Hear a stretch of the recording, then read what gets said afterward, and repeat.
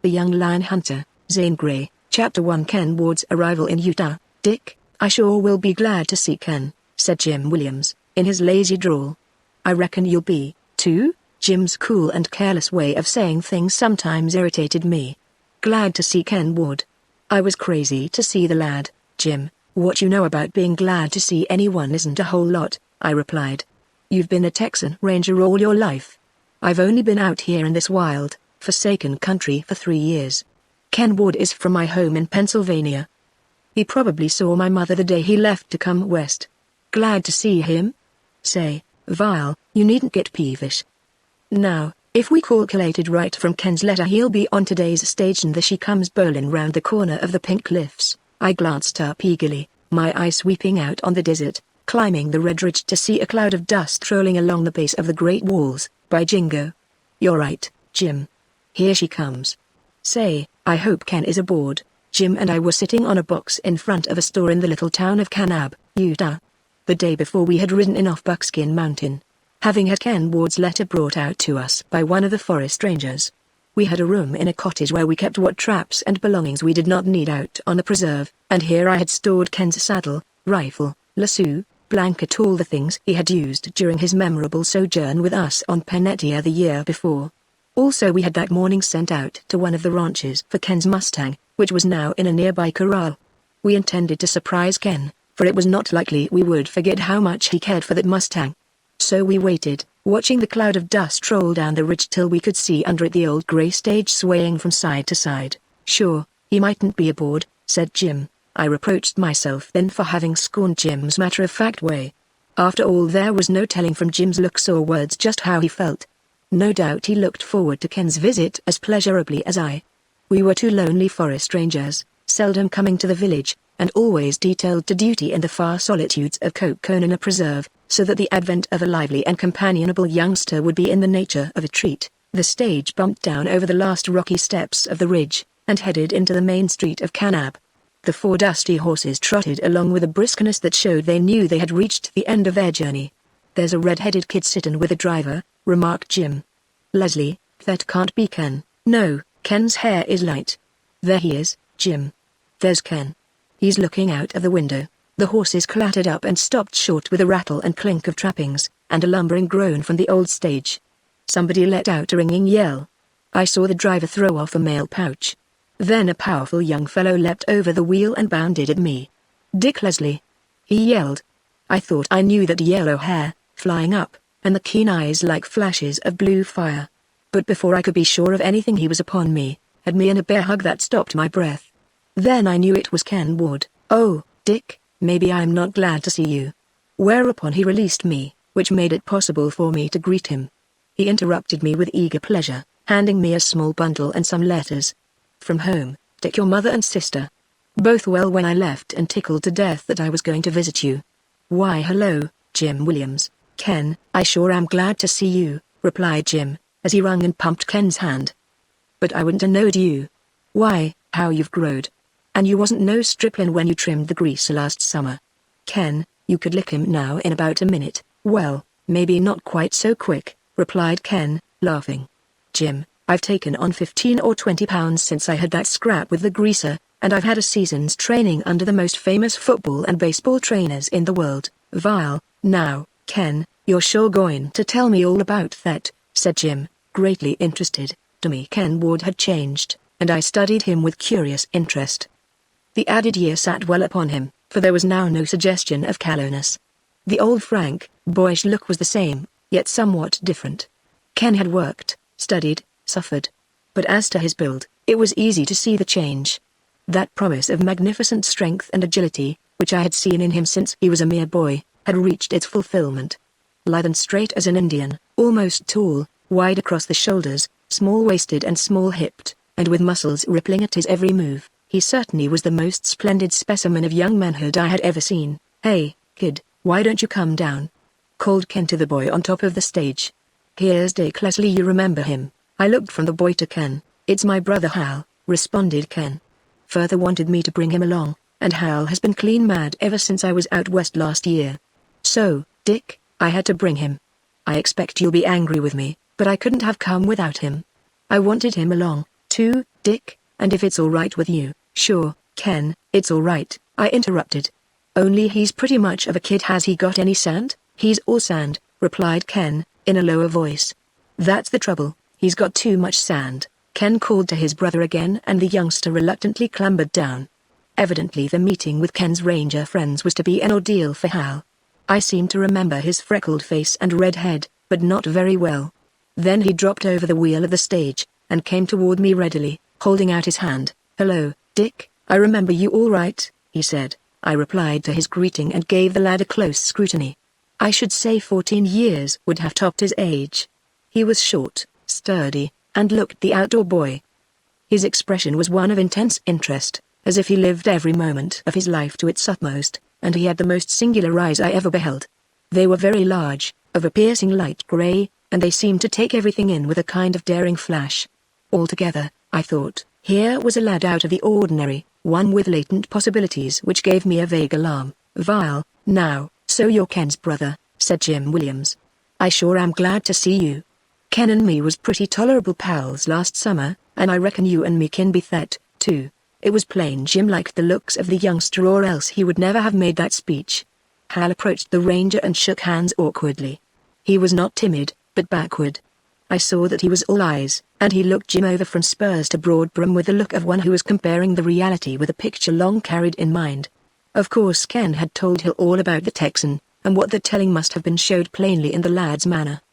Manifestly he was satisfied with Jim's tall form, his sun-scorched face and hawk eyes, the big blue gun Jim packed, and the high boots and spurs he wore. "Where's Hiram Bent?" asked Ken, earnestly. "Hiram's back on the saddle with his hounds. He's waiting for us. He told me about them," replied Ken. "Lion dogs. The best in the West," Hiram said. "I guess maybe I'm not aching to see them." "Dick. My Mustang. I forgot him. What did you ever do with him?" "You know I left him with you at Holston last summer. We'll see if we can't hear something of him," I replied, evasively, as if I wanted Ken to meet a disappointment gradually. His face fell, but he did not say any more about the Mustang. "Ken, I'm going to sign you into service as a ranger, my helper. Hiram is game warden, you know, and I've arranged for us to go with him. He's specially engaged now in trying to clean out the cougars. The critters are thick as hops back on the North Rim, and we've got a lively summer ahead of us." "Sounds great," replied Ken. "Say, what do you mean by North Rim?" "It's the North Rim of the Grand Canyon, the wildest, ruggedest country on Earth." "Oh yes, I forgot that Canyon takes in the Canyon. Will we get to see much of it?" "Ken, in a month from now you'll be sick of climbing out of that awful gash." For answer Ken smiled his doubts. Then, leaving Jim and Hal, who appeared to be getting on a friendly footing, I took Ken over to the office of Mr. Birch, the supervisor of Canyon Forest Preserve. As a matter of fact, this rather superior person had always jarred on me. He was inclined to be arrogant, and few of the rangers liked him. I had to get along with him, for being head ranger, it was policy for me to keep a civil tongue in my head.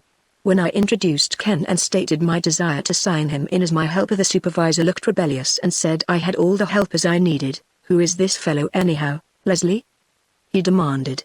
"I'm not going to have any of your Eastern friends chasing around the preserve, setting fires and killing deer. This idea of yours about a helper is only a bluff. I don't sign any more rangers. Understand?" I bit my tongue to keep from loosing it, and while I was trying to think what was best to do, Ken stepped forward. "Mr. Supervisor," he said, blandly, "I've only come out to have a little vacation and get some practical ideas on forestry. Please be good enough to look at my credentials." Ken handed over letters with the Washington seal stamped on them, and Birch stared. What was more, when he had read the letters his manner changed very considerably, and he even looked at me with a shade of surprise. "Oh yes, Mr. Ward, that'll be all right. You see I've got to be particular about rangers and all that.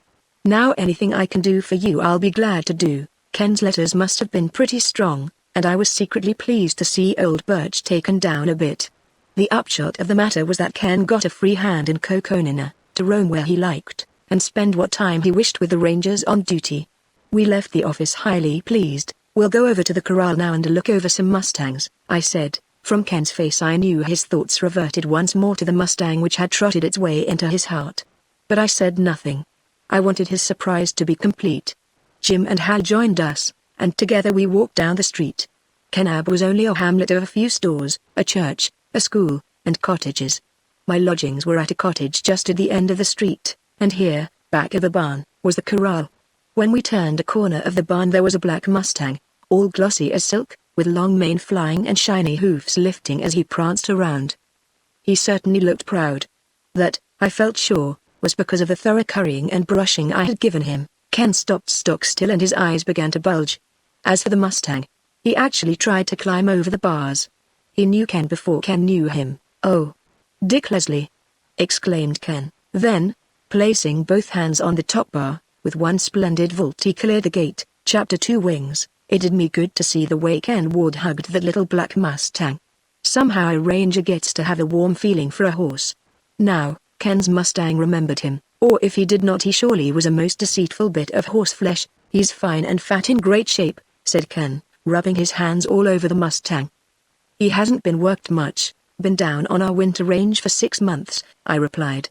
"I had him brought in this morning, and after the blacksmith clipped and shod him I took a hand myself." "Ken, I want a Mustang," sang out Hal. He sat on the top of the corral fence, absorbed in the appearance and action of Ken's mount. "Now, kid, keep your shirt on," said Ken.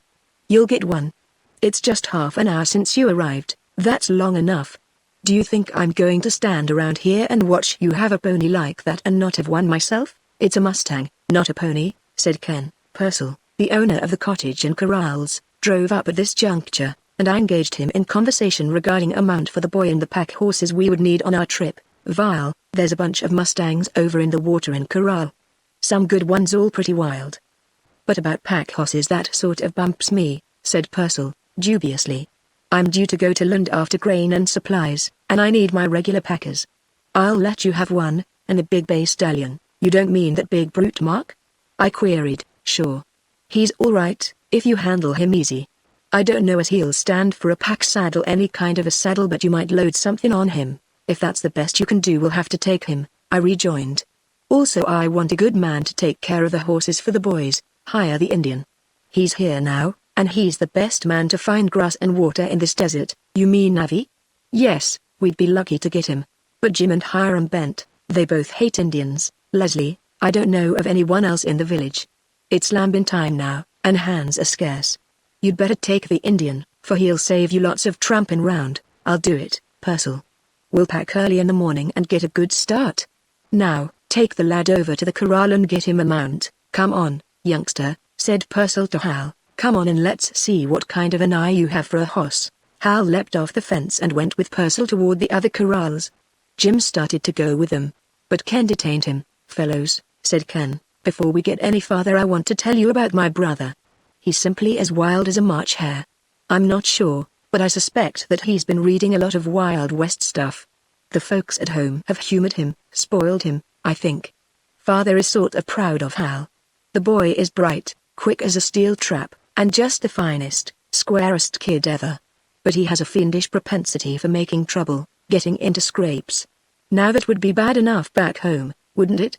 And here I've had to bring him out west." "I sure am glad you fetched him," replied Jim. "I'm glad, too, Jim, until I think of Hal's peculiarities, and then I'm scared. That kid can hatch up more impossible, never heard of situations than any other kid on earth. Hal imagines he can do anything. What's worse, he's got the nerve to try, and, to tell you the truth, I've never yet discovered anything he couldn't do." "Can he ride a horse?" I asked. "Ride? Say, he can ride standing on his head. Now, Dick and Jim, I want you to do all you can to look after Hal, but understand, the responsibility for his safety and welfare doesn't rest upon you. I'll do my best for him. The responsibility rests upon me. Much as I wanted Hal with me, I advised and coaxed Father not to send him. But Dad thinks the kid can do anything a great deal better than I. He told me where I could go Hal could go. So we'll make up our minds to have our hearts in our throats all the time on this trip and let it go at that." Our attention was attracted by a shout from the other corral. "Hiya, Leslie, come over," called Purcell. We crossed over, slipped through a couple of gates, and edging round a cloud of dust saw Hal in the middle of a corral holding a beautiful Mustang by the mane. "Leslie, the youngster has picked out wings. The worst pinto that ever came off Buckskin Mountain," declared Purcell. "And he says he don't want and won't have any other Mustang here." "Sure. What did I tell you, Dick? This is where the toboggan starts.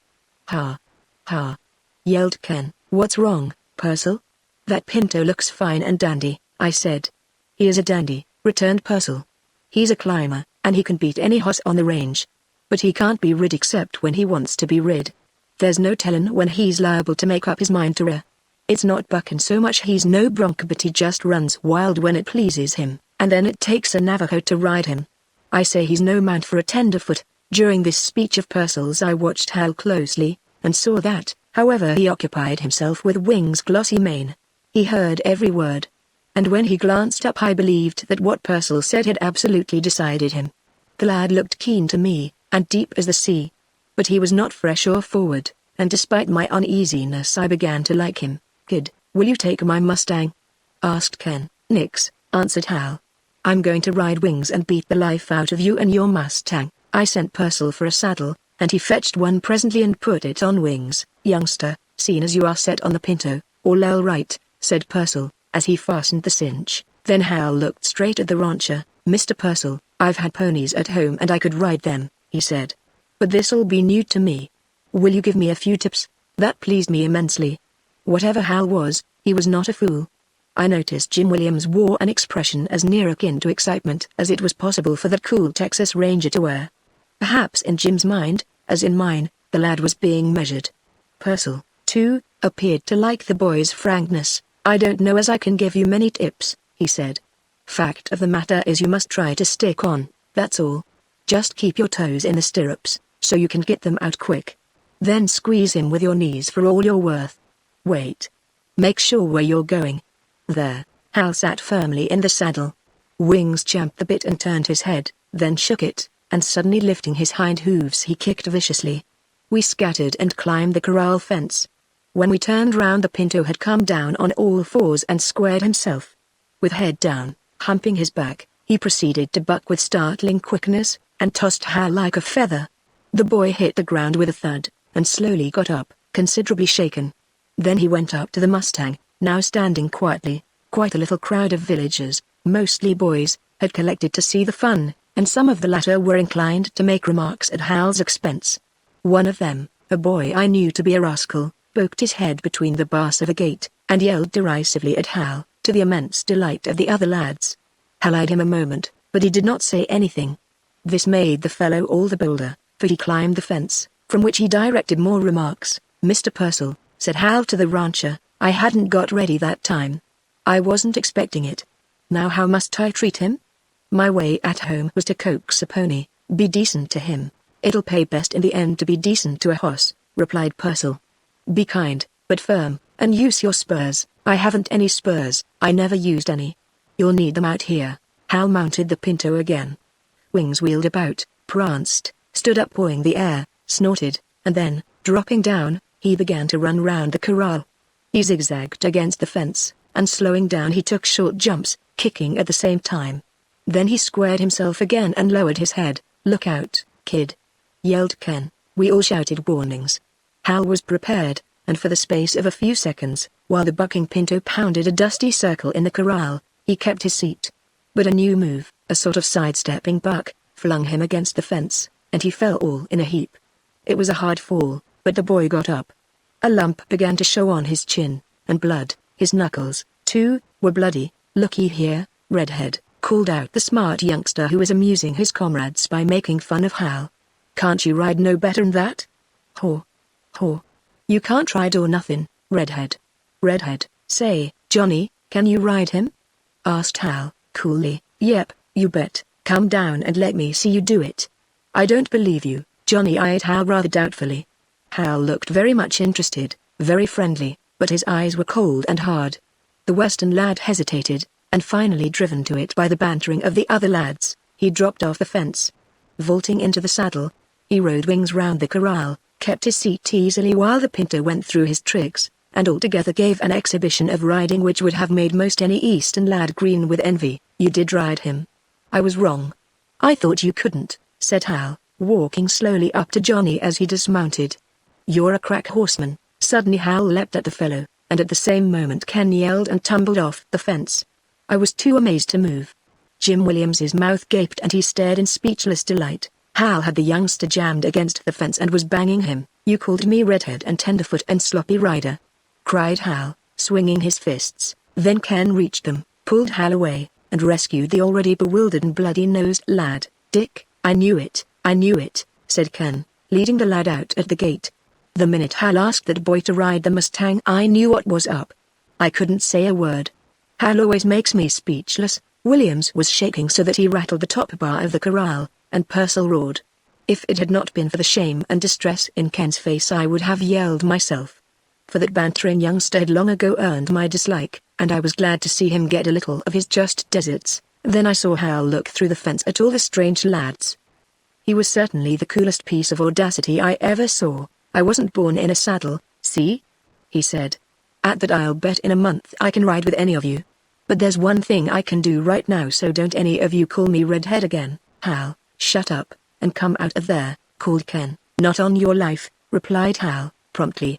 "I'm going to ride this iron-jawed Mustang or." Hal did not complete the sentence, but his look was expressive enough. Jim Williams leisurely dropped off the fence into the corral. While removing his spurs he looked up at Ken, and his eyes twinkled. "See here, Ken, you're doing a powerful lot of fussing about this kid, brother. You leave him to me." That from Williams occasioned me immeasurable relief, and though Ken still looked doubtful, there was much gladness and gratitude in his surprised glance. Jim sauntered over toward the center of the corral, swinging his spurs. "Kid, I reckon you and me had better strike up a partnership in riding pintos, and all such little matters a pertaining to the range." Jim changed the strap lengths on his spurs and handed them to Hal. "Put these on," he said. "I reckon they're too long for you, and maybe 11 trip you up when you walk. But they're what you need on horseback." Hal adjusted the spurs, and took a few awkward steps, digging up the ground with the big growls. "They'll be as hard on me as on the pony," he said. Jim captured wings, and tightened saddle girths, shortened stirrups, and, slipping off the bridle, let the pinto go. "Now, kid, listen. These western hosses and mustangs can size up a man, and take advantage of him. You've got to be half hoss yourself to know all their tricks. The trouble with you just now was that Wings seen you was scared of him. You mustn't let a hoss see that. You must be natural, easy, and firm. You must be master. Take the bridle and go up to Wings, on the left side. Never again try to straddle a hoss from the right side. Don't coax him, and don't yell at him. If you say anything, mean business. When you get him in a corner, go right up, not too quick or too slow, and reach out to put on the bridle as if you'd done it all your life. When you get it on, draw the reins back over his head reasonable tight and hold them with your left hand, at the same time tucking in a good grip on his mane. Turn the stirrup and slip your left toe in, grab the pommel with right hand, and swing up. Start him off then and let him know who's boss. If he wants to go one way, make him go the other. Don't be afraid to stick the spurs into him. You're too gentle with a hoss. That'll never do in this country. These sagebrush hosses ain't eastern hosses. Make up your mind to ride him now. He'll see it. And if he bucks, soak him with the spurs till he stops or throws you. And if he throws you, get up and go after him again." "All right," replied Hal, soberly. And picking up the bridle he went toward Wings. The pinto squared around and eyed Hal as curiously as if he had actually heard the advice tendered by the Texan. Probably he heard the clinking spurs and knew what they meant. With a snort he jumped and began to run round the corral. Hal slowly closed in on him, and at length got him in a corner. And here Hal showed that he could obey coaching as readily as Ken. Walking directly up to the pinto, he bridled him, and with quick, decisive action leapt astride. Then he spurred Wings. The pinto bolted, and in his plunging scattered dust and gravel. Not liking the spurs, he settled into a run. Hal was now more at ease in the saddle. It was not so much confidence as desperation. Perhaps the shortened stirrups helped him to a firmer leg hold. At any rate, he rode gracefully and appeared to good advantage. He pulled Wings, and when the fiery pinto snorted and tossed his head and preferred his own way, a touch of spur made him turn round. In this manner Hal ran Wings along the corral fence, across the open space, to and fro, successfully turning him at will. Then as he let up the pinto, wheeled and spread his legs and tried to get his head down. "Hold him up," yelled Purcell. "Now's the time, kid," added Jim Williams. "Soak him with the spurs." Hal could not keep the pinto from getting his head down or from beginning to buck, but he managed to use the long spurs. That made a difference. It broke Wings' action. He did not seem to be able to get to going. He had to break and bolt, then square himself again, and try to buck. Stick on, Hal. I yelled. If you stay with him now you'll have him beat, we all yelled, and Ken Ward danced around in great danger of being ridden down by the furious Pinto.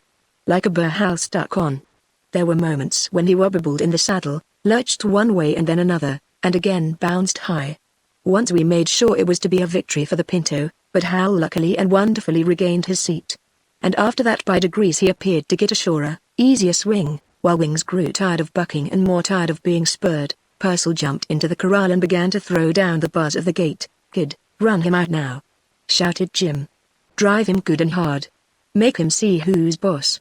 Wings did not want to leave the corral, and Hal, in pulling him, lifted him off his forefeet. Another touch of spurs sent the Pinto through the gate. Hal spurred him down the road. We watched Wings going faster and faster, gradually settling into an even gait, till he was on a dead run. "That Pinto has wings, all right," remarked Jim. Purcell named him some ways near right. And between us the kid's no slouch in the saddle.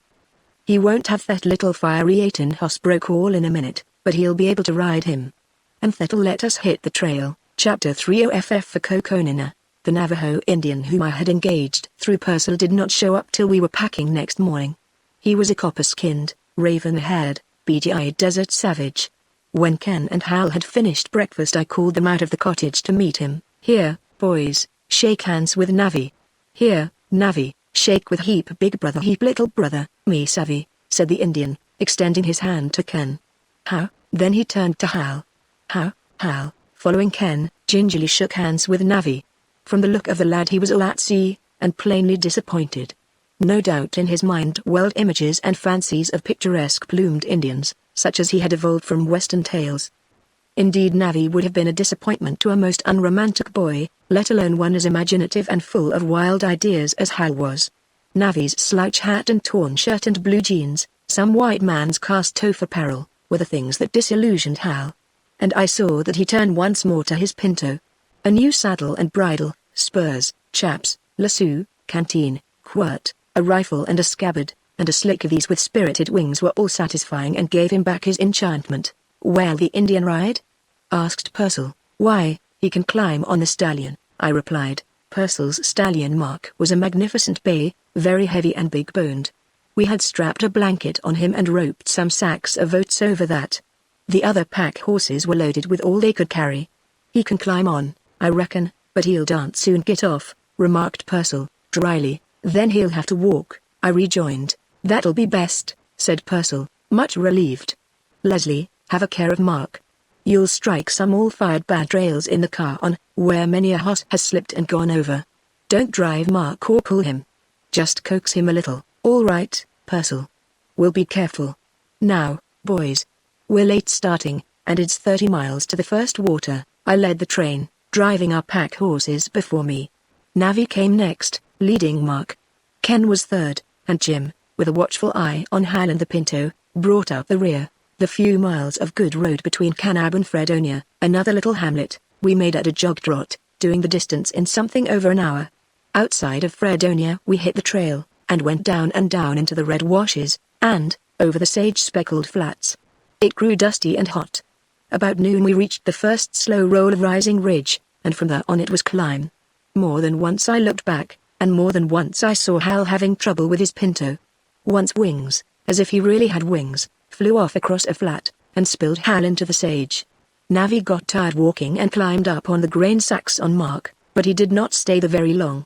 Then my pack horse made trouble for me by shying at a rattlesnake and getting off the trail. The time passed swiftly, as it always passed when we were on the move, and we reached the first cedars about 3 o'clock. Here I saw that our train was stretched out over a mile in length. Navi was having a little ride on Mark, but Ken limped along before his Mustang, and Hal changed from side to side, from leg to leg, in his saddle. The boys were beginning to show soreness from riding. The sun had set when we made the head of Nail Gulch. Here a spring and a cabin awaited us, also a little browse for the horses. "I've got a lame knee." "All right," remarked Ken. "Thought I was in good shape." "No matter how hard you are it'll take 3 days or more to break you in," I said. Hal came straggling along behind Jim. He fell off his Pinto and just flopped over against a cedar. "Gee. But ain't it great? Ken, look at those cliffs." "Wait a couple of days, Hal. Then I'll show you some cliffs, I said. It took Jim and me only a little time to unpack, build a fire in the cabin, bake biscuits, and get a good supper.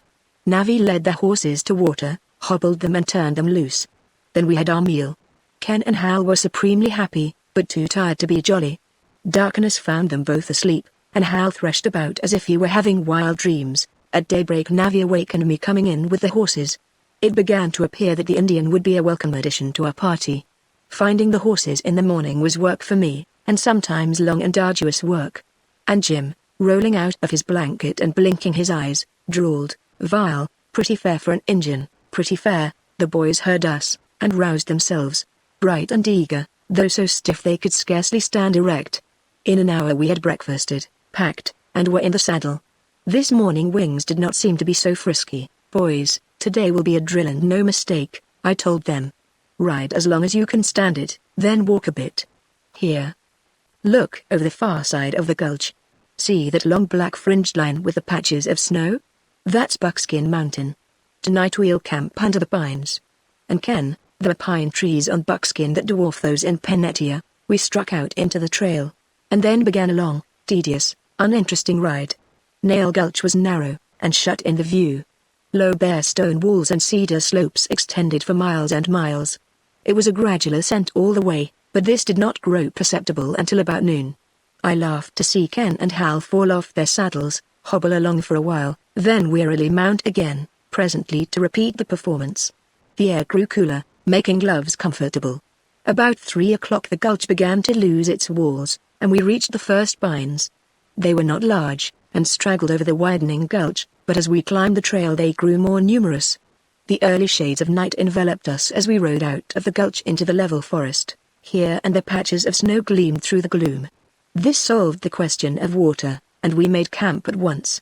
A blazing fire soon warmed us. We had a hearty supper of bacon, hot biscuits, coffee, and canned vegetables. Ken and Hal were so tired and sore that they could scarcely move, but that did not affect their appetites. Then we sat around the campfire. By this time the forest was black and the wind roared through the pines. It was not new to Ken, but Hal showed what it meant to him. I fancied him even more sensitive to impressions than Ken, but he was not so apartment to express his feelings. In fact Hal seemed a silent lad, or else he had not yet found his tongue. Wonderful thoughts, I knew, were teeming in his mind. His big eyes glowed.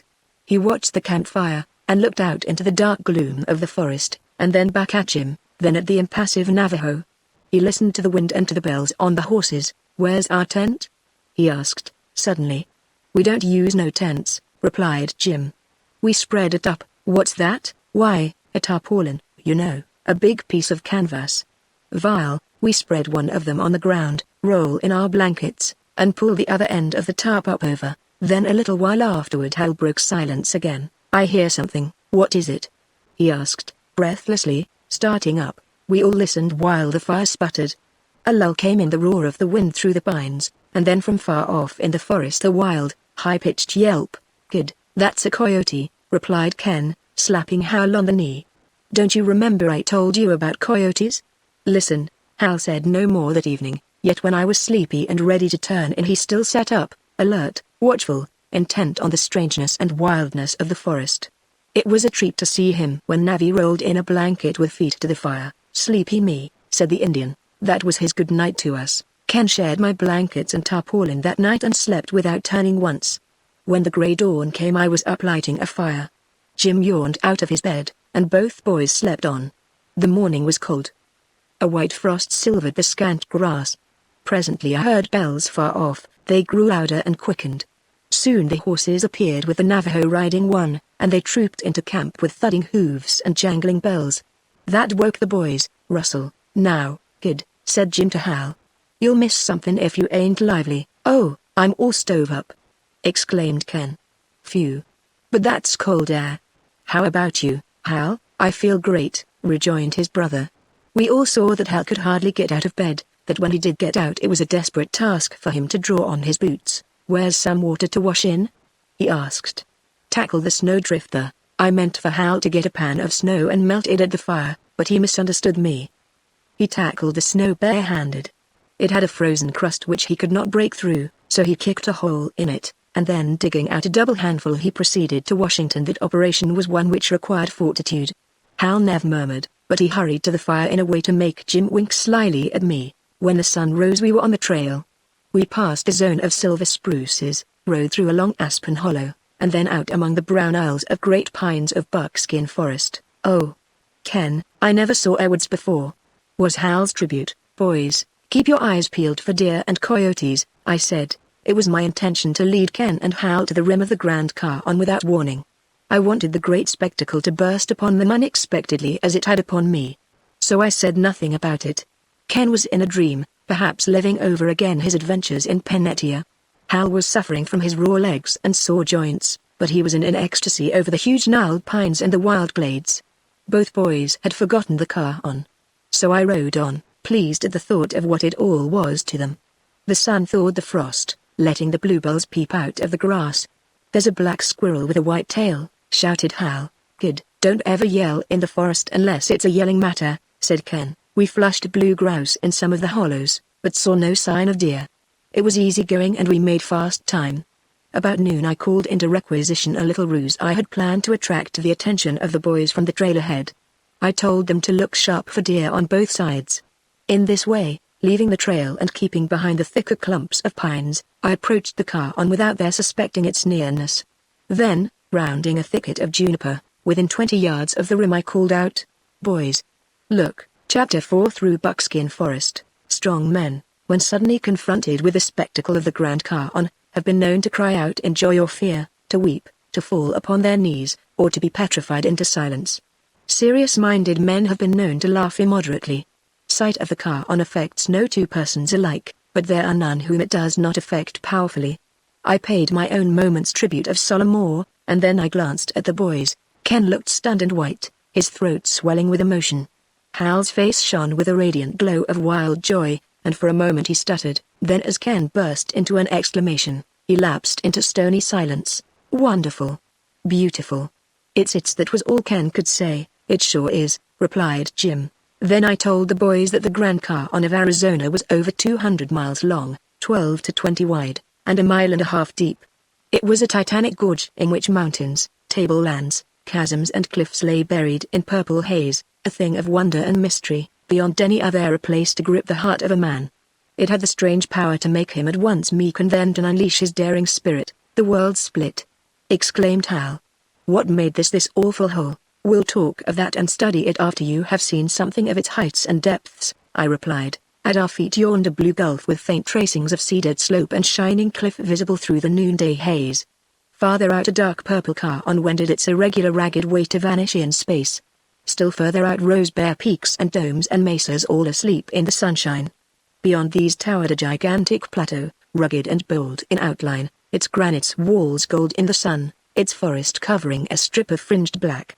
It stood aloof from the towers and escarpments, detached from the world of rock, haunting in its isolation and wild promise. "Boys, there's a plateau, where the cougars are," I said. "You see way down to the left under the wall where a dip of ground connects the plateau to the mainland? That's the saddle. Hiram Bent is there with his hounds waiting for us. How on earth will we ever get there?" queried Ken. "There are 2 trails. One leads down over the rim here, the other round through the forest. We'll take the forest trail, for the lower one is not safe for you boys till you get broken in. Come now, we can make the saddle before dark if we plug along." With that I led off into the forest, and, what with finding the seldom used trail, and keeping the pack horses in it, I had no time to see how the boys fared or what they did. I knew that both were finding riding most painful, and yet were enjoying themselves hugely. It was a long roundabout way to get to the saddle. For the most part the trail led up and down the heads of many hollows. So steep were the slopes that we had to zigzag down and up. Then the thickets of prickly thorn and scrub oak and black sage were obstacles to swift traveling. One thing I discovered, and it was that the stallion Mark was the best horse I had ever seen on a trail. He would not carry the Indian, but he led the way for us and made a path through the thickets. The sun was yet an hour above the southwest rim when I reached the head of the hollow where the trail turned down to the saddle. From a shallow ravine with grassy and thicketed slopes it deepened and widened till it was a canyon itself with looming yellow walls. It became deeper and deeper and then turning to the left it opened out into a wide space under the magnificent wall of the plateau. Here I smelled fire and presently saw the gleam of a white tent and then a column of blue smoke. The short, sharp bark of a hound rang out. I stopped and waited for Ken to catch up with me. He came along on foot, limping and leading his Mustang. "Cheer up, Ken," I said, "we're almost there." "I'm cheerful, Dick. I'm supremely happy. But I'm all in." And as for Hal, why, Jim and I had to lift him in his saddle more times than I can remember. "Dick, what are you doing to us, anyway? You'll be fine in a couple of days." I wanted to get on the ground. "There's Hal. Come along, Hal, you're doing well." "We're almost there, Dick. I hear a hound," said Ken, eagerly. "Hurry up. There's smoke, too." "Ah. I see Hiram." The first sight of the old bear hunter feeding his hounds under a tree was a joy to Ken Ward. I saw it in his sparkling eyes and heard it in his exultant voice. Soon we rode through the last thicket of brush into camp. The hounds barked furiously until quieted by Hiram. Ken, despite his crippled condition, got to the hunter in quick time, and there was a warm greeting between them. "Youngster, the Lord is good. I haven't been so glad about anything in years as I am about seeing you. Vile, you have improved a heap." Hal came forward with the same searching, luminous gaze which he had turned upon the Navajo. This time, however, the boy did not meet with disappointment. Any lad would have been fascinated with the splendid presence of the old hunter. And Hal was more than fascinated. Plain it was that Hiram's great stature, the flashing gray eyes, and the stern, weather-beaten face, his buckskin shirt, and all about him, realized the idea Hal had formed in his boyish thoughts. "Vile, doggone my buttons," said Hiram, offering an enormous hand to Hal. "Ken's brother. I've heard of you, now don't you forget that. I'm mighty glad to meet you." The shadow of the plateau crept out to us and shaded the camp. The sun was setting. We were down 1,000 feet under the rim, so that we looked up at the plateau, and also at the peaks and towers and escarpments to the west. These were capped with pink and gold and red, and every moment the colors changed. While I was unpacking, I heard Hiram ask Jim why on earth we had fetched that tarnal redskin with us, and Jim's reply was one that left no doubt about his idea of Indians. Both Hiram and Jim carried somewhere about in their anatomies leaden bullets which sometimes painfully reminded them that they had a grudge against Indians. After sunset, darkness settled quickly below the Car-on rim, and it was night long before we were through with supper. Then came the quiet, cheerful hour around the campfire, which I foresaw was to be a source of unalloyed bliss to Ken and Hal. Hiram did not appear to be in any hurry to talk about cougars, but he was keenly interested in Ken's year at college, and especially in Ken's making the varsity baseball team. He asked innumerable questions, and he was delighted to learn of Ken's success and that he had been elected captain. Then he went off into reminiscences and talked of Ken's adventures in Peninsula the summer before.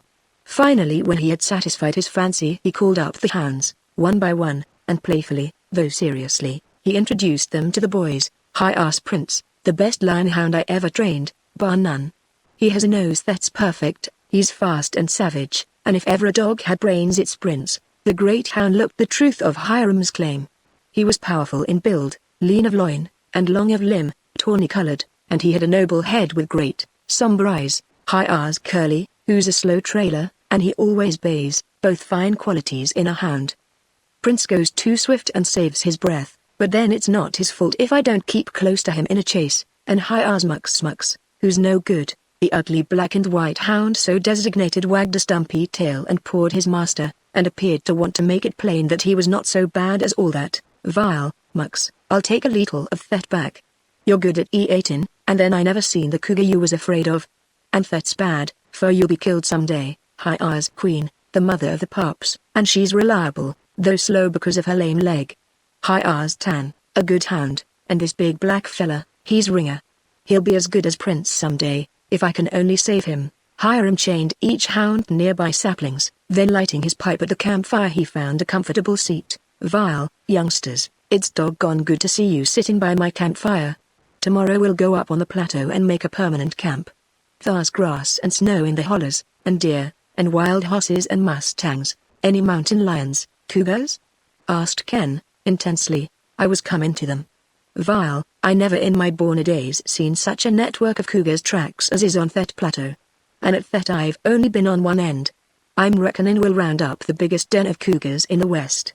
You see, no one ever hunted that plateau but Navajos, and they wouldn't kill a cougar. Why, a cougar is one of their gods. Vile, as I was saying, Maybe we'll strike a whole cat tribe up there. And, youngsters, what do you say to catching M alive? Great! Exclaimed Ken. Hiram switched his look of inquiry to Hal. The lad's large eyes, startlingly bright, dilated and burned. How? He asked, and his voice rang like a bell. Lasso M, tie M up, replied Hiram. Deceit could not have lived in his kindly, clear glance. Then Ken didn't lie after all? Blurted out Hal. My brother never believed I helped you lasso a bear and that we intended to do the same with cougars out here, exclaimed Ken. It's straight goods, youngster, added Hiram. Now, where do you stand? Most youngsters like to shoot things. Maybe you'd find it fun to chase cougars up trees and then shoot 'em, but there's a little more chance for excitement when you pull 'em out with a rope. It keeps a fella moving around tolerable lively. Which would you like best, then shooting or catching? I'd like best to catch them alive, replied Hal, his voice very low. Vile, now, I'm glad. You see, it's not the excitement I'm looking for, though I ain't saying I don't like to rope things, but the fact is I get $10 for cougar skins, and $300 for live cougars. So, you youngsters will have the fun and I'll be making money, and at the same time we'll be ridding cocoon in a preserve of bad critters. Let's roll in now, for you're tired, and we must be stirring early. Chapter 5 The Plateau. Hiram routed us all in the morning while the shadows were still grey. There was a bustling about camp. When we were packed and mounted ready for the ascent of the plateau, the pines and slopes were still shrouded in the grey gloom. Hiram led us along a trail overgrown by brush. Presently we began climbing such a steep slope that we had to hang to the pommels. The saddle was a narrow ridge sloping up to the plateau, and the trail zigzagged its crest. To the right a sweep of thicketed hollow led out into wide space where peaks and mesas began to show. To the left was the great abyss, filled with creamy mist. It was not possible to see a rod down toward the depths, still I had a sure sense of the presence of the Car-on. The climb was a hard task for the horses, the trail being one made by deer, but in less than an hour we were up on the rim. At that moment the sun burst out, showing through rifts in rolling clouds of mist. Then we saw behind and above us the long, bold, black line of buckskin. Hiram took a course straight back from the rim through a magnificent forest of pines. Perhaps a couple of miles back the old hunter circled and appeared to be searching for a particular place. Presently he halted in a beautiful glade above a hollow where lay a heavy bank of snow. On the slopes the grass was yet thin, but in the glade it was thick. Here, with the snow and the grass, our problem was solved as to water and feed for the horses. Here we are, called out Hiram, cheerily. We'll throw our camp in this glade just out of reach of them pines on the northwest side. Sometimes a heavy wind blows one over. We had all gotten busy at our tasks of unpacking when suddenly we were attracted by a heavy pounding on the turf. Hold the horses! Yelled Hiram. Everybody grab a horse. We all made a dive among our snorting and plunging steeds. Youngsters, look sharp. Don't miss nothing. There's a sight. Called Hiram. The sound of pounding hoofs appeared to be coming right into camp. I saw a string of wild horses thundering by. A black stallion led them, and as he ran with splendid stride he curved his fine head backward to look at us, and whistled a wild challenge. Soon he and his band were lost in the blackness of the forest, the finest sight I ever saw in my life. Ejaculated Ken. Hal, wasn't that simply grand? No matter what comes off now, I'm paid for the trouble of getting here, replied Hal. It was only a few minutes afterward that the Indian manifested excitement and pointed up the hollow. A herd of large, white-tailed deer trooped down toward us, and stopped within 100 yards. Then they stood motionless with long ears erect. Shoot! Shoot! Exclaimed Navi. Nary a shoot, Navi, replied Hiram. The Indian looked dumbfounded, and gazed from the rifles to us and then to the deer. Oh! Cried Hal. They're tame deer. What beautiful, large creatures. I couldn't shoot them. No, youngster, they're not tame deer. They're so wild that they aren't afraid. They've never been shot at, that bunch. Anne, youngster, these deer here are mule deer and must haste a milk in them. That accounts for their big size. Now ain't they just pretty? The hounds saw the herd and burst into wild clamor. That frightened the deer and they bounded off with the long, springy leaps characteristic of them. Look like they jump on rubber stilts, commented Hal. All hands now to throw camp. First thing, we'll pitch my tent.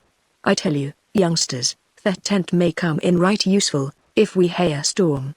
And at this altitude we're up over 7,000 feet, we may get a snow squall any day. It was not long before we had a comfortable and attractive camp. At the far side of the glade stood a clump of small sapling pines in regard to which Ken said he would have to practice a little forestry. The saplings were meager and had foliage only at the top. Ken declared he would thin out that clump. "Vile, that's a fine idea," remarked Hiram. "Thin 'em out and leave about a dozen saplings each 10 feet apart. They'll be just what I want to chain our cougars to." At that speech the faces of both boys were studies in expression. Hal, especially, looked as if he were dreaming a most wild and real adventure. When work was finished the boys threw themselves down upon the brown pine needle mats and indulged in rest. Hiram did not allow them much indulgence. "Saddle up, youngsters," he called out, "unless you're too tired to go with us." Thereupon the boys became as animated as their aching bones and sore muscles would permit. "Leslie, leave the Injun in camp to look after things and we'll get the lay of the land. He'll eat us out in house and home," growled Gin Williams. "I sure don't see why we fetched him." Anyhow, all the afternoon we were riding the plateau. We were completely bewildered with its impressiveness and surprised at the abundance of wild horses and mustangs, deer, coyotes, foxes, grouse and birds, and overjoyed to find innumerable lion trails. When we returned to camp I drew a rough map, which Hiram laid flat on the ground and called us around him. "Now, youngsters, let's get our heads together." In shape the plateau resembled the ace of clubs. The center and side wings were high and well wooded with heavy pine. The middle wing was longest, sloped west, had no pine, but a dense growth of cedar. Numerous ridges and cairns cut up this central wing. Middle cairn, the longest and deepest, bisected the plateau, headed near camp, and ran parallel with 2 smaller ones, which we named right and left cairns. These 3 were lion runways, and hundreds of deer carcasses lined the thickets. North Hollow was the only depression, as well as runway, on the northwest rim. West Point formed the extreme western cape of the plateau. To the left of West Point was a deep cut in of the rim wall, called the Bay. The 3 important cairns opened into it. From the bay the south rim was regular and impassable all the way round to the narrow saddle, which connected it to the mainland. "Vile," said Hiram, "see the advantage we can get on the tarnal critters. The plateau is tolerable nigh 10 miles long and 6 wide at the widest. We can't get lost for very long. That's a big thing in our favor. We know war cougars go over the rim and we'll head them off. Make shortcut chases that I calculate is a new one in cougar chasing. Except's war we climbed up the saddle cougars can't get over the second wall of rock. The first rim, I oughta told you, is maybe 1,000 feet down, with breaks in places. Then comes a long cedar and pine slope, weather and slides, broken cliffs and crags, and then the second wall. Now regarding cougar sign Vile, I hardly believe the evidence of my own eyes. The plateau is virgin ground. We've stumbled on the breeding ground of the hundreds of cougars that infest the north rim." Hiram struck his huge fist into the palm of his hand. He looked at Jim and me and then at the boys. It did not take a very observing person to see that the old bear hunter was actually excited. Jim ran his hand into his hair and scratched his head, a familiar action with him when his mind was working unusually. "We hay corralled them, sure as you're born." The flash in Hiram's clear eyes changed to an anxious glance that ranged from Ken and Hal to our horses. "I reckon some common sense and care will make it safe for the youngsters," he said, "but some of the horses and some of the dogs are going to get hurt, maybe killed." More than anything else that remark, from such a man, thrilled me with its subtle suggestion. He loved horses and hounds. He saw danger ahead for them. "Youngsters, listen," he went on, soberly. "We're in for some chases. I want you to think first of the risks to yourselves, and then to the horses you ride. Don't fly off in the handle. Be cool. Let your horses pick the going. Keep sharp eyes peeled for the snags on the trees, and for bad rocks and places. Ken, you keep close behind Leslie as you can, and Hal, you stick close to Jim. Course we'll lose each other and the hounds, and hate trouble finding each other again. But the idea is, keep cool and go slow. When you see it ain't safe to go fast." During supper we talked a good deal, and afterward around the campfire. Hal was the only one who kept silent, and he was too absorbed in what he heard to find his own voice. But during a lull in the conversation he asked suddenly, "I want to know why our horses carried on so this morning when that stallion ran through the woods with his band?" "Simple enough, Hal," I replied. "They wanted to break loose and run off with the wild horses. They'll do it, too, before we leave here. We rangers have trouble keeping our horses. The mountain is overrun with mustangs and such wild bands as you saw today. And if we lose a horse it's almost impossible to catch him again." Twilight descended with the shadows sweeping under the pines. The night wind rose and began its moan. "Sure there's a scent on the wind," said Jim, lighting his pipe with a red ember. "See how uneasy Prince is." The hound raised his dark head, pointing his nose into the cool breeze, and he walked to and fro as if on guard for his pack. Mux ground his teeth on a bone and growled at one of the pups. Curly was asleep. Ringer watched Prince with suspicious eyes. The other hounds lay stretched before the fire. "Vile, Prince, we ain't looking for trails tonight," said Hiram. "Ken, it'll be part of your duty around camp to help me with the pack. Chain 'em up now, and we'll go to bed." Chapter 6 Trails. When I awakened next morning, the crack of Hiram's axe rang out sharply, and the light from the campfire played on Ken's face as he lay asleep. I saw old Mux get up and stretch himself. A jangle of bells from the forest told me we would not have to wait for the horses. "The engine's all right," I heard Hiram say. "All rustle for breakfast," called Jim. "Ken. Hal." Then the boys rolled out, fresh-faced and bright-eyed, but still stiff and lame. "Gee. Ken, listen to the horses coming," said Hal. "How'd Navi ever find them?" "It's hardly daylight. That's a secret I expect every ranger would like to know," replied Ken. "I like that Indian better at first," went on Hal. "We ate in the semi-darkness with the gray shadow lifting among the trees. As we saddled our horses, dawn lightened. The pups ran to and fro on their chains, scenting the air. The older hounds stood quiet, waiting. "Come, Navi. Come chase Coogie," said Hiram. The Indian made a remarkable gesture of dislike or fear, I could not divine which. "Let him keep camp," I suggested. "He'll sure eat all our grub," said Jim. "Climb up, youngsters," ordered Hiram. "And remember all I said about being careful." "Vile, hey, I got all my trappings: rope, chains, collars, wire, nippers. All right. Hi-ya, you lazy hounds, out of this. Take the lead, that, Prince." We rode abreast through the forest, and I could not help seeing the pleasure in Ken's face and the wild spirit in Hal's eyes. The hounds followed Prince at an orderly trot. We struck out of the pines at 5:30.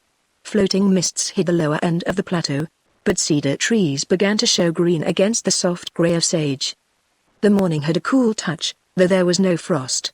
Jogging along, we had crossed Middle Caron and were nearing the dark line of cedar forest when Hiram, who led, held up his hand in a warning check. "Oh, Ken. Look at Prince," whispered Hal to his brother. The hound stood stiff, head well up, nose working, and hair on his back bristling.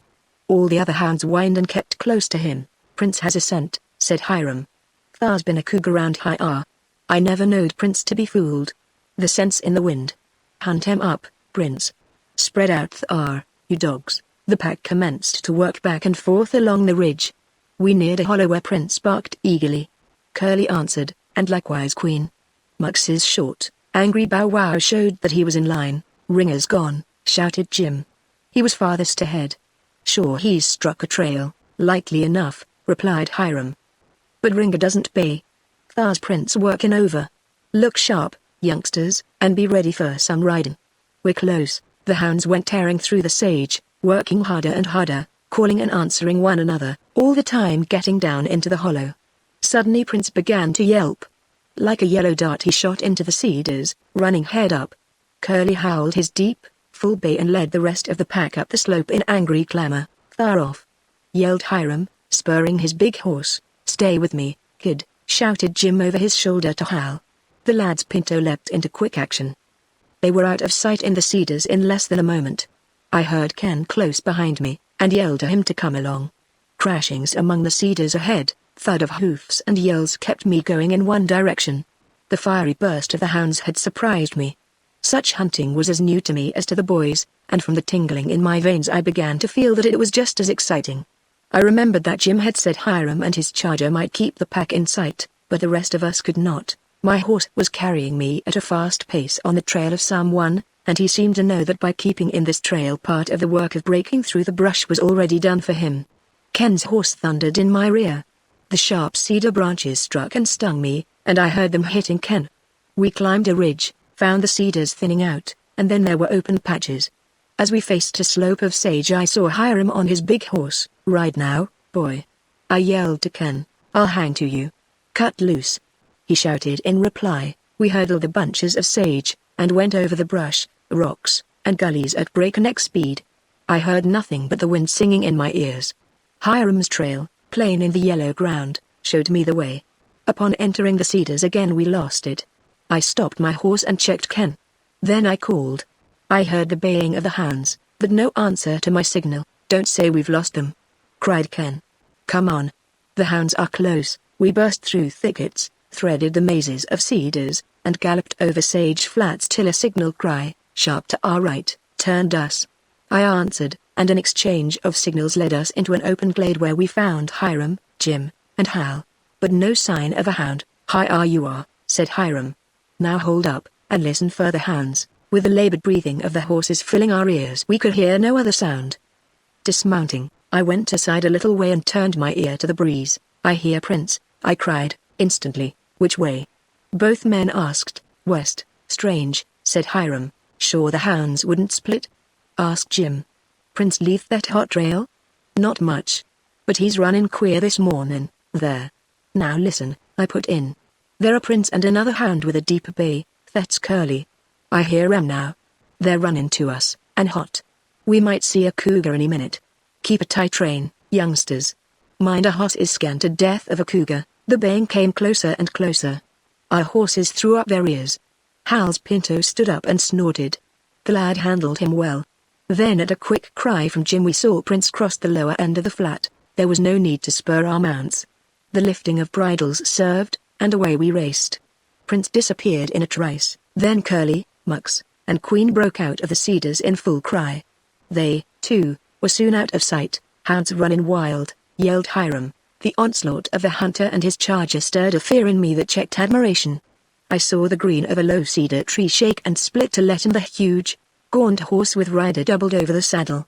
Then came the crash of breaking brush and pounding of hooves from the direction the hounds had taken. We strung out in the lane Hiram left and hung low over the pommels, and though we had his trail and followed it at only half his speed, yet the tearing and whipping we got from the cedar spikes were hard enough indeed. 100 rods within the forest we unexpectedly came upon Hiram, dismounted, searching the ground. Mux and Curly were with him, apparently at fault.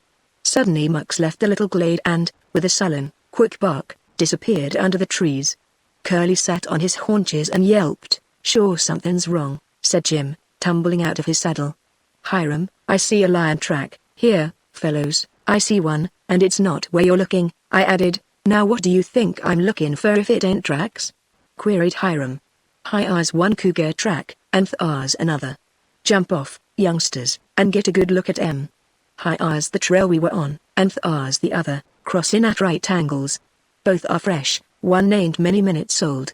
Prince and Queen Hay split one way, and Mux another. Curly, wise old hound, hung fire and waited for me. War on earth is Ringer? It ain't like him to be lost when thar's doings like this." "What next?" asked Jim, mounting. "I'll put Curly on the fresher trail," replied Hiram. "And you all ought to be able to keep within hearing of him." "Thar. Curly. Hi. Curly dashed off on the trail Mux had taken. Then began some hard riding. Hal and the pinto were directly in front of me, and I saw that the lad was having the ride of his life. Sometimes he ducked the cedar branches and again he was not quick enough. There were times when I thought he would be swept from his saddle, but he hung on while the pinto made a hole in the brush. More than once Hal lost his stirrup footing. All the time that I watched him and turned to see if Ken was all right, I was getting a thrashing from the cedars. But I felt only the severest lashes. From time to time Hiram yelled. We managed to keep within earshot of Curly, and presently reached a car on, which, judging by depth, must have been middle car on. At that point it was a barrier to our progress, but fortunately Curly did not climb the opposite slope, so we followed the rim and gained on the hound. Soon we heard Mux. Curly had caught up with him. We came to a point where the car on was not so deep and wider, and the slopes were less rugged. Curly bayed incessantly. Mux uttered harsh howls, and both hounds in plain sight began working in a circle.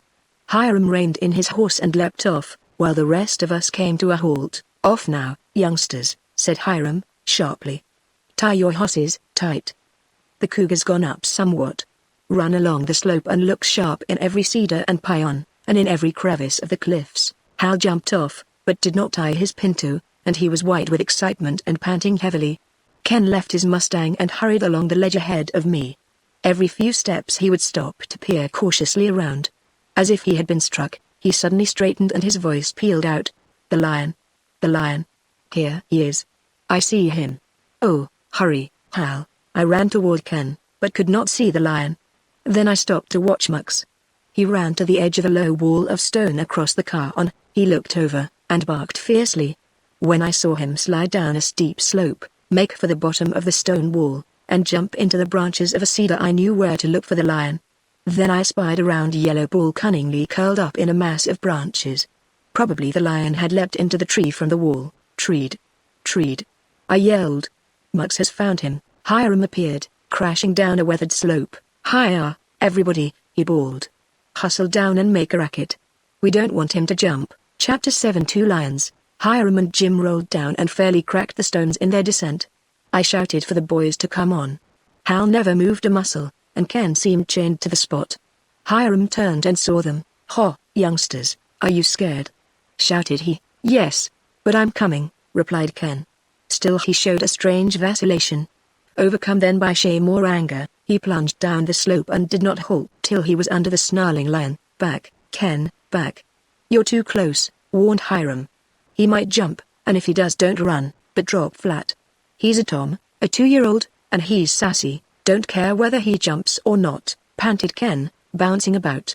"I've got to be cured of this. Whatever Ken had to be cured of he did not say, but I had no doubt that it was dread. I, myself, did not feel perfectly cool, by some dozens of degrees. The flaming eyes of the lion, his open mouth with its white fangs, his steady, hissing growls, the rippling of muscles as if it was his intention to leap at the hounds, were matters certainly not conducive to calmness. "Will you look at Mux?" shouted Ken. The old hound had already climbed a third of the distance up to the lion. "Higher, Mux, you rascal coon chaser!"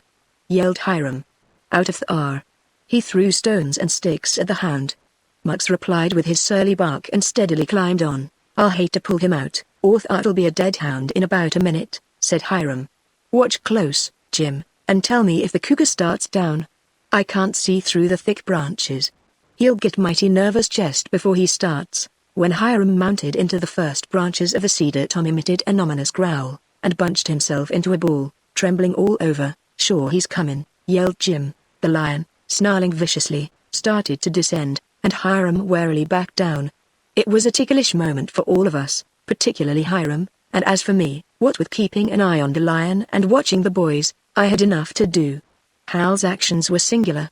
He would run down the slope, then run back, wave his arms and let out an Indian yell.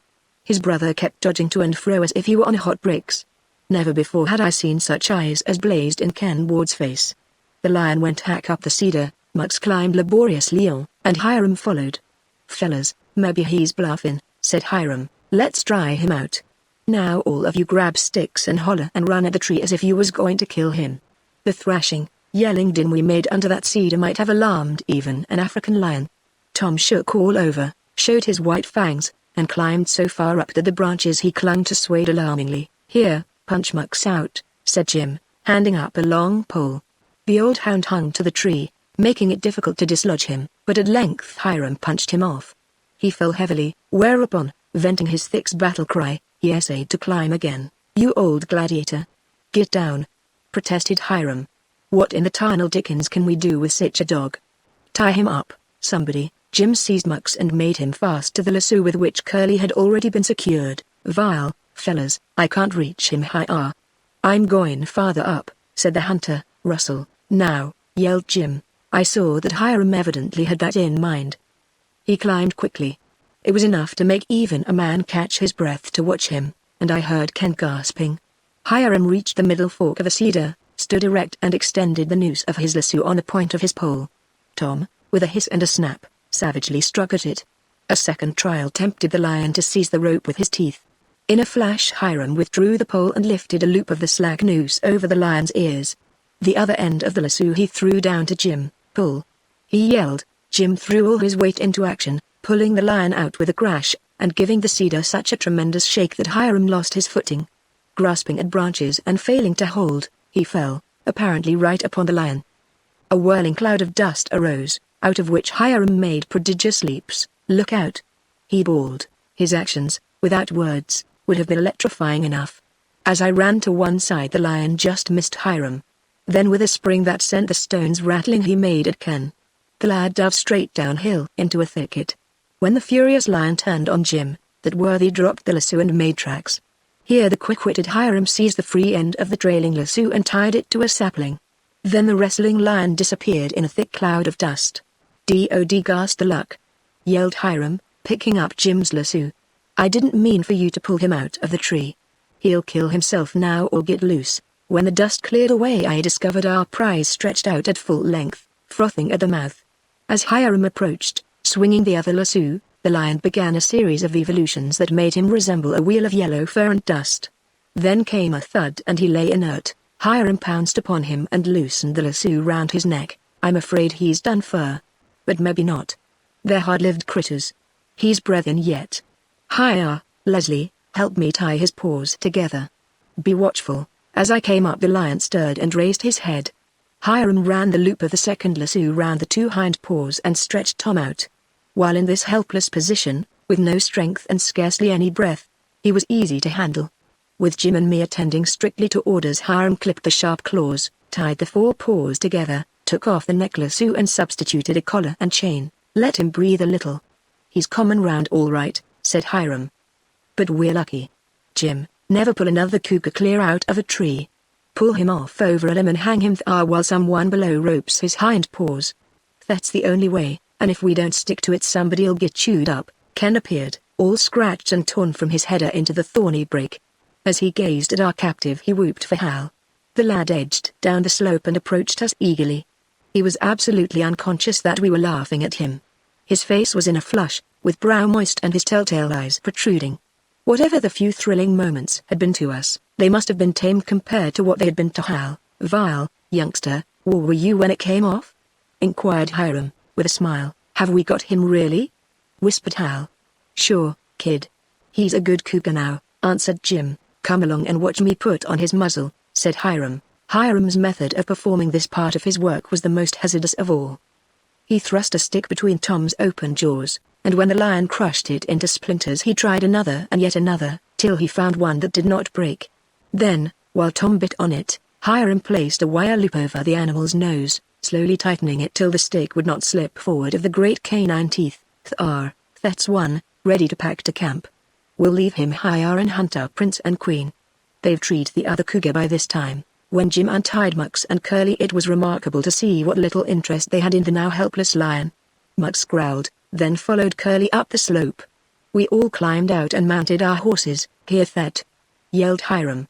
"Thar's Prince yelping. Hi! Hi! Hi!" From the cedars across the ridge rang a thrilling chorus of bays. Hiram spurred his horse and we fell in behind him at a gallop. We leveled a lane of sage in that short race, and when Hiram leapt off at the edge of the impenetrable cedar forest we were close at his heels.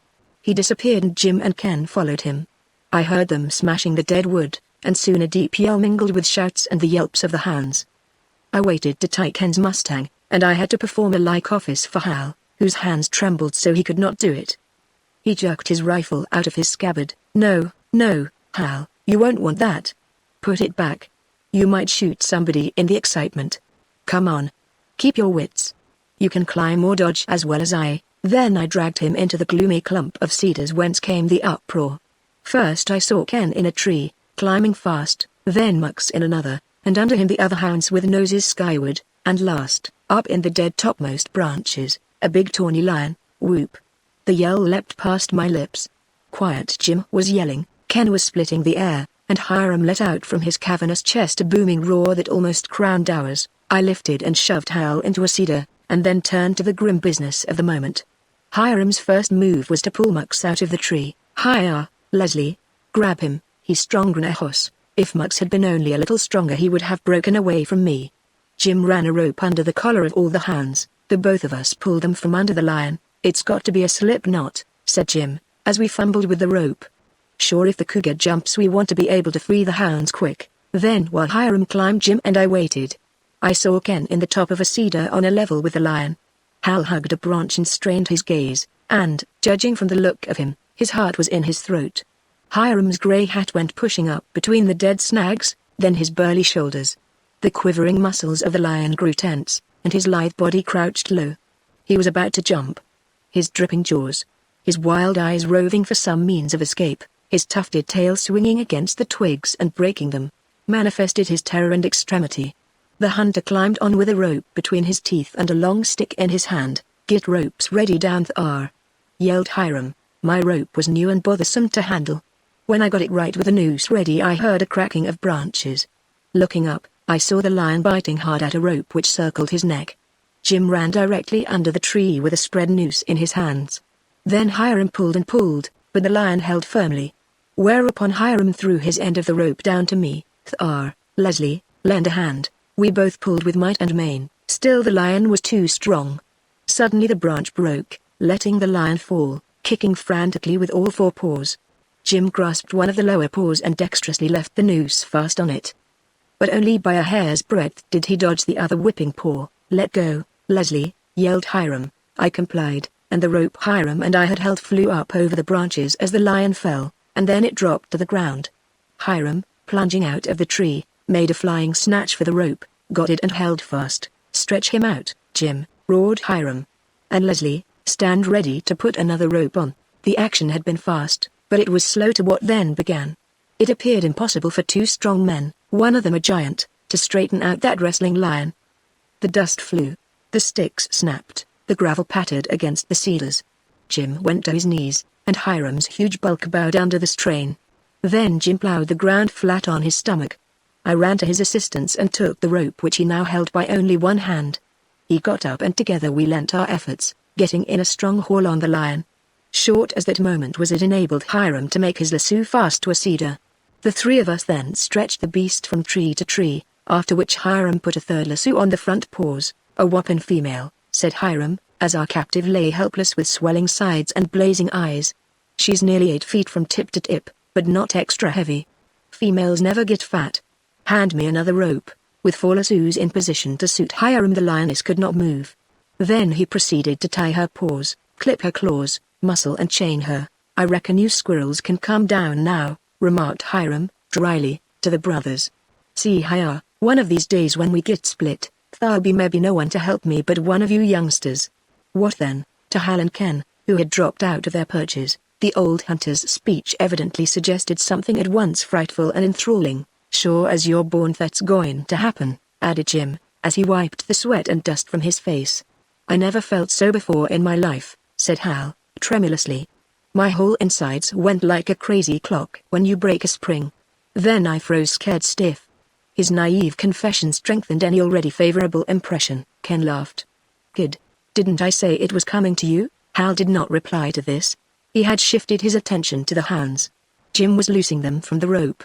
They had ceased yelping and I was curious to know how they would regard our captive. Prince walked within 3 feet of the lioness, disdaining to notice her at all, and lay down. Curly wagged his tail, Queen began to lick her sore foot, Tan wearily stretched himself for a nap, only Mux, the incorrigible, retained antipathy for our bound captive, and he growled once low and deep, and rolled his bloodshot eyes at her as if to remind her it was he who had brought her to such a pass. And, on the instant, Ringer, lame and dusty from travel, trotted into the glade, and, looking at the lioness, he gave one disgusted grunt and flopped down. Chapter 8 In Camp. How should we get our captives to camp? This was the task which we faced next. We sent Ken back for the pack horses. He was absent a long while, and when at length he hove in sight on the sage flat, it was plain that we were in for trouble. Mark, the bay stallion, was on the rampage. "Why didn't he fetch the engine?" growled Hiram, who lost his temper only when things went wrong with the horses. "Spread out, boys, and head him off." We managed to surround the stallion and Hiram succeeded in getting a halter on him. Ken's face was red, his hair damp, and he looked as if he had spent an hour or two of trying responsibility. "I didn't want the bay," he explained. "But I couldn't drive the others without him. And what do you think of this? When I told the Indian that we had 2 lions, he ran off into the woods. Say, maybe I haven't had some bother with that stallion. I think riding him will be the only way to get him anywhere. That's what I'm going to do next time, Vile. First thing when we get to camp I'll scalp the redskin," said Jim. "Youngster, you needn't be so frustrated," put in Hiram. "I reckon you did well to get Mark higher at all." As they talked they were standing on the open ridge at the entrance to the thick cedar forest. The 2 lions lay just within the shade. Hiram and Jim, using a pole, had carried our first captive, whom we had named Tom, up from the car onto where we had tied the lioness. Ken, as directed, had brought a pack saddle and 2 long canvas sacks. When Hiram tried to lead the horse that carried these, the animal began to tremble and pull back. "Somebody unbuckle the straps," yelled Hiram. It was good luck that I got the sacks and saddle off, for in 3 jumps the horse broke from Hiram and plunged away across the sage flat. "Sure he'll belong to the band of wild bosses," commented Jim. I led up another horse and endeavored to hold him while Jim and Hiram got the pack saddle on. It would have taken all 3 of us to hold him. "They smell of lions," said Hiram. I was afraid they would. Cons on the luck. Never had had one nag that would pack lions. "Try the sorrel," I suggested. "He looks amiable, for the first time in a serviceable life," according to Hiram. The sorrel broke his halter and kicked like a plantation mule. "Sure they're scared," said Jim. "Mark ain't afraid." "Try him." Hiram gazed at Jim as if he had not heard aright. "Go ahead, Hiram, try the stallion," I added. "I like the way he looks. Pack cougars on that horse," exclaimed the astounded Hiram. "Sure," replied Jim. "The big stallion looks a king of horses, just what he would have been if Purcell had not taken him when a colt from his wild desert brothers." He scented the lions, for he held his proud head up, his ears erect, and his lame dark eyes shone like fire. "I'll try to lead him in and let him see the cougars." "We can't fool him," said Hiram. Mark showed no hesitation, nor indeed anything we expected. He stood stiff-legged before the lions and looked as if he wanted to fight. "Sure he'll pack them," declared Jim. The pack saddle being strapped on and the sacks hooked to the horns, Hiram and Jim, while I held the stallion, lifted Tom and shoved him down into the left sack. A madder lion than Tom never lived. It was hard enough to be lassoed and disgrace enough to be hog-tied, as Jim put it, but to be thrust down into a bag and packed on a horse was more than any self-respecting lion could stand. Tom frothed at the mouth and seemed like a fizzing torpedo about to explode. The lioness, being considerably larger, was with difficulty gotten into the other sack, and her head and paws hung out. "I looked to see Mark bolt over the rim," said Hiram. "And I promised Purcell to hire care of this horse." Hiram's anxiety clouded his judgment, for he was wrong. Mark packed the lions to camp in short order, and as Jim said, without turning a hair. We saw the Navajo's head protruding from behind a tree. "Here, Navi," I called. Hiram and Jim yelled derisively, whereupon the black head vanished and did not reappear. Then they unhooked one of the sacks and dumped out the lioness. Hiram fastened her chain to a small pine tree, and as she lay powerless he pulled out the stick back of her canines. This let the wire muzzle fall off. She welcomed so much freedom with a roar. The last action in releasing her from the bonds Hiram performed with much dexterity. He slipped the loop fastening one paw, which loosened the rope, and in a twinkling let her work the other paws free.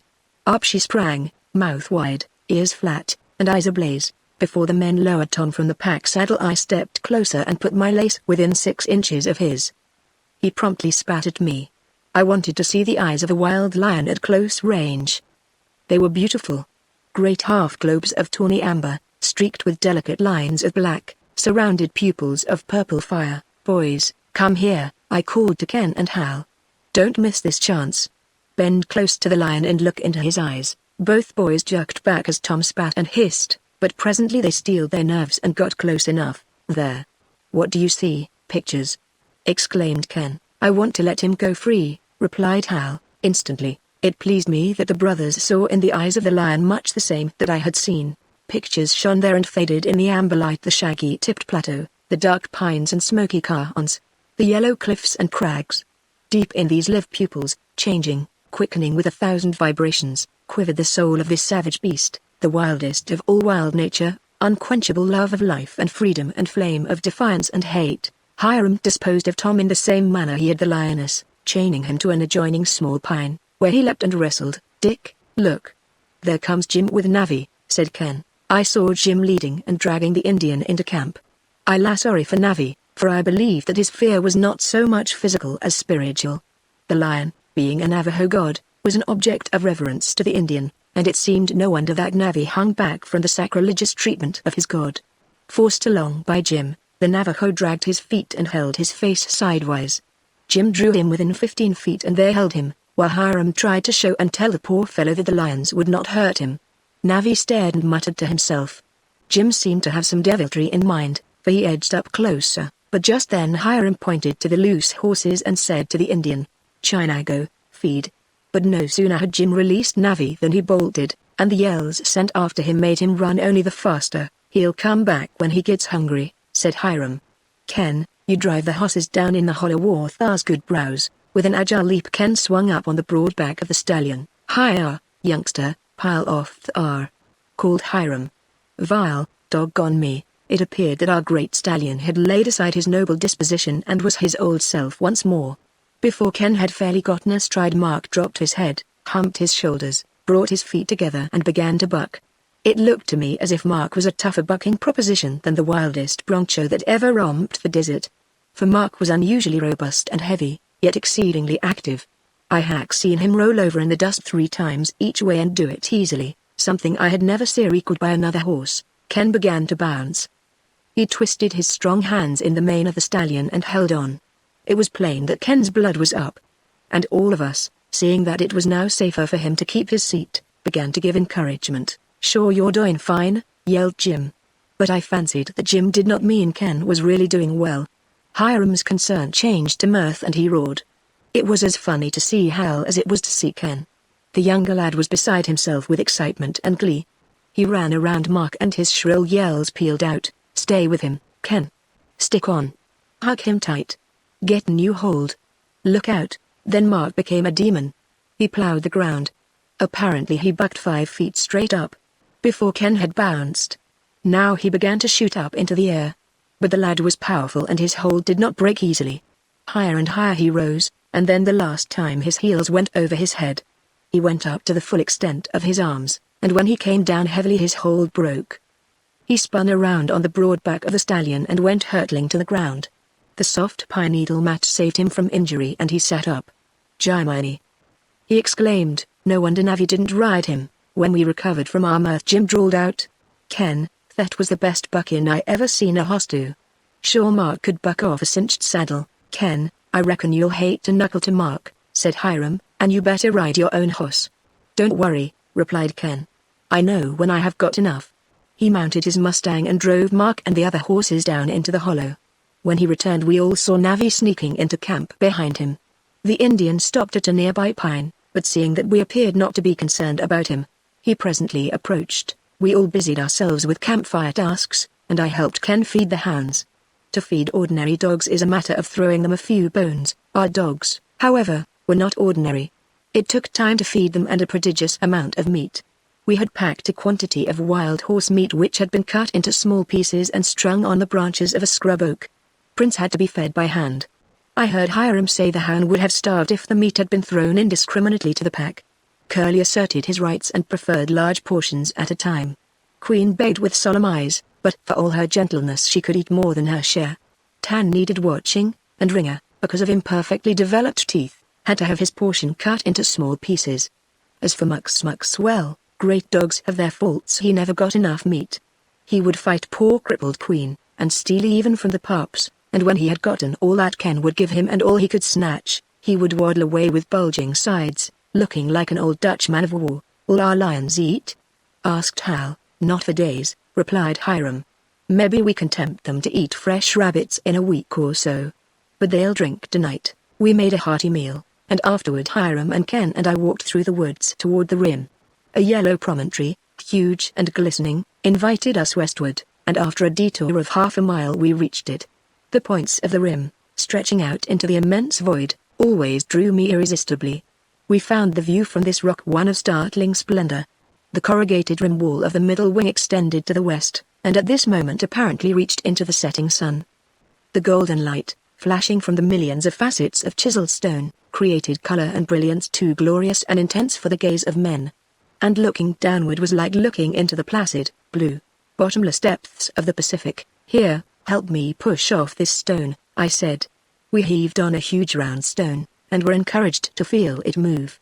Fortunately we had a little slope. The boulder groaned, rocked and began to slide. Just as it toppled over I glanced at the second hand of my watch. Then with eyes over the rim we waited. The silence was the silence of the car on, dead and vast, intensified by our breathless strain. 10 long, palpitating seconds and no sound. I gave up. The distance was too great for sound to reach us.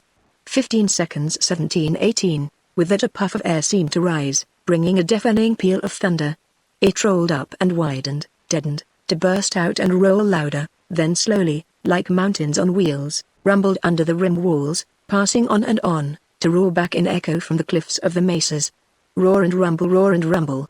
For 2 long moments the dull and hollow echoes rolled at us, slowly to die away at the last in the far distant canyons. "That's a mighty deep hole," commented Hiram. Twilight stole upon us idling there, silent, content to watch the red glow pass away from the buttes and peaks, the color deepening downward to meet the ebon shades of night creeping up like a dark tide. On turning toward camp we tried a shortcut, which brought us to a deep hollow with stony walls. It seemed better to go around it. The hollow, however, was quite long, and we decided presently to cross it.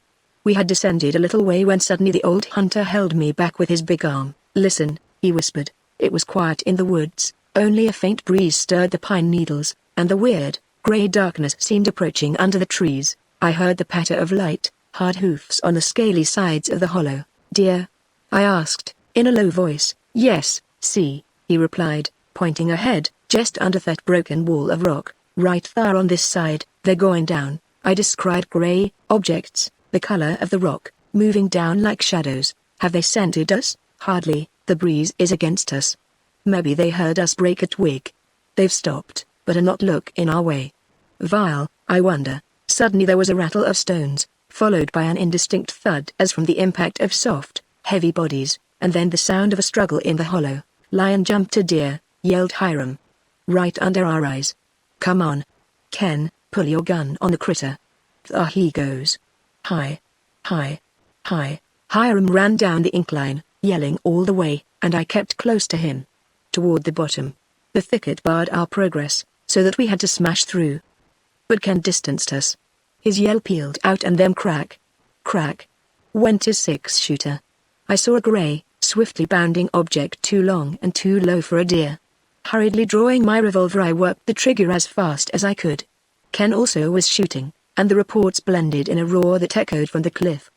But for all our shots the cougar got away. "Come here this way, hurry," called Ken. Hiram and I crashed out of the brush, and in another moment were bending over a grey mass huddled at Ken's feet. It was a deer, gasping and choking. "A yearling doe," said Hiram. "Look here, low down on her neck, wore the tunnel cat bit in. Hear that wheeze? That's blood in her throat. Ken, if you hay another shot put her out of pain." But neither Ken nor I had an extra cartridge about us, nor did Hiram have his clasp knife, and we had to stand silent until the doe quivered and died. Then a signal cry rang down the slope. "That's Jim," said Hiram. It didn't take him long to get to us. There was a crashing of brush, quick thud of flying feet, and Jim loomed up through the gathering darkness. He carried a rifle in each hand, and he moved so assuredly and looked so formidable in the dusk that I thought of what such a reinforcement would mean at a time of real peril. "Jim, I've lived to see many strange happenings," saw Hiram, "but this was the first time I ever seen a cougar jump a deer." "Sure you did enough shooting to make me think something had come off," replied Jim. We soon returned to camp, the richer by a quantity of fresh venison. Hal was sitting close to the fire and looked rather white. I observed that he had his rifle. He did not speak a word till Ken told of our little adventure. "Just before all the yells and shots I happened to be watching Prince," said Hal. "He was uneasy. He wouldn't lie down, he sniffed the wind and growled. I thought there must be a lion about." "Vile, I sure wish Ken had plugged him," said Jim. I believe Jim's wish found an echo in all our hearts. At any rate, to hear him and Hiram express regret over the death of the doe justified in some degree my own feelings. The tragedy we had all but interrupted occurred every night, perhaps often in the day, and likely at different points at the same time. Hiram told how he had found 14 piles of bleached bones and dried hair in the thickets of less than a mile of the hollow on which we were encamped. "We'll rope the danged cats, boys, or by George, we'll kill them. Vile, it's blowing cold. Hey, Navi, Coco." Coco, the Indian, carefully laying aside his cigarette, kicked up the fire and threw on more wood. "Discuss, cold," he said to Ken. "Coco bueno, fire good," Ken replied. "Me savvy yes, sleepy?" he asked. "Mucha," returned Ken, while we carried on a sort of novel conversation, full of Navajo, English, Spanish, and gestures. Absolute darkness settled down upon us. I saw the stars disappear. The wind, changing to the north, grew colder, and carried a breath of snow. I liked a north wind best from under the warm blankets because of the roar and lull and roar in the pines. Crawling into bed presently I lay there and listened to the rising storm wind for a long time. Sometimes it swelled and crashed like the sound of a breaker on the beach, but mostly, from a low, incessant moan, it rose and filled to a mighty rush, then suddenly lulled, and this lull was conducive to sleep. Chapter 9 A Visit from Rangers. The Navajo awoke us with his singing. Ken peeped lazily from under the blankets and then covered himself again. The air was cold and flakes of white drifted through our windbreak of pine boughs. Snow!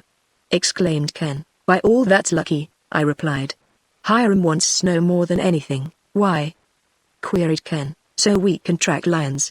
Also have plenty of snow water. Roll out now, Ken. OHH.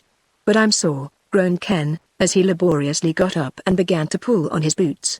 Baseball training isn't 126 to this work. Stay off bucking horses, I replied. We walked to a roaring campfire.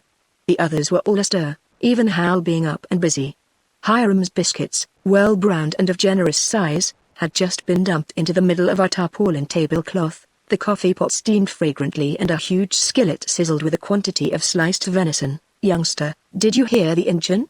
Asked Hiram, as he poked red coals in a heap round the skillet. His singing woke me, answered Ken. It wasn't a song. That's the Navajo's morning prayer, a chant. Val, growls and snarls from the lions interrupted him. I looked up to see Hal fooling round our captives. They were wet, dirty, bedraggled. Hiram had cut down a small pine and made shelters for the lions, but they did not seem disposed to keep out of the snow. Let 'em alone, youngster, said Hiram to Hal. They won't be drove. Maybe they'll get in out of the wet after a while. We're having good luck and bad. Snow's what we want. But now we can't get the trail of the lion that killed the doe, Chinago, called Jim, who like the rest of us had begun to assimilate a little of the Navajo language, whereupon we fell to eating with appetites unknown to any save hunters. Somehow the Indian gravitated to Hal at mealtimes, and now he sat cross-legged beside him, holding out a plate and looking as hungry as mucks. At the first he always asked for what happened to be on Hal's plate, and when that became empty he gave up imitation and asked for anything he could get. The Navajo had a marvelous appetite. He liked sweet things, sugar best of all. It was a fatal error to let him get his hands on a can of fruit. Although he inspired Hiram with disgust and Jim with worse, he was a source of unfailing pleasure to the boys. What's on for today? Queried Ken. Vile, we may as well hang round camp and rest the hounds, replied Hiram. I intended to go after the lion that killed the deer, but this snow has taken away the scent. Sure it'll stop snowing soon, said Jim. The falling snow had thinned out, and looked like flying powder. The leaden clouds, rolling close to the treetops, grew brighter and brighter. Bits of azure sky shone through rifts. Navi had tramped off to find the horses, and not long after his departure we heard the jangle of bells.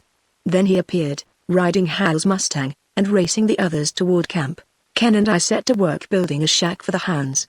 And when we finished it there was no need of it, for that time at least, because all the snow had gone. The sun was shining warmly and the forest was as brown and almost as dry as on the day before. Vile, it's a good idea to have a day of rest in a while, said Hiram, in answer to Ken's impatient desire to be on the hunt. Youngster, you'll get all you want. But I tell you it might be useful for us to prowl round and explore some of these hollers. We'll need to know all about places to cross, war they had, and such as that. Now you and it go north, and Jim and me'll go south. Hal can keep camp with Navi, so Ken and I started off on foot. We found the hollows extremely interesting. They began where the forest of pines merged on the sage flats. Some were shallow and some deep V-shaped cuts, too steep for us to go straight down. The thickets of scrub oak lined the slope and thickets of aspen covered the bottom. Every hollow had its well-defined deer and lion trail, and every thicket its grisly heap of bones and hide.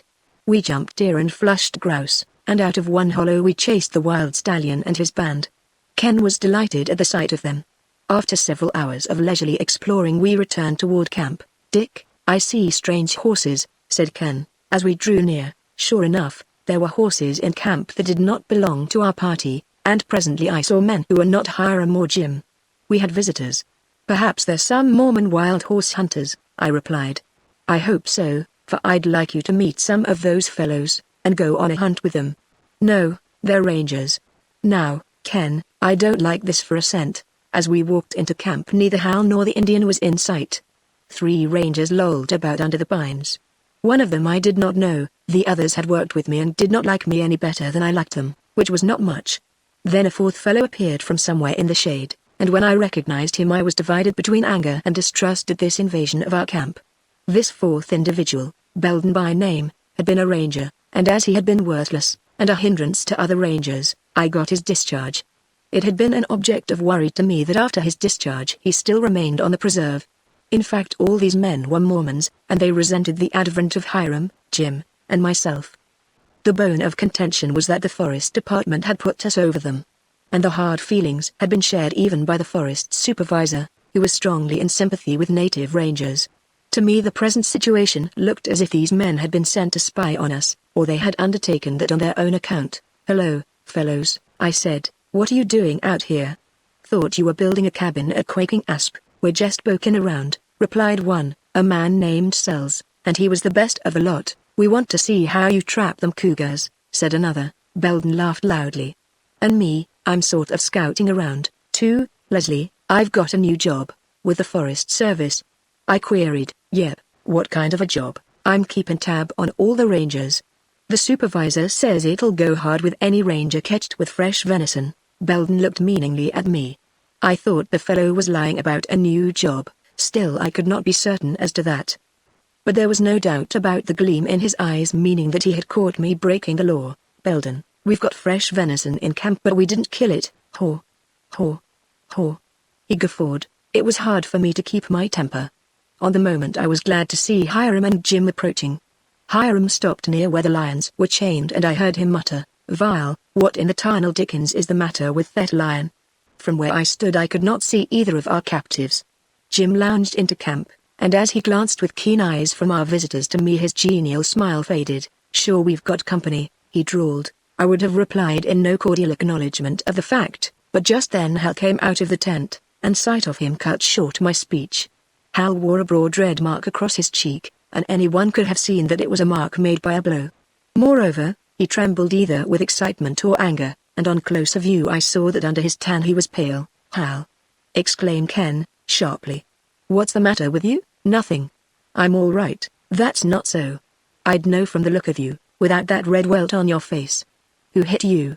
"Hal, you couldn't have gotten in a scrap with Navi?" "Nope, never mind how I got the welt. I got it and that's enough," replied Hal. Where Hal got that mark did not appear any great mystery to me. I would have staked my horse that Belden had given the blow. "Sells," I demanded, "which one of you struck the lad?" Sells removed his pipe and puffed a cloud of smoke. He did not seem in any hurry to reply. "Speak up, man. Who hit the lad?" "Belden. Wasn't it?" This time the ranger nodded. "What for? What did he do?" "Haven't you a tongue? Talk. I want to know." I felt Ken Ward's hand on my arm and I hesitated. He took one long step forward. "This boy is my brother," he said. "Do I understand you to mean one of you hit him?" Again Sells nodded. "Which one of you?" added Ken. Sells pointed to the grinning Belden. Ken made a quick, passionate movement, and took another long step that seemed involuntary. Then he wheeled to his brother. "Hal, what have you done this time? You promised me you'd behave if I brought you out west. I declare I'm ashamed of you." "I'll never, cheese it." "Shut up," cried Hal, hotly. "You're always blaming me. How do you know I deserved getting slapped?" "Do I always deserve the worst of everything?" "Nearly always, Hal, I'm sorry to say," returned Ken, gravely. "Well, this is one of the few times when I don't." "Then," said Hal, sullenly, "what did you do?" demanded Ken. "I called that fellow every name I could lay tongue to," retorted Hal, pointing a quivering finger at Belden. "I called him a liar and a coward. Then he hit me." "Why did you call him names?" "He saw the deer meat hanging there on the tree and he kept saying we shot the deer. But I held my temper. Then he got to teasing Tom and trying to hold him with a forked stick. He said we caught the lion in a trap and he was looking for trap marks. Tom batted him one, scratching him a little. Then he took up a club. At this juncture Hiram Bent strode into the circle and he roared, 'Who clubbed that lion?' If the engine." The old hunter was angry clear through. "Hold on, Hiram," I interrupted. "We're getting at the thing. Hal was just telling us." "Go on, lad." "Look here, Hal," spoke up Ken, in great earnestness, "tell the absolute truth. Don't stretch. Give me your word. Then I'll believe you, and if I do, so will Hiram and Dick and Jim." Hal repeated precisely what he had told us before Hiram's interruption, and then he went on. "Belden took up a club and beat Tom over the head, beat him till I was sure Tom was dead. Then I couldn't stand it longer, so I called Belden a brute, A coward, a liar, everything I could think of. So he hit me, knocked me down, and kicked me. Leslie, the youngster's tellin' it straight, said Hiram. That cougar is all bunged up, and any sneak who would beat a chained animal would hit a boy. The old hunter then turned to Belden. That worthy had ceased to grin. I looked closely at him to see if he had been drinking, but it was not that. He was surely sober enough. Belden, afore I say anything else, I'd like to know what you mean by carrying on this way, went on Hiram. Maybe you think beating up chained cougars and boys as a keeping camp ain't serious. Vile, I reckon you'll change your idea. Bent, I'd change no ideas of mine, rejoined Belden. And one idea I got is then you trapped them cougars. And another idea is that I catched you killin' deer. And that's agin the law. I'm a-going to put you through for it. For answer Hiram strode to a pine tree some 20 paces from his tent and took down something from a dead snag. As he returned I saw it was the head and neck of the yearling doe. He showed it to Belden, and pointed out the laceration made by the teeth of the lion. Belden did not speak. Then Hiram showed the wound to the other rangers. Sells, you're a woodsman. Now what made that wound? A cougar killed that doe and no mistake, admitted Sells. The old hunter threw down the deer head and whirled to face Belden. I never saw a man any more furious than Hiram was, holding himself in control. I ain't carrying a tarnal flip what sich as you think of my capturing cougars. But for beating up a helpless animal I care this much you're worse than the youngster called you the worst dog I ever seen. And for hitting this youngster I'm going to pay you back in. Ken Ward caught the old hunter's arm. The boy was white, but he was as cool as ice, and his eyes had the dark flash I had once or twice before seen in them. He stepped in front of Hiram and faced Belden. Belden, I'll give you a chance to beat me up, hey? Queried Belden in stupid surprise. Hiram and Jim appeared too amazed for speech, and as for me I saw with a kind of warm thrill what was coming off. Hey? Mocked Ken. What do you think? I mean fight. Belden kept on staring. He was a grown man and probably could not conceive the idea of a boy wanting to fight him. But I knew Ken Ward, and I saw, too, that he was nearly as big as Belden. And when I compared the two and thought of Ken's wonderful agility and strength I felt the call of battle rise within me. Then conscience troubling me, I made a half-hearted attempt to draw Ken back. I was too late. The lad reached out with his hand, his powerful right hand that had acquired much of its strength in gripping baseballs, and he seized Belden's nose between his fingers. It was no wonder he did it. Belden's nose was long and red, an offensive kind of nose. The effect was startling. Like a mad bull Belden roared.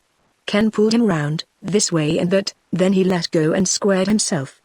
Bellowing furiously, the ranger rushed at Ken. The lad appeared to step aside and flash into swift forward action at the same instant. A sharp thud rang out and Belden stopped in his rush and staggered. But he did not fall. Then Ken began to dance around the ranger. Any fight always roused me to a high pitch of excitement, and this one gripped me so intensely that I could scarcely see it. But then Ken Ward was so swift in action that even in a calm moment it would not have been easy to follow his motions. I saw enough to know that the fight he had made with the greaser when I was bound fast was as nothing to this one. Ken appeared to be on all sides of Belden at once. He seemed to have as many arms as a centipede has legs. Belden's wildly swinging fists hit the air. The way his head jerked up showed the way Ken was hitting, and the sound of his blows rang out like rapid pistol shots. Belden's swarthy face grew red and swollen. All at once I seemed to hear mingled yells from Hiram and Jim, and that made me conscious that I was yelling myself. Ken's grey form flashed around Belden and the rain of scientific blows went on. Suddenly Ken stepped back and swung heavily. Belden went to his knees, staggered up, only to be met with a stunning shock that laid him flat. He stirred laboriously, groaned and cursed, tried to sit up and fell back. He was bloody. His nose looked like a red cauliflower, one eye was nearly closed.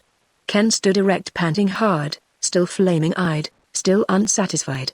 His face showed a few marks of conflict. Hiram Bent looked down at Belden. Doggone it. You did get a tarnal good licking. Hey? This good-humored query from the lately furious Hiram brought the rest of us to our senses. Chapter 10 Hal. Presently Belden got to his feet. He did not look at Ken or any of us, and went directly for his horses. He saddled and packed with hurried hands. It showed what a humiliation meant to him as well as what kind of a fellow he was that he rode away without a word to his companions. They were disposed to make a joke of it and were not above praising Ken. Soon afterward they put up a tent and began preparations for supper. I certainly had no desire for their company, but neither had I any right to ask them to move on, so I thought it was just as well that we should try to be friendly. "If you all don't mind, we want to see you catch a cougar," said Sells. "Certainly glad to show you," replied Hiram, and shortly we were laughing and talking around the campfire just as if there had not been any unpleasantness. I noticed, however, that Hal did not speak a word to any of our visitors, and indeed he was uncivil enough not to reply to questions they put. This gave me the idea that Hal had not told all of what had been done to him during our absence. Certainly he was not the kind of a boy to blab things. From the light in his big grey eyes I fancied that he was cherishing a righteous anger against these invaders. I made a note, too, of how intently he listened to all they said. "Look here, Bent," Sells was asking, "is there any danger of them cougars getting loose?" "Vile, sometimes they break a collar or chain. I lose probably 1 out of 10 that way. But I can't tie them up any tighter, for they choke themselves to death. Darn me if I like to sleep so close to cougars as this," went on Sells. "Alice was scared of them, just can't stand fur cats, any kind, nohow, neither am I powerful enraptured at the idea," remarked one of his companions. "Then why did you throw up the tent so close to them?" demanded Sells. "Nary danger, fellas," put in Hiram. "My cougars won't hurt you unless you get in their way." "Then I reckon you'd get a swipe." We talked and smoked around the campfire for an hour or more. Then the north wind rose, roaring in the pines, and the night air grew cold. Soon we all sought our blankets. I quickly dropped off to sleep. Sooner or later after that I was awakened by a terrible sound. Sitting up with a violent start I felt Ken's hands clasping me like a vice. I heard his voice but could not distinguish what he said, for the uproar in the camp made hearing anything else impossible. Blood-curdling shrieks, yells and curses mingled with sounds of conflict. They all came from the ranger's tent. By the pale moonlight I saw the tent wavering and shaking. Then followed the shrill rending of canvas. Hiram emerged from the gloom and bounded forward. I jumped up eager to help, but ignorant of what to do, I held back. Then bang, bang, bang, went a revolver, and bullets whistled about. "Lay low," roared Hiram, above the tumult in the tent. Promptly I pulled Ken with me behind a pine and peeped forth. To make the din worse, all the hounds began to bark furiously. Suddenly there came a violent shock from a heavy body plunging against the inside of the tent. It waved this way and that, then collapsed. From the agitated canvas came hoarse, smothered bellows. If I had not been so nonplussed I would have given up to laughter. But something was terribly wrong with the rangers. I saw a dark form roll from under the tent, rise and flee into the forest. Then another emerged from the other side. The yells ceased now, to be followed by loud cries of someone in pain. With this Hiram ran forward. I saw him bend over, and then was astounded to see him straighten up and begin to haul away on something. But a grey, hounding object explained the mystery. Hiram was dragging one of the cougars back from the demolished tent. "By George, Ken, one of the lions got loose," I exclaimed, "and it must have run right into the ranger's tent." "Great," replied Ken Ward. I jumped up and ran to help Hiram, but he had the cougar tied when I got to him. Even in the excitement I noticed that he was untying a lasso from the end of the chain. I looked at Hiram and he looked at me. "Don't say nothing," he whispered. "Somebody tied this rope in the chain, then pulled the cougar over to the ranger's tent. I found the lasso tied to the tent stake." "Phew. What's come off?" I ejaculated. "Who did it? How on earth he did it I can't reckon, but I'll bet it was that tarnal boy, Hal." "Impossible, Hiram, vile, I reckon there ain't much that's impossible for Ken Ward's brother. Come on, somebody's hurt, we can figure it out afterward." Jim appeared, and then 2 men emerged from the dark shadow of pines. One was Sells. Little was said on the moment. We lifted the tent and underneath we found the other ranger. If he had been as badly hurt as he was frightened I thought surely we would presently have a dead ranger on our hands. It turned out, however, that when we washed the blood from his face we found he had been badly scratched but not seriously injured. And as neither Sells nor the other ranger had been hurt the tension of the moment lessened, and Hiram particularly appeared greatly relieved. "I woke up," said Sells, "and seen that darned cougar jump right in the tent. He was quicker 'n lightning and he began to leap at me. I dodged him, and yelling like mad I tried to get out. But every time I got near the tent door the cougar made at me and I had to dodge. Then he got us all going, and there was no chance to do anything but roll over and jump and duck. Bell throwed his gun and began to shoot, and if the tent hadn't fallen in he'd plugged one of us. I just knowed one of them cougars would rustle us last night." Plain it was that Sells had no suspicion of a trick. This relieved me. I glanced round for Hal, but he was not in sight and I supposed he had not rolled out of his blankets. Presently all was quiet again in camp, except that the lions were restless and clanked their chains. Sells and his companions has moved away some distance under the pines. Before I went to sleep again I told Ken what Hiram had said about Hal, and Ken replied, "Oh yes. I knew whatever it was Hal did it. But Jim must have had a hand in it," I declared. "How could Hal drag the lion, even if he had the nerve, Dick? That boy could drag a rhinoceros around if by it he could get even with somebody who had mistreated him. You take my word those rangers did something to Hal more than we know. Well, whatever they did to him he's square with them. Did you ever hear such yelling? They were scared wild. Reminds me of the time Greaser and Herky Jerky got mixed up with my bear cub in the old cabin on Pennetia. Only this was worse. We soon slept again, and owing to the break in our slumbers did not awaken until rather late. Sells and his rangers had decided they did not care so much after all to see Hiram tie up a lion, and with the rising of the sun they had departed. "Sure it's good riddance," declared Jim. "Where's Hal?" asked Ken. His question acquainted me with the fact that Hal was missing. At once Ken appeared troubled. "Don't worry, youngster," assured Hiram. "Your brother will turn up presently. Have you seen him this morning?" "Nary a hair of him," replied Hiram. "Have you, Jim?" "I sure haven't. And what's more he wasn't in bed when I got rustled out last night by that infernal racket. And he didn't come back, vile. Now, that's new on me," said Hiram, getting serious. Ken began to pace up and down before the campfire. "If anything happens to Hal how can I ever lace my lather again? See here, youngster. I reckon your father is a sensible man," rejoined Hiram. "He knowed things was going to happen to that wild kid, and that's why he sent him with you. Hal will get his eye teeth cut out higher. I calculate it'll be wise for you to just stop worrying, and let things happen." Sure, added Jim, earnestly. "There's a good deal of sense in what Hiram says," I said. "No doubt Hal is hiding somewhere. And he'll come in as soon as he finds out the rangers have gone." "Jim, weren't you in that trick last night?" "I sure wasn't," replied Jim, complacently. I knew then that it would be impossible ever to find out whether or not he had really aided Hal. "Hiram, would it have been possible for Hal to pull off that lion stunt all by himself?" I inquired. The old hunter looked thoughtful. "Vile, it does seem unreasonable. But I ain't doubting it. The youngster is strong and a daredevil. Then he has watched me handling the cougars. He's a wonder on imitation, that boy. It's a fact that a young cougar, after he's been tied up for a day or so, will be kinda sluggish for a little and been dragged round again. He'll hang back, and not begin to jump and pull and fight till he's waked up thoroughly. It's quite possible, I reckon, that Hal sneaked up to the tree, loosed the chain and tied a rope to it. Then he dragged the cougar over to the ranger's tent, tied the rope to the tent stake, and then I'm balked. How did he get the cougar into that tent? He'll hate to tell us. It's a wonder no one was killed," said Ken. "It sure is," replied Jim. "I wish he'd come in," went on Ken. "Only what'll he do next? We got breakfast, ate it, and still Hal did not put in appearance. The Navajo came in, however, and that made us wonder how far he had been from the camp. Jim was of the opinion that Navi had been so scared by the uproar that he had run till he dropped.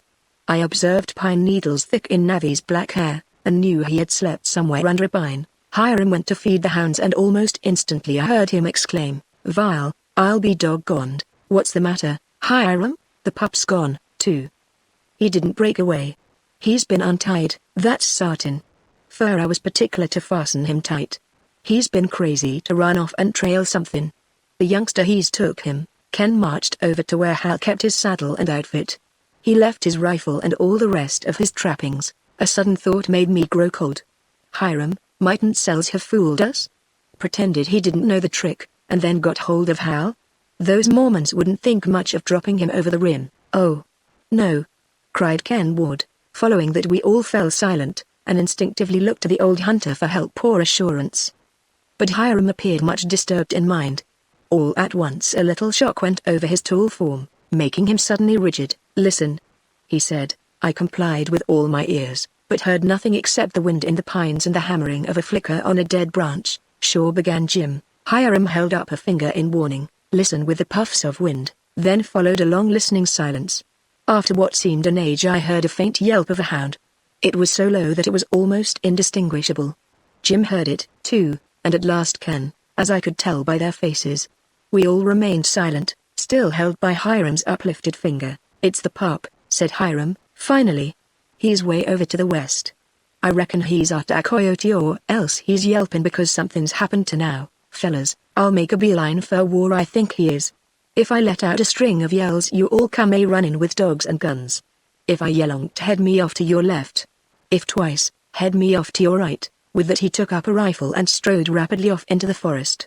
Jim had nothing to say, and I did not look at Ken, for from Hiram's unfinished speech it looked as if he feared an accident had befallen Hal. We waited moments and moments. Once Ken imagined he heard a shout, and then Jim turned a doubtful ear to the west, but I assured them they were mistaken. Presently we were electrified by rapid yells far off in the forest, yet clear and ringing on the wind. Jim unchained the hounds and strung a rope through their collars while Ken and I gathered up guns and ropes. The Navajo was as excited as we were, and he followed us out of camp, but soon lagged behind.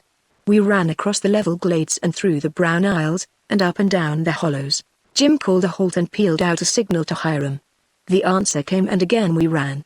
The hounds had become excited by this unusual proceeding. They barked and plunged to get away from Jim. Ken distanced us, and Jim yelled for him to wait. When we caught up with him once more, Jim sent out a cry. This time Hiram's answer proved we were traveling off to the right, so we sheared round and hurried on. Openings in the green-black wall of pines showed me that we were nearing the rim. The hollows grew deeper and had to be headed, which change of direction threw us out of line. Jim's next signal drew a stentorian blast from the old hunter, and that caused us to run with all we had left in us. Then at the end of a long aisle we saw Hiram waving to us, and we had a mad race that Ken won by several rods. I stopped, panting for breath, and surveyed the glade with quick eyes. At the same moment the pack of hounds burst into wild clamor. "There's Hal!" shouted Ken, in a glad voice. I saw the lost lad sitting composedly on a log. Next I saw the pup.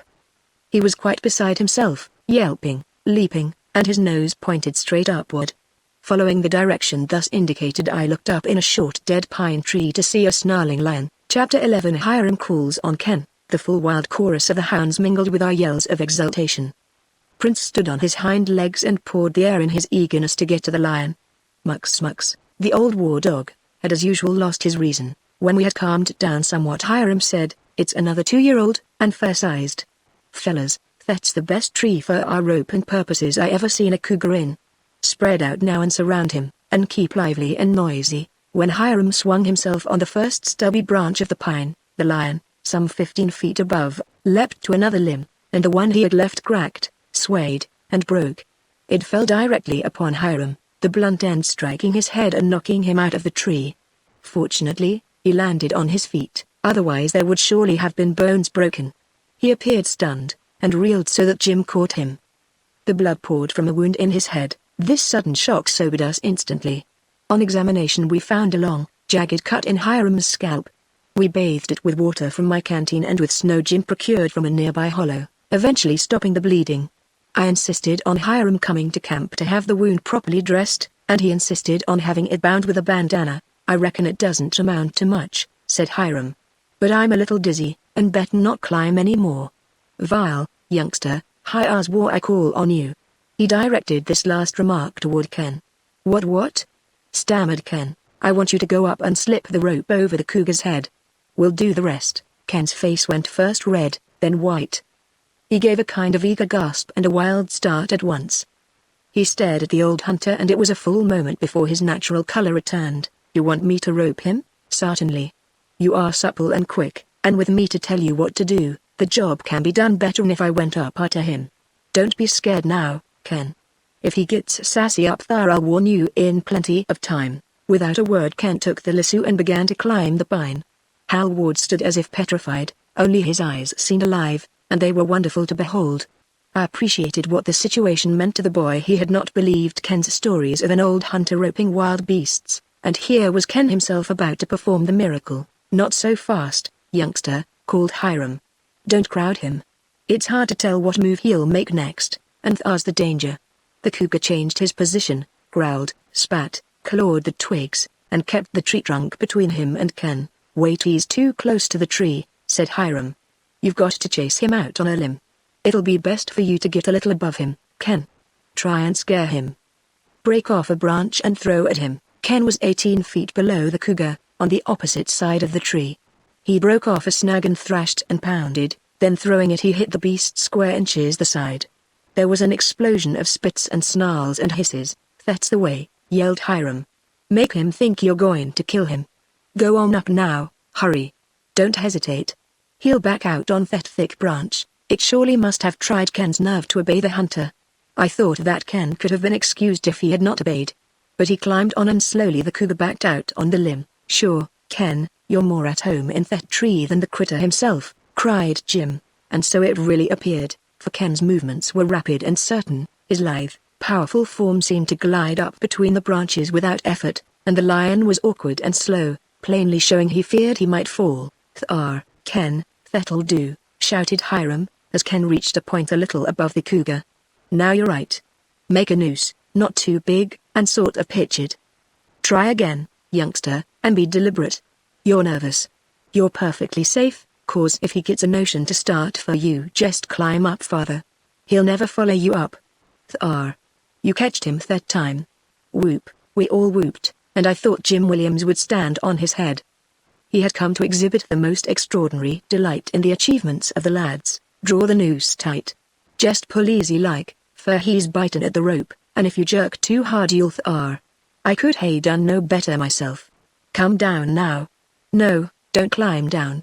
Slide down on the rope." Ken had not spoken a word since he had gone up the pine, and now he turned his tense white face down to us, and looked as if he had not heard right. "Slide down the rope," yelled Hiram. "It'll hold." With that Ken gave the lasso a strong pull and the lion braced himself. Then Ken stepped off the limb and slid down the lasso, hand over hand, while the lion held his weight with apparent ease. Ken was breathing hard and he had the expression of a man whom strong, thrilling excitement had carried through a deed the reality of which he scarcely appreciated. "Make your noose ready," yelled Hiram to Jim. I had dropped my rope to help them pull the animal from his perch. The branches broke in a shower, then the lion, hissing, snarling, whirling, plunged down. He nearly jerked the rope out of our hands, but we lowered him and then Hiram noosed his hind paws in the flash. "Make fast your rope," shouted he. That's good. Now let him down easy." As soon as the lion touched ground we let go the lasso, which whipped up and over the branch. He became a round, yellow, rapidly moving ball. Jim was the first to catch the loose lasso and he checked the rolling cougar. Hiram leapt to assist him and the two of them straightened out the struggling animal, while I swung another noose. On the second throw I caught a front paw. "Pull hard. Stretch her out," yelled Hiram. He grasped up a stout piece of wood and pushed it at the lion. He caught it in his mouth, making the splinters fly. Hiram shoved the head of the beast back on the ground and pressed his brawny knee on the bar of wood. The collar. Quick," he called. I threw the chain and collar to him, which in a moment he had buckled on. We've got him," he said. "It's only a short way over to camp, so we'll drag him without mullin." As he rose the lion lurched, and, reaching for him, fastened its fangs in his leg. Hiram roared. Jim and I yelled. And Ken, though frightened, was so obsessed with the idea of getting a picture that he began to fumble with the shutter of his camera. "Grab the chain. Pull him off," bawled Hiram. I ran in and took up the chain with both hands, and tugged with all my might. Jim, too, had all his weight on a lasso. Between the two of us we choked the hold of the lion loose, but he tore Hiram's leather legging. Then I dropped the chain and jumped. Hi-ah, exploded Hiram to Ken. "Do you think more of a picture than Sav in my life?" Having expressed this not unreasonable protest, he untied the lasso that Jim had made fast to a small sapling. Then we three men, forming points of a triangle around an animated center, began a march through the forest that for variety of action and uproar beat any show I ever saw. So rare was it that the Navajo came out of hiding and, straightway forgetting his reverence and fear, began to execute a ghost dance, or war dance, or at any rate some kind of an Indian dance, along the sidelines. There were moments when the lion had Jim and me on the ground and Hiram wobbling, others when he ran on his bound legs and chased the two in front and dragged the one behind, others when he came within an ace of getting his teeth into somebody. We had caught a Tartar. We dared not let him go, and though Hiram evidently ordered it, no one made his rope fast to a tree. There was no chance. The lion was in the air 3 parts of the time and the 4th he was invisible in dust. The lassos were each 30 feet long, but even with that we could just barely keep out of reach. Then came the climax, as it always comes in a lion hunt, unexpectedly and with lightning swiftness. We were nearing the bottom of the second hollow, well spread out, lassos taut, facing one another. I stumbled and the lion leapt. The weight of both brought Jim over, sliding and slipping, with his rope slackening. The leap of the lion carried him within reach of Hiram, and as he raised himself the cougar reached a big paw for him just as Jim threw all his strength and bulk on his lasso. The seat of Hiram's trousers came away with the claws of the lion. Then he fell backward, overcome by Jim's desperate lunge.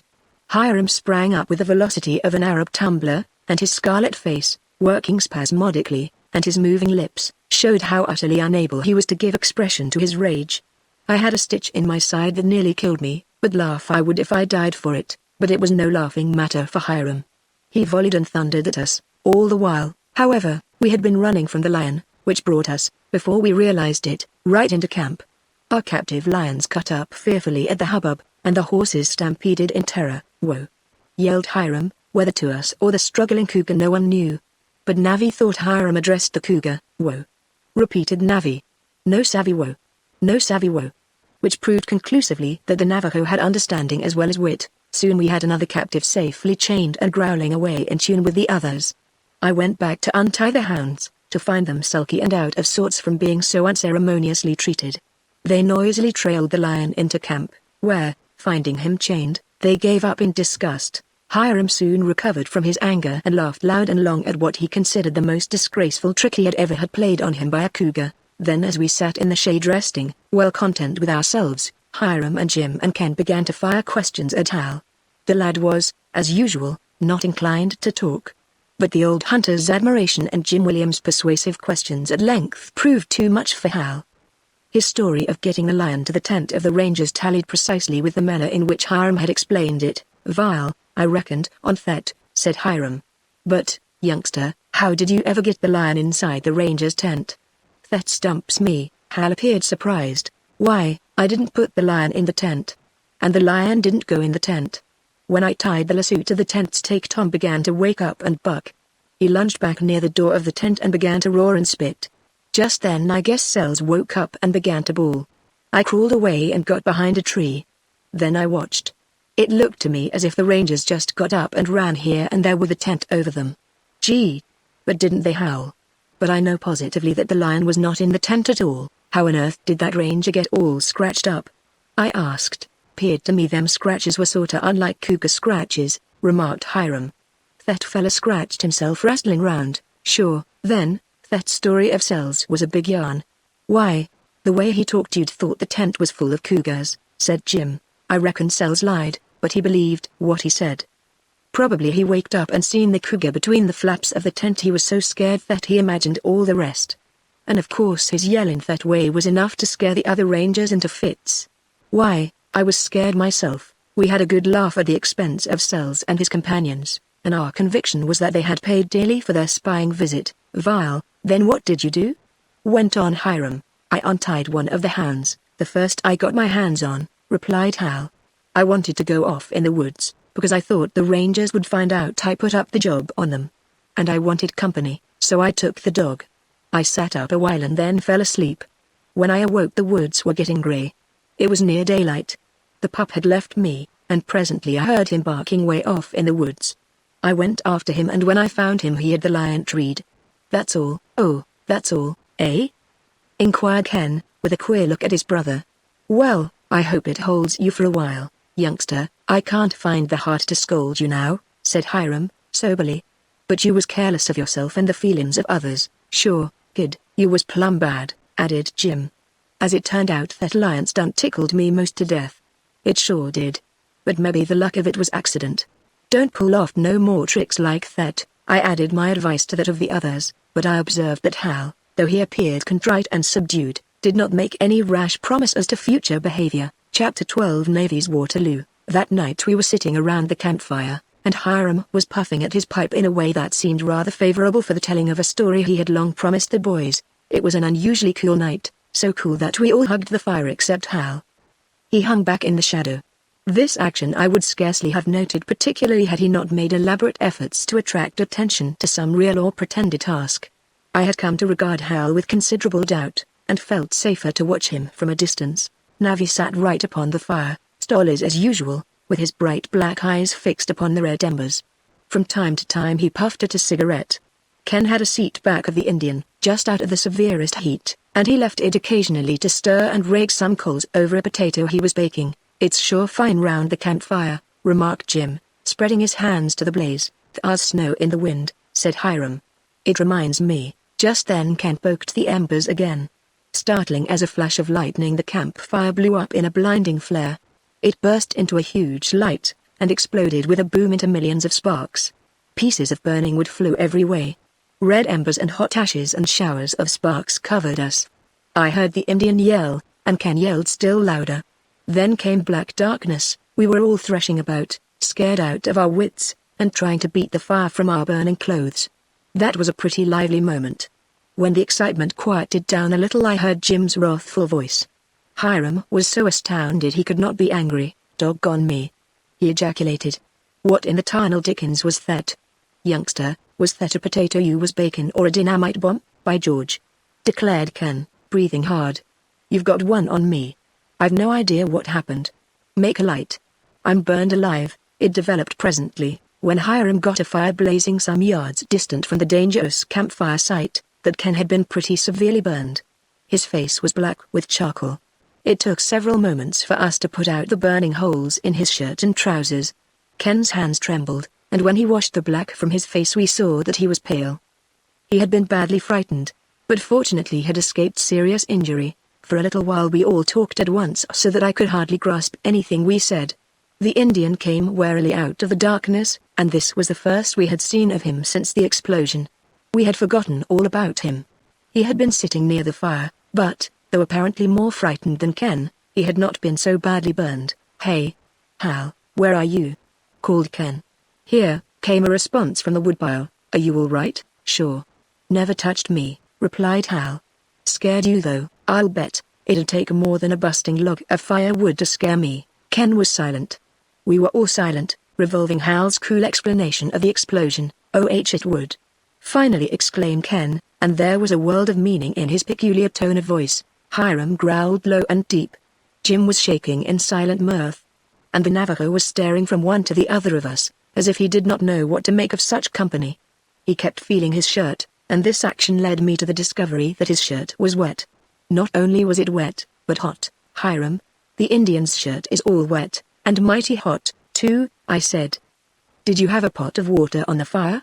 It might have tipped and caused the blow-up." It was plain from the fact that Hiram did not trust his memory, and went to look over his outfit of pans and pots, that he was much disturbed in mind. Maybe," he said, as he fumbled among them. "Doggone it! No. Hi they all are, and nary one wet." "Jim, can you smell powder?" I asked. "No. That sure must have been a bustin' log," replied Jim. "That was a steam explosion, my man," I replied. "Somebody put a sealed fruit can in the fire, or buried a jar of water in the ashes." No more was said on the moment, but later, when Hal and Jim were tying up the dogs, Ken broke out emphatically. "Another job of the kids. Whatever it was, it certainly got me. I was never so scared in my life. Hiram, isn't there any way we can scare Hal? It's got to be done." "Vile, youngster, I'll think on it. Let's play a trick on Hal, give him a dose of his own medicine. Hiram, it's a wonder to me he hasn't done something to you and Dick." "He will yet." "Vile, youngster, I reckon you'll find Leslie and me accomplices in any reasonable trick on that lad. It'll be great. But what he'll do to us, if he ever finds it out, will be a plenty." By this time Ken seemed obsessed with his idea, yet all the while he showed a strange half-reluctance, as if he bore in mind Hal's remarkable powers of retaliation. "But how?" he asked. "Can we coax Jim into the scheme?" "Leave that to me, Ken," I said. "Jim would fall victim to any fun. Now, we'll get Jim to fire Hal out of his bed, and we'll all refuse to take him in ours on some pretext or other. Then the Navajo will naturally gravitate to Hal, and we'll find some way to scare him." Next morning I found a favorable opportunity, wherein I approached Jim with my proposition and won him over easily. He had weakness of that sort. We hunted that day, and at supper Jim groaned and took as much trouble in sitting down as if his leg was in splints. "What's wrong with you?" inquired Hiram, with extraordinary sympathy. "It's my leg, Vile, you know I told you. It's that place where Hal has been kicking me every night in his sleep." "What?" stammered Hal. His eyes opened wide. "Lad, I'm sorry to hurt your feelings," replied Jim, gently. "But I've sure stood it as long as I could. You're one of them nightmare sleepers, and when you get after anything, or anything gets after you, then you kick. I never seen a broncho that could hold a candle to you. No matter how you lay, on your side or back or belly, you can kick, and Alice in the same place. I was throwed from a horse once and hurt this leg, and right there's where you've been kicking me. Hal looked as if he wanted to cry. He seemed unmistakably, genuinely ashamed of himself. Oh, Jim, I know I have crazy dreams and thrash about in my sleep. Why didn't you kick me out of bed? Sure, lad, you needn't feel bad about it. I ain't blaming you. I realize we're having some pretty warm times after these cougars, enough to make any fella hay nightmares. I won't trouble you again that way, said Hal, earnestly. I'll sleep somewhere else. Hiram, can I come in your tent way over on one side, far from you? Youngster, I wish you'dn't asked me, replied Hiram, in apparent distress. For I've got to refuse. I'm getting old, Hal, and I must hay my rest. You'd keep me awake. Pride and mortification held Hal back from further appeal. He finished his supper without another word. Then he took the axe and cutting down some small pines began to make a shack. Navi got so interested that he offered to help, and to our great delight, when the shack was completed Hal pointed to it and asked the Indian to share it with him. The next day we had some strenuous chases, the hounds split on fresh trails, and we were separated from one another. One by one we got back to camp, and it was a mooted question which were the most worn out, hunters or hounds. It was about dark when Jim came riding in. Fellas, you sure missed the wind-up, he said, throwing the skin of a cougar on the ground. Vile, doggone it, you had to kill one, exclaimed Hiram. Sure. Curly and Tan treat that one, and I yelled for you till I lost my voice. He started down, finally, and as I was afraid he'd kill a dog I had to kill him. When I got a skin I started to work up to the place I left my horse. It's bad climbing. I got on a side of a cliff and saw where I could work out, if I could climb a smooth place. So I tried. There was little cracks and ridges for my hands and feet. All to once, just above I heard a low growl. Looking up I saw a big lion, bigger than any we've chased, and he was poking his head out of a hole, and short telling me to come no farther. I couldn't let go with either hand to reach my gun, because I'd have fallen, so I yelled at him with all my might. He spit at me and then walked out of the hole, over the bench, as proud as a lord, and jumped down where I couldn't see him no more. I climbed out all right, but he'd gone. And I tell you for a minute he sure made me sweat. That night Hiram whispered to Ken and Jim and me to stay up till Hal and Navi had gone to bed. We did not need to wait long, and soon Navi's snores and Hal's deep breathing assured us we might safely talk of our plan. Youngster, you slip up and steal Hal's gun, whispered Hiram. I wouldn't be easy in mind monkeying with that kid if he had a gun handy. Ken got down on his hands and knees and crawled noiselessly toward the shack. He did not return for some time. At last he appeared carrying Hal's weapons, and we all breathed easier. That kid sure has us all buffaloed, remarked Jim. Then we got our heads together. It was not strange for Ken to be eager to pay Hal back in his own coin, and perhaps I was still young enough to feel the fun of a good, well-deserved trick. But it did seem strange for Hiram Bent and Jim Williams to outdo us in eagerness. Hiram was excited and Jim was bursting with suppressed glee. See here, youngster, I've planned it all, said Hiram. Now you take this lasso thars a noose on each end and just trap it once round that little sapling thar, and then slip a noose over Hal's foot and one over Navi's. You've planned, and I must execute, protested Ken. By George. Hiram, can't Dick help me? I'll take one end of the lasso, I replied. That will make it easier for us to wrap the middle of the lasso round the sapling. We'll both walk round it once. Come on. The sapling in question was about 15 feet from Hal's shack, and quite in the open. Ken and I got the lasso round it, and then dropping on all fours we crawled stealthily toward the shack. You take the Indian, I suggested, in a whisper. Good, whispered Ken. I'd rather try to rope Geronimo than my kid brother. Like snails we crept on, as tense and silent as if there were real danger. We reached the shack and lay low a moment. Hal had wrapped himself in his blanket, but the Navajo lay partially uncovered. It turned out that I had gotten the worse of the choice, for Ken soon slipped his noose over Navi's uncovered foot. And I had carefully to remove the blanket from Hal before I could get the lasso over his foot. Hal kicked, but he did not awaken. I returned to the other conspirators to find Ken already there. What next? I demanded. Vile, it's my turn now, whispered Hiram, and if you fellas don't see some fun then I'm an old fool. What are you going to do? Asked Ken. youngster, I never seen the sleeping Injun that I couldn't scare out of his skin, and you just listen and watch." Hiram got down flat on the ground and began to squirm like a snake, with a perfectly noiseless motion. He went out of sight toward the shack. We waited, holding fast to each other, straining eyes, and listening with all our might. The silence was unusual, there being only a faint moan of wind in the pines. Suddenly a hideous ear-splitting sound rose on the night air. It was neither yell, nor roar, nor bawl. Like a prolonged superhuman shriek it pierced us, transfixed us to the spot. It bore some faint resemblance to a terrible loud, coarse whistle. The shack flew up and tumbled to pieces, out of which bounded the Navajo. His screech of terror rose above Hiram's unearthly cry. Navi leapt, and then, like a ninepin, down he went. Hal jumped up, and, yelling, ran the other way, and down he went. Both sprang up and leapt away again, only to go tumbling down. Quick as thought, Navi rose and started to run. Hal, doing the same, ran into the Indian's arms. Then Hiram stopped his unearthly noise. The frightened dogs burst into an uproar. Everything happened so quickly that I could scarcely keep track of it. Down went Navi and Hal all in a heap. Suddenly Hiram roared out, "Hi-ya, you carnal redskin! Stop that!" We rushed up to find Navi sitting astride Hal and pummeling him at a great rate. It was only the work of a moment to rescue poor Hal, after which he roared as loudly as Hiram, but our roaring was laughter. We had not thought that Navi would suspect Hal, and that had made our little trick thrice successful. "How much does it take to scare you, Hal?"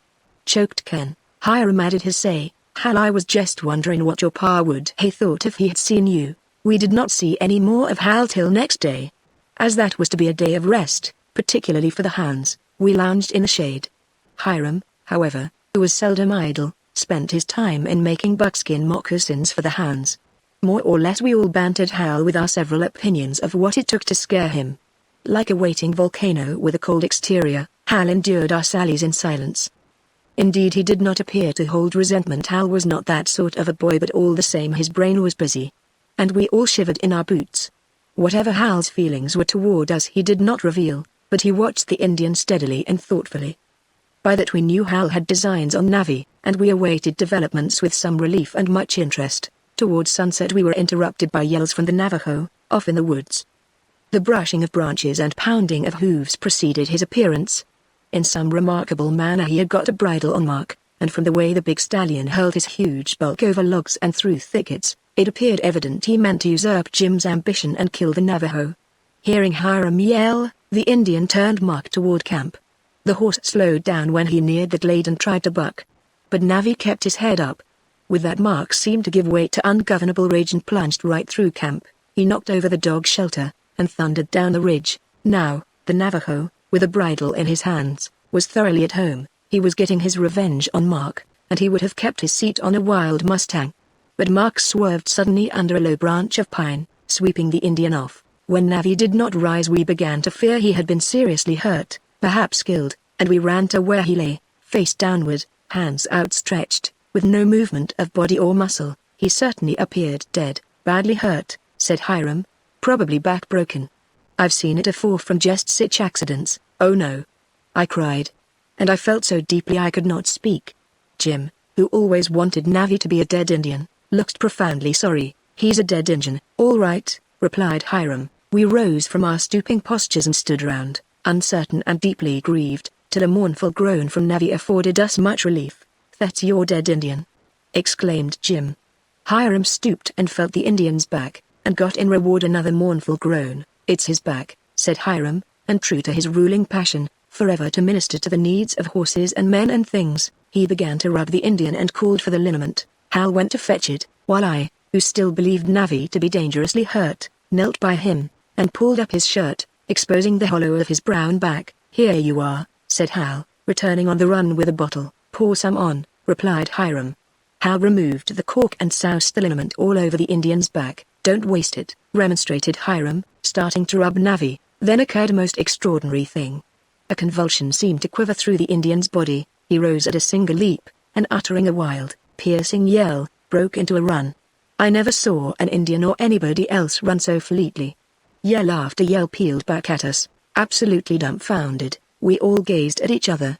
"That's your dead Indian," ejaculated Jim. "Doggone me!" exclaimed Hiram. "Look here," I cried, picking up the bottle. See? Don't you smell it? Jim fell face downward and began to shake. What? Shouted Hiram. Turpentine. You idiots. Turpentine.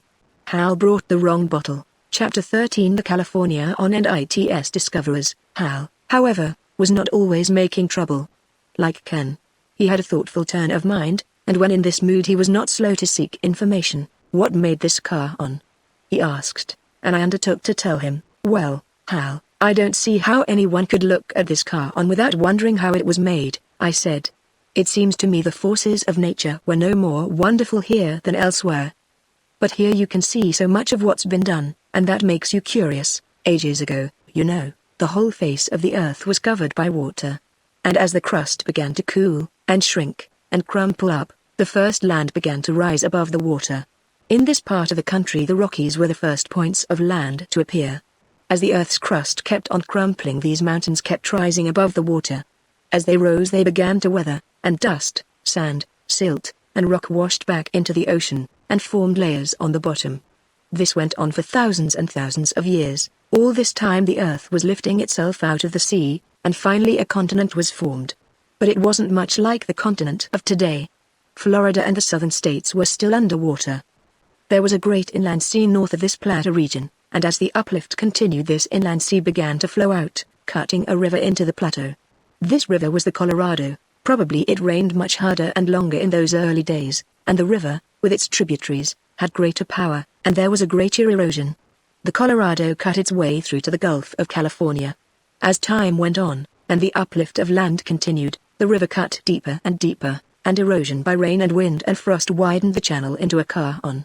The different layers of rock raised up were of different degrees of hardness and softness. Some readily wore away, others were durable. These layers were the deposit of silt into the ocean bed, where they had been burned or cemented into rock strata. There have been 15,000 feet 3 miles of strata washed off from the earth here, where we sit now. Then the uplift increased, or there was a second and quicker uplift of the plateau. It was greater here, where we are, than southward. That's why the north rim is so much higher. The whole plateau has a tilt to the north. This second uplift gave the river a greater impetus toward the sea, and that, of course, gave it greater cutting power. The narrow inner car-on was thus formed. This drained the inland sea. The river is small now to what it was then. But the same washing, grinding of sand on rock is going on down there and up above, the same eroding and weathering of rims. Gee whiz! Exclaimed Hal. It's easy to understand the way you put it. Then these different colored cliffs, the yellow, and red, and white, they are made out of the sand and silt once washed into the sea, and petrified into the layers, the strata, you called it, and then uplifted, to be washed away again. It takes my breath. Yes, and from these layers we can determine when life first appeared in the sea. For we find shells and bones of a low order of life embedded in this rock. Who discovered the car-on, anyhow? Asked Hal. If the fellow rode out of the cedars right upon the rim, without being prepared, I'll bet he thought he'd come to the jumping-off place. Ken can tell you that better than I replied. It's worth knowing, Hal, said Ken. Look here, who were the first white people in America, anyway? The Jamestown, Virginia, colony in 1607, Hal answered, triumphantly, and the Plymouth colony in 1620, Ken laughed. Well, said Hal, rather sulkily, of course, there are all the stories of Norsemen dropping in any old time all the way from Newfoundland to Long Island Sound, but they certain didn't amount to much as settlers. No, we won't count the Norsemen, said Ken. But, Hal, just think of this. The Grand Car-on, away out here in this wilderness, was discovered in 1540, 67 years before the Jamestown colony landed, and 80 years before the Mayflower dropped anchor at Plymouth. Hal whistled. That makes Plymouth Rock look young, he said. Who found the car-on? It was discovered by a Spaniard. His name was Don Lopez de Cardenas. He was a lieutenant of the great Spanish explorer Coronado, who sent him out from his camp near the so-called Seven Cities of Cibola, usually identified as the Pueblos of Zuni. Cardenas with a handful of men traveled into northern Arizona, and finally reached the gorge now known as the Grand Car-on. He must have traversed the southerly edge of the Colorado Plateau and passed through the Coconina forests. I don't understand, said Hal. These were Spanish warriors in helmets and breastplates like the men with Cortez in Mexico and Pizarro in South America. What brought them to such an out-of-the-way place as this? It's a romance, replied Ken, earnestly, but it's a true one. and it goes back to the search for a way to the treasures of the Far East, which led to Columbus' discovery of Cat or San Salvador Island in the West Indies, and then to the Spanish occupancy of Cuba, and to the gold hunts of De Soto in our South and Pizarro in South America. I don't see the connection, grumbled Hal. You will in a minute. You see, when the Spaniards were settled in Cuba in the early 16th century, they kept on looking for two things: gold and a water route to Cathay or China and the Spice Islands of the East. Now, in 1528 a Spanish expedition under Narvaez came to grief in Florida. A few survivors made their way across the Gulf of Mexico, and finally 4 who were left were captured by the Indians a little west of the mouth of the Mississippi. For years they were captives among the Indians of eastern Texas and western Louisiana. They made many long journeys, and their leader, Alvin Yunez Cabeza de Vaca, gained some favors by acting as medicine man. But at last they escaped. They traveled across Texas and northern Mexico, and in 1536 succeeded in reaching the northern outpost of Spain in Mexico, at Culiacan, in Sinaloa. That must have been the first time a white man crossed this continent, broke in Hal. Yes, Alvin Yunez Cabeza de Vaca was the first to cross the continent. He was the first white man to see the buffalo, and another thing he did was to bring hack stories of wonderful towns filled with riches of which the Indians had told him. Stories like this had reached the Spaniards before. Within 3 years a priest, Fray Marcos de Niza, taking one of Alvin Yunez Cabeza de Vaca's followers, started north to find the 7 cities of Cibola. He probably did find the pueblos of Zuni, but he brought back exaggerated stories. Such stories, especially one of Quivira, an Indian treasure city, led Mendoza, the Viceroy of Mexico, to organize a search expedition which was commanded by Coronado, the governor of New Galicia. He started north in 1540 with over 300 soldiers and over 1,000 Indian allies and Indian and Negro servants.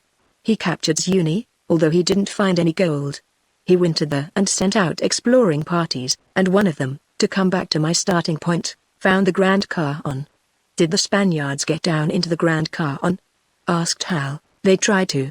Some of the men with cardinals climbed down a long way with Indian guides. They said that some rocks on the sides of the cliffs which seemed the size of a man from above proved to be larger than the Great Tower at Seville when they reached them.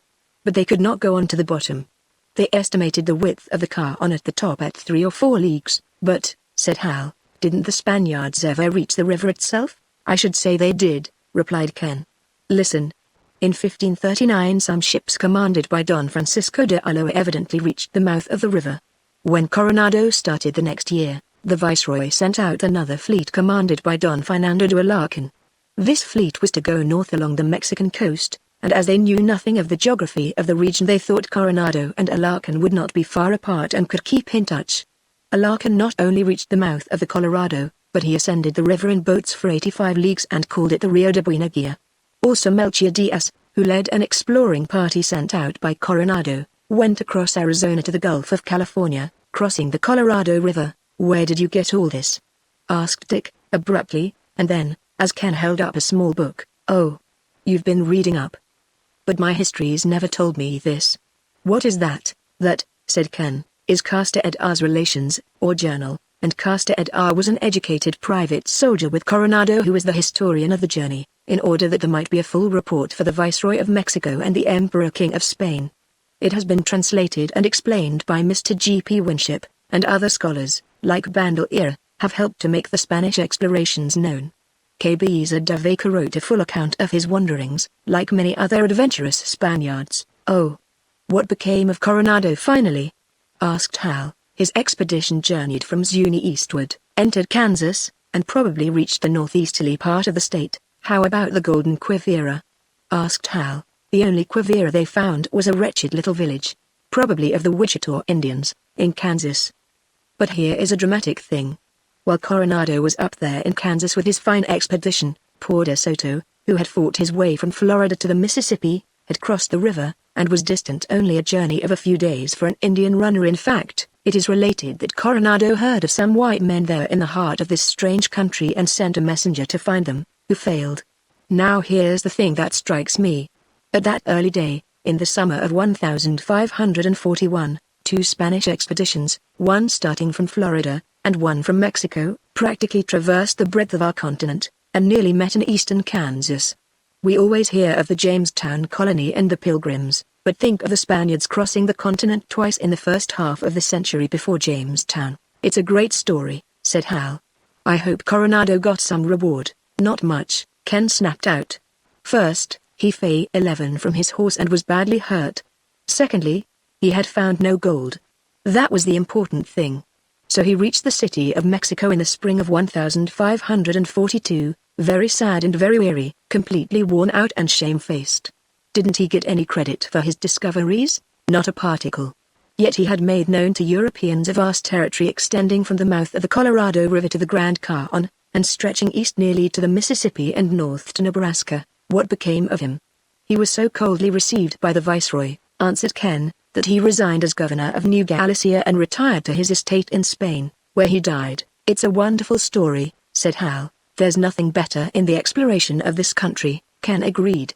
But, Hal, I've talked myself out and it's time to do something else. Chapter 14 Hiram Bent's story. How old Hiram Bent was no one knew, and he probably did not know himself. But his life of western adventure had included Indian fighting and buffalo hunting in the early days, and once in a while he could be persuaded to talk of wildlife on the plains. Something that he said made us demand a story, and at last he began. Youngsters, this narrow escape had happened way down in the northwest corner of Texas. Jim must know just about where it was. I was trying to overhaul a shifty herd of buffalo, and had rid maybe 40 or 50 miles that day. As I was climbing a slope I saw columns of dust rise on beyond the ridge, and they told me the direction the herd was taking. When I got on top I made out far ahead a lone sentinel of the herd standing out sharp and black against the skyline. When the wary old buffalo disappeared I had cause to grumble. For there wasn't much chance of me overhauling the herd. Still I kept spurring my horse. He plunged down the ridge with a weakening stride, and I knew he was most done. But he was game and kept on. Presently I saw the flying buffalo, a black moving mass half hid by clouds of whitish dust. They were a mile or more ahead and I thought if I could get out of the rough ground I might head them. Just below me were piles of yellow rock and clumps of dwarf trees, and green that I reckoned was cottonwoods. My horse ran down into a low hollow, and afore I knowed what was up all about me was moving objects, red and brown and black.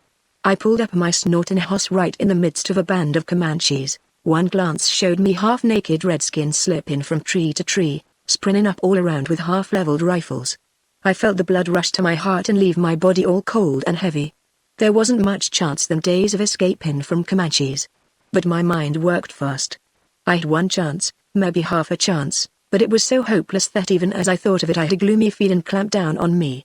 I leapt off my horse, threw the bridle over my arm, and with bearing as natural as if my coming was intended I went toward the Injuns. The half-leveled rifles dropped, and the strung bows slowly straightened, and deep grunts told of the surprise of the Comanches. "Me talk big chief," I said, waving my hand as if I was not one to talk to braves. One redskin pointed with a long arm. Then the line opened and let me through with my horse. It was a large camp of hunting Comanches. Buffalo meat and robes were drying in the sun. Swarms of bunflies showed the fresh kill. Covered fires gave vent to thin wisps of smoke, worn rifles gleamed in the sun, and boughs smooth and oily from use littered the grass. But there were no wigwams or squaws. I went forward watched by many cunning eyes, and made straight for a cottonwood tree, wore a long trailing headdress of black-barred eagle feathers hung from a branch. The chief was the rest in. I was expecting and dreading to see a short square Injun, an old chief I knew and who had reason to know me.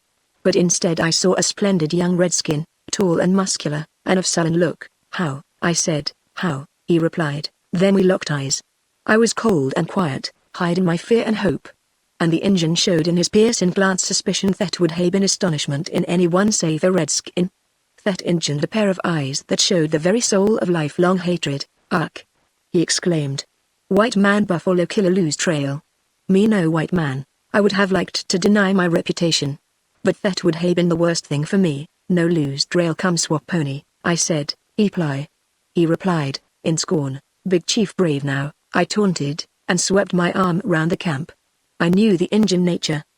The chief lifted his head with a motion that said no. The Comanche cared for nothing but courage and endurance. He was faced in his home by a defenseless hunter. No doubt he felt the call of his blood. It was his law that he couldn't tomahawk me or order me shot and scalped till he had made me show fear. And that was my hope. The Comanche had to see fear in me, or sense it, before he could kill me. I looked as if I didn't know what fear was. I just made myself stone. In this was all the little hope I had of life. The redskin to be made believe I had rid into his camp, feeling no fear of death, recognizing no cause for it, and holding myself safe. Now the redskin believed in the supernatural, in the unseen force of nature leaguing itself with the brave, and giving man a godlike spirit. Years of bloody warfare had driven the redskin back from the frontiers, made him a savage. War once no doubt he was noble. But fire and strife and blood couldn't stamp out that belief. "Swap pony," I said again, and showed silver I would include in the trade. "How much?" he asked. "Heap much," I answered. He held out a brown lean hand for the silver, and threw it straight back in my face. The hard silver cut and bruised me. Blood flowed from cuts, but I didn't move a muscle, and kept a cool gaze level with the dark hot eyes of the redskin. That flinging of the silver was a young chief's undignified passion toward a prisoner who become prisoner without effort or risk for any warrior. No honor was there in me, no glory in insult to me. I caught my advantage, and became cooler and stonier than ever, and put a little contempt in my looks. A sudden yell from him brought his band running and leaping. They grunted and let out deep savage cries. A circle formed round us, a circle of bronzed, scarred warriors, and I felt my time was near. They all knew me. Not so much because I had fought them, but because I was a great buffalo killer, and they hated me for that. More than any other hunter I made meat scarce at their campfires. Their meaning eyes roved from chief to me, spelling sentences of iron and torture and death. The Comanche took from one of his braves a long black bow as tall as himself, and a long feathered and barbed arrow. He leaned toward me, and his look was so keen that I felt it would read my soul. "White hunter lie no want swap pony hunt buffalo no smell Indian smoke." I kept silence and never let my gaze flicker from his. That was all I could do. No word, no move could help me now.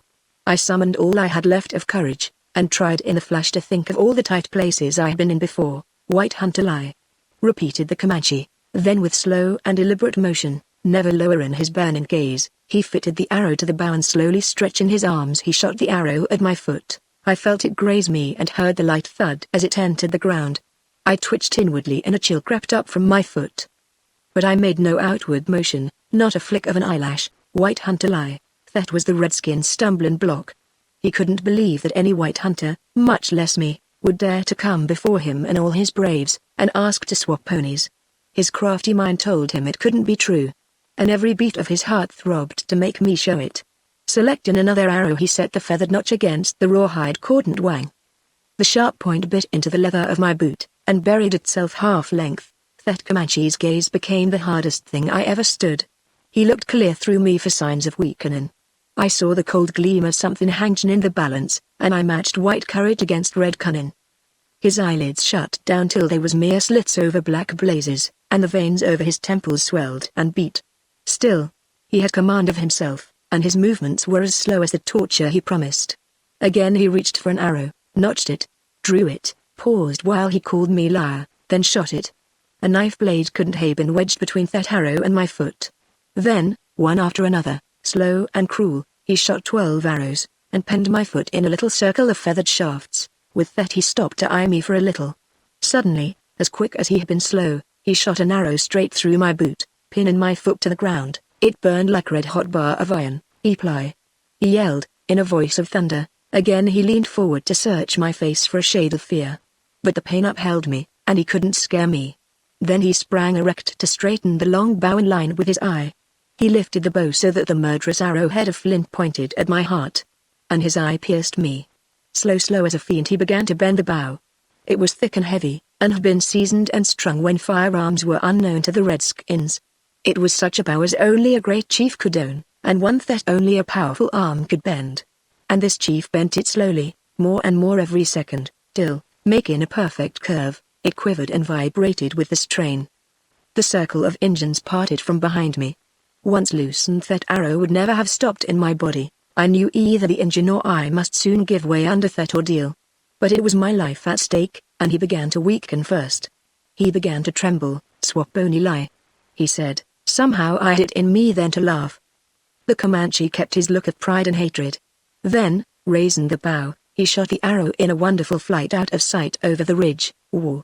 War!" he cried in disgust, and threw down the bow.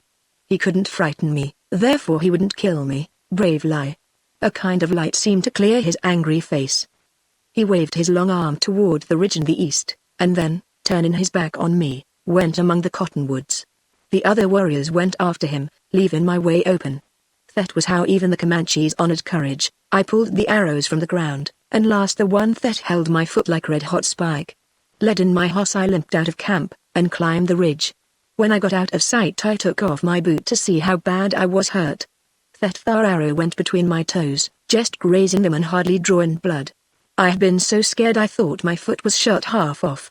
But all the same, that was the rarest escape Hiram Bent ever had. Chapter 15 Wild Mustangs. One morning Navi came in with the horses and reported that Wings had broken his hobbles and gone off with a band of wild mustangs.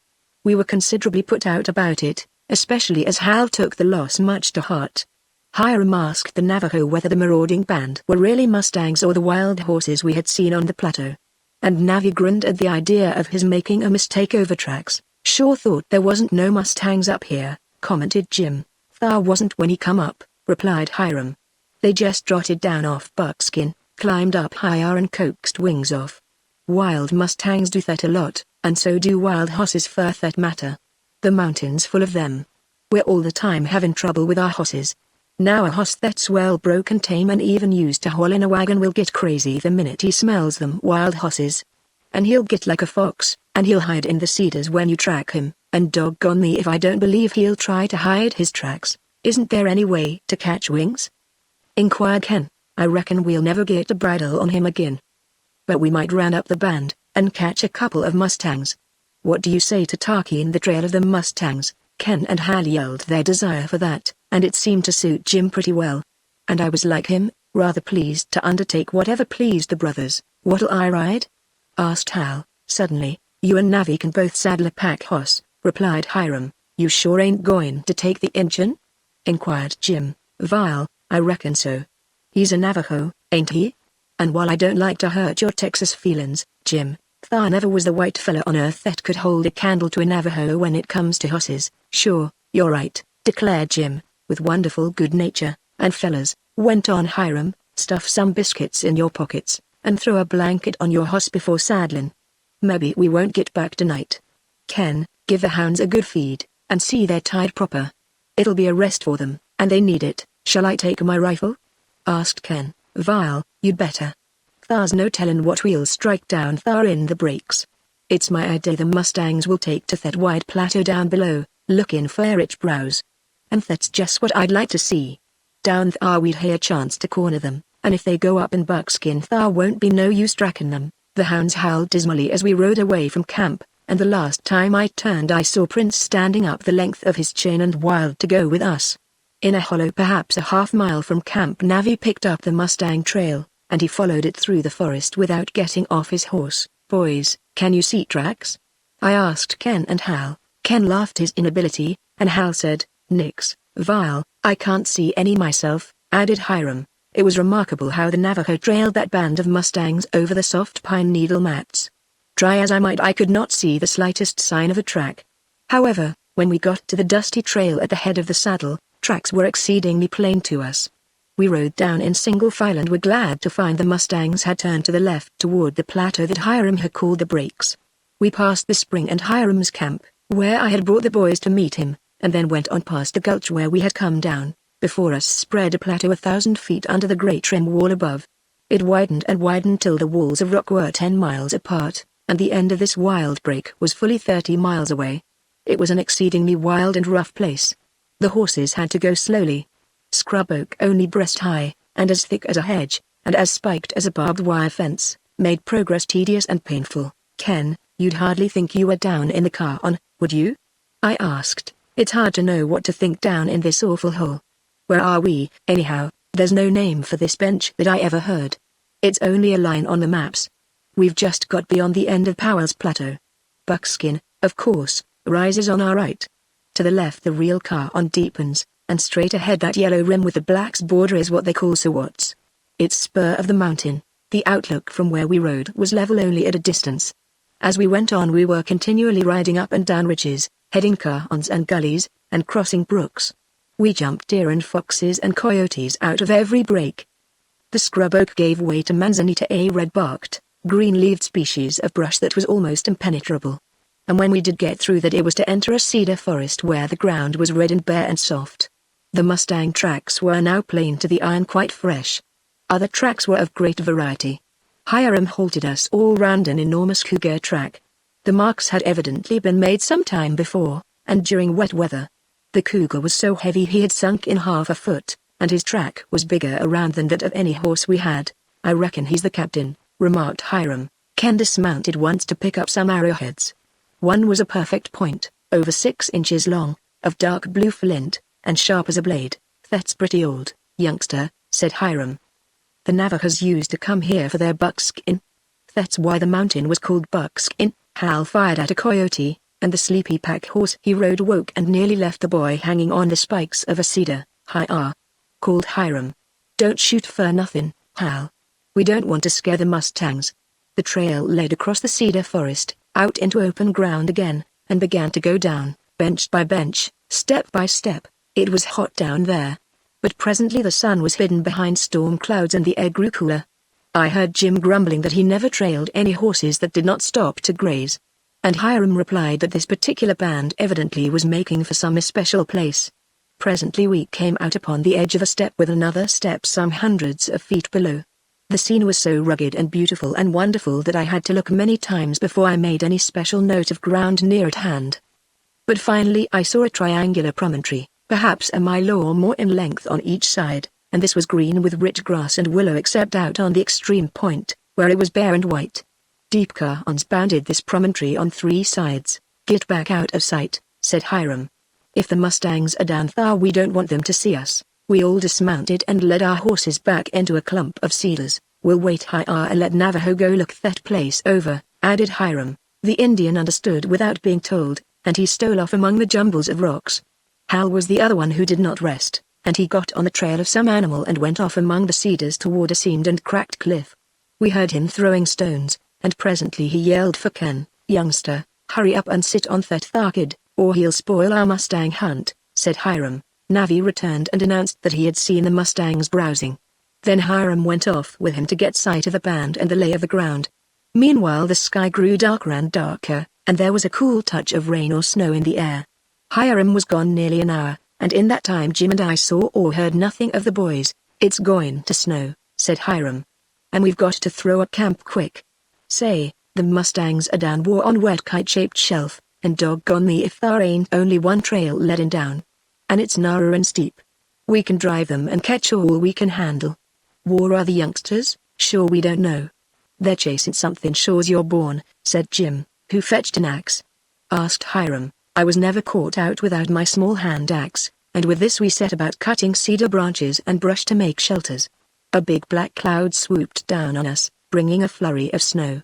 At that juncture Ken and Hal stalked into camp, each carrying a struggling, snapping little fox. Both boys were bleeding from bites or cuts which they minded not at all. "Been roping foxes, eh?" asked Hiram. "Vile, let 'em go and pitch in higher and help. We've got the Mustangs rounded up, and with good weather we'll hae more fun and hard work than you youngsters hae seen yet." It was noticeable that Ken released his capture, while Hal tied his to a cedar with a cord. Both lads lent their aid, and it was not long before we had a big lean-to on the windward side. It was not finished any too soon, for the snow began to fall. A snowstorm like this one was as bad as rain, and as good as rain, too, for it was heavy, thick, and wet. When the storm passed 6 inches of snow lay upon everything. The sun still hid behind clouds, but the air was warm and the snow melted fast. "Fellas, it's getting late, anyhow," said Hiram. "And we couldn't do much in this snow. We'll wait till tomorrow. I'll fence up that narrow trail so the Mustangs can't give us the slip." We lounged around our camp, made a meal on biscuits and snowballs, and rolled in our blankets to sleep soundly. Hiram awakened us early.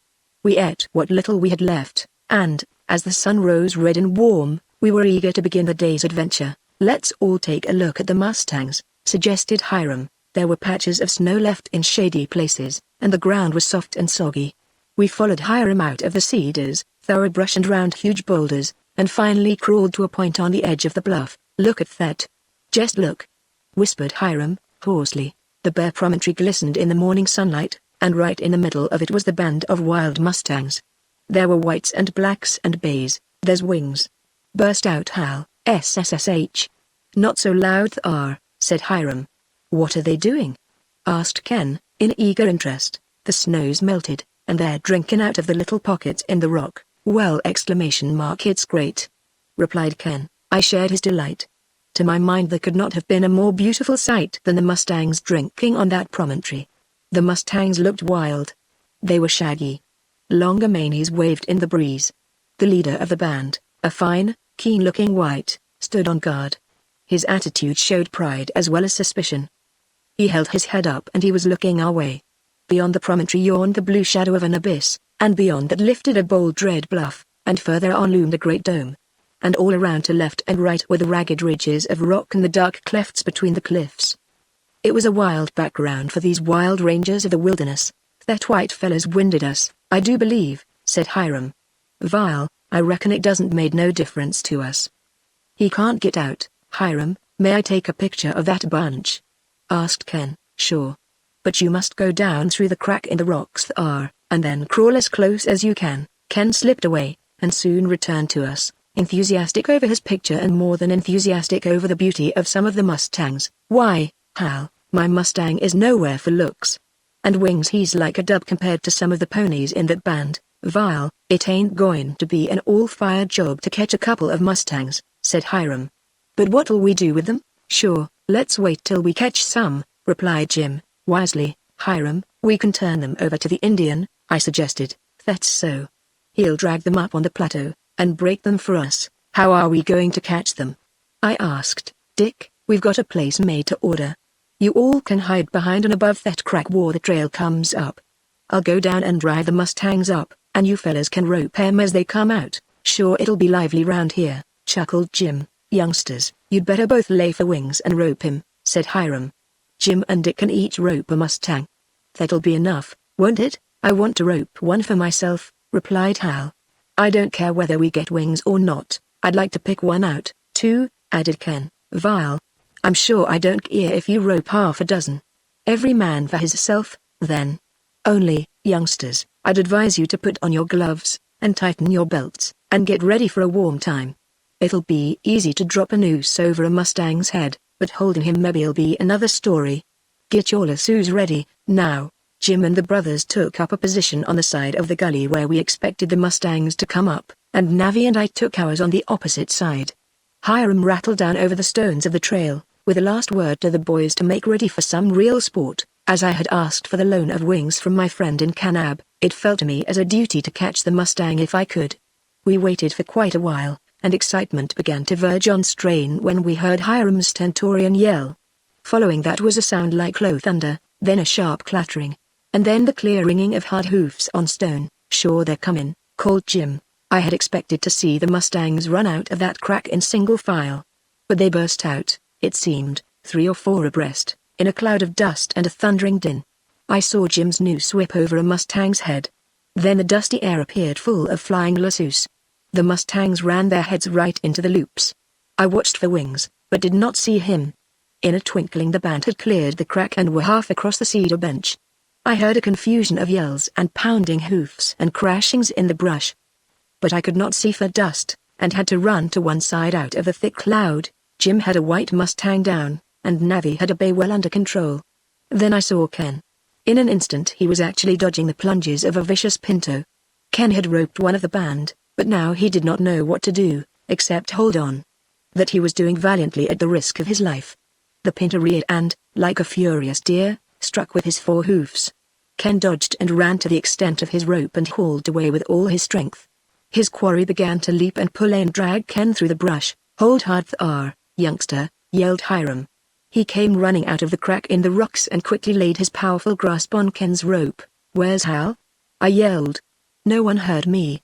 All were too busy. I turned this way and that. Finally, way off on the bench, at least 100 yards, I saw a Mustang jumping and shaking his head. Then I saw a tight lasso round his neck. I did not wait to see Hal, but started to run with all my might. The Mustang, a beautiful slate color with white tail and mane, kept plunging through the brush, and I knew he was dragging Hal. Then I saw the boy. He was down, but trying to get up, and holding to the lasso as if he would die before he let go. "Hang on, Hal," I cried. He's a beauty. You've got a prize. Hang on. Hal regained his feet. The Mustang renewed his fight for freedom. And then began a race. He dragged Hal so fast for a little while I scarcely gained at all. But Hal tripped and fell, and as he would not give up, of course, his weight held the Mustang back. I gained ground, reached Hal, and grasped it tight lasso. One jerk sent that savage Mustang to his knees and took away some of his breath and fire. He thrashed about and wrestled a few more moments, and then squared away, 4 hoofs braced, and, refusing to budge, watched me with wild eyes. Promptly I tied the lasso to a stout bush. Again he began to rear and jump, and as the rope did not give an inch he choked himself pretty thoroughly, and at length fell flat. I hurried up and loosened the noose and tied a knot that would not slip. He's ours, Hal. Where are you? I yelled. It was a sorry-looking lad I found half sitting up in the brush. Dust-covered, scratched and bloody, with his clothes in tatters. Hal Ward was a sight. I'm all right except my wrists. They're all skinned from the rope, he said. Gee. What a pony. Say, Dick, is he hurt? He breathes so hard, he's just winded and scared. We'll leave him here till we find out what to do with him. Let's go back. We returned to camp, where Hal was greeted with solicitude, and then, when it became known that he had not been hurt, there was uproarious mirth at his appearance. I don't care. I got the blue ribbon winner of that bunch, retorted Hal. So indeed it turned out. Hal's Mustang was a beauty, one and all agreeing that he was about the wildest and raciest and the most beautiful little horse we had ever seen. Vile, I ain't noticed that any of you catched wings, said Hiram. For that matter not one of us had even seen the Mustang. Hiram said that it was rather strange, and he went back down to the promontory. Upon his return he told us that Wings was down there and could be readily caught. He turned back, I reckon, went on Hiram. And now, fellas, let's figure things. We've had a right smart bit of luck. But we can't take all these wild Mustangs up on the plateau with us.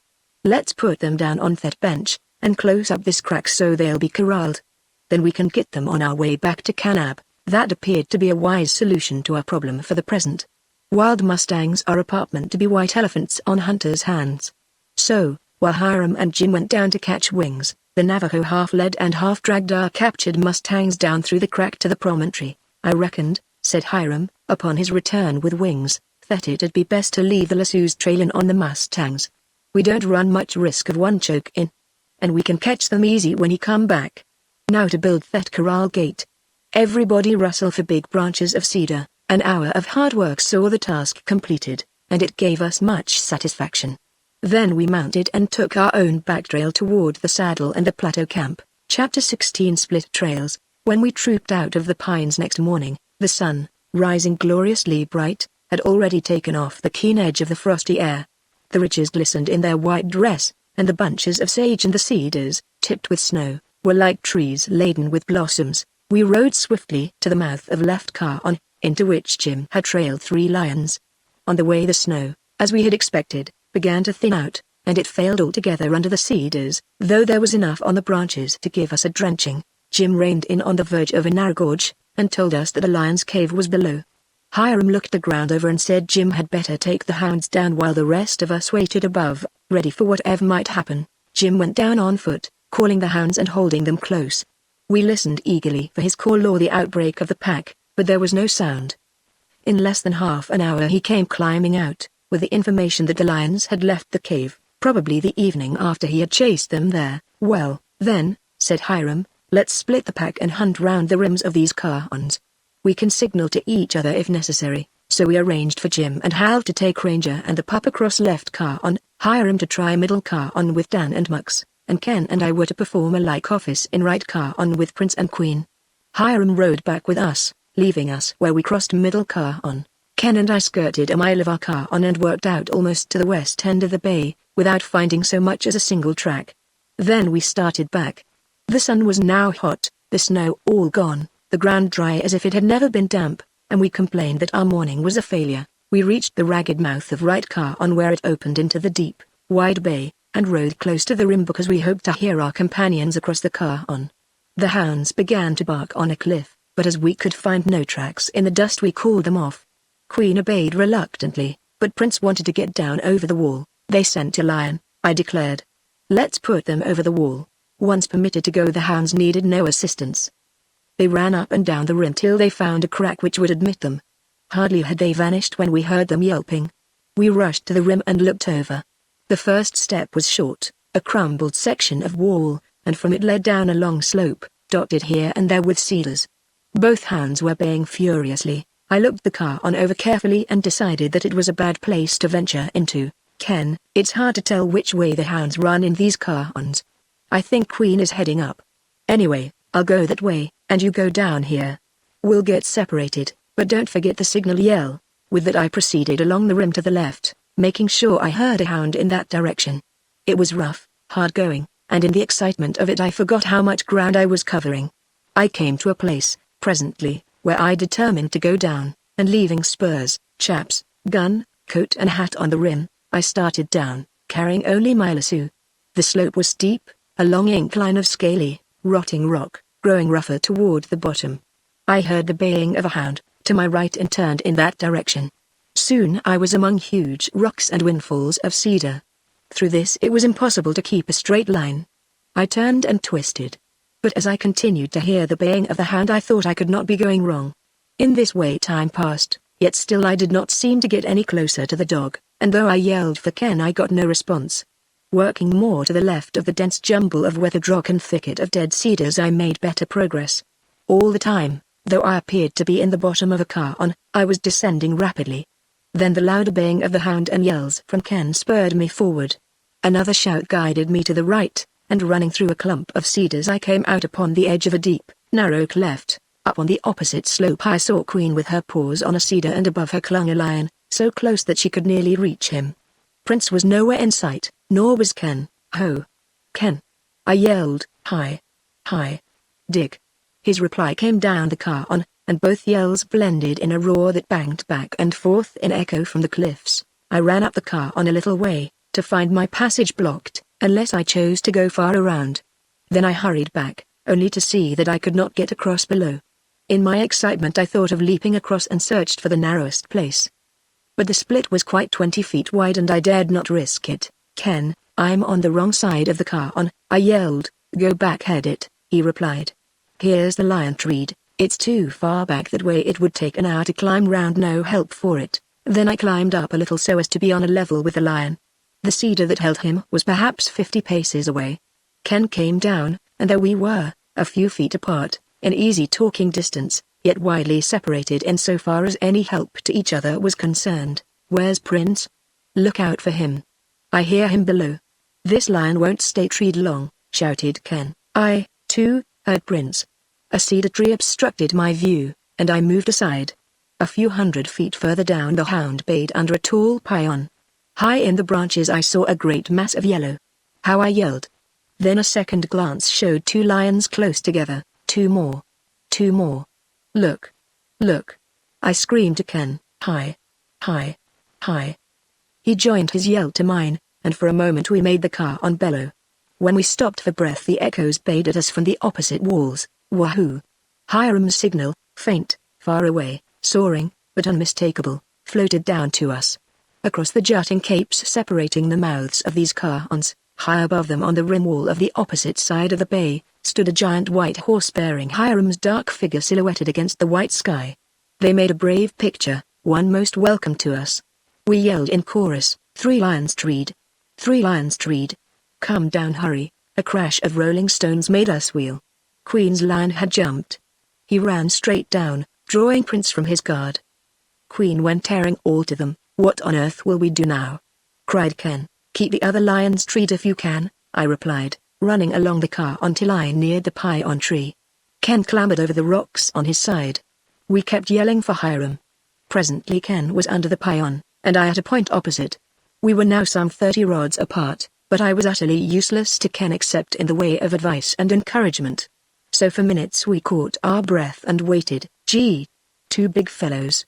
And they look as scared as I am, called Ken. That's good. Keep them scared. I hear Hiram coming. Hi. Hi. This way, Hiram. Ken, just listen to Hiram rolling the rocks. He's coming like an avalanche. Bits of weathered rock clattered down the slope, and the old hunter was at their heels. War are the hounds? He yelled. Gone down after the 3rd lion, I replied. They've treed him down there. Vile, that's good. Now you fellas keep these cougars treed. It'll be easy. Bark at him like dogs, and if one starts down, grab a club and run at him as if you was going to kill him. Bang on the tree. Beat the branches, and yell. You can keep them up there till I get back with the hounds. With that, Hiram, like a giant with 7 league boots, disappeared down the slope. It had all happened so quickly that I could scarcely realize it. The yelping of the hounds, the clattering of stones grew fainter, telling me that Prince and Queen, and Hiram too, were going to the bottom of the bay. Ken, have you got your gun? I called. No, I left everything but my rope, he replied. Then the 2 snarling lions brought me to a keen sense of the reality. Ken had a job on his hands, 2 almost full-grown lions to be kept treed without hands, without a gun, without help from a companion. Say. This is funny, yelled Ken. Dick, I'm scared sick, but I hate to quit. I'll stick. I'll do what Hiram told me to. It occurred to me then that Hiram probably had not noticed Ken was without his gun, or that I was separated from him by the narrow, deep chasm. Ken began to bark like a dog at the lions. About this moment I heard hounds, but could not tell their direction. I called and called. Presently a faint chorus of bays and a yell from Hiram told that his lion had surely treed. Wahoo! Rolled down from above, far up behind me, on the yellow cracked rim, stood Jim Williams. Where can I get down? I surveyed the walls. Cliff on cliff, slide on slide, jumble, crag, and ruin baffled my gaze. But finally I picked out a place. To the left, I yelled. He passed on with one of the hounds at his heels. There. Let the dog down on a rope and then yourself. I watched him swing the hound, which I recognized as Ringer, down a wall and pull the slip noose free. This doesn't seem so bad, called Ken, who evidently was recovering his nerve. Then he saw Jim above. Hi, Jim.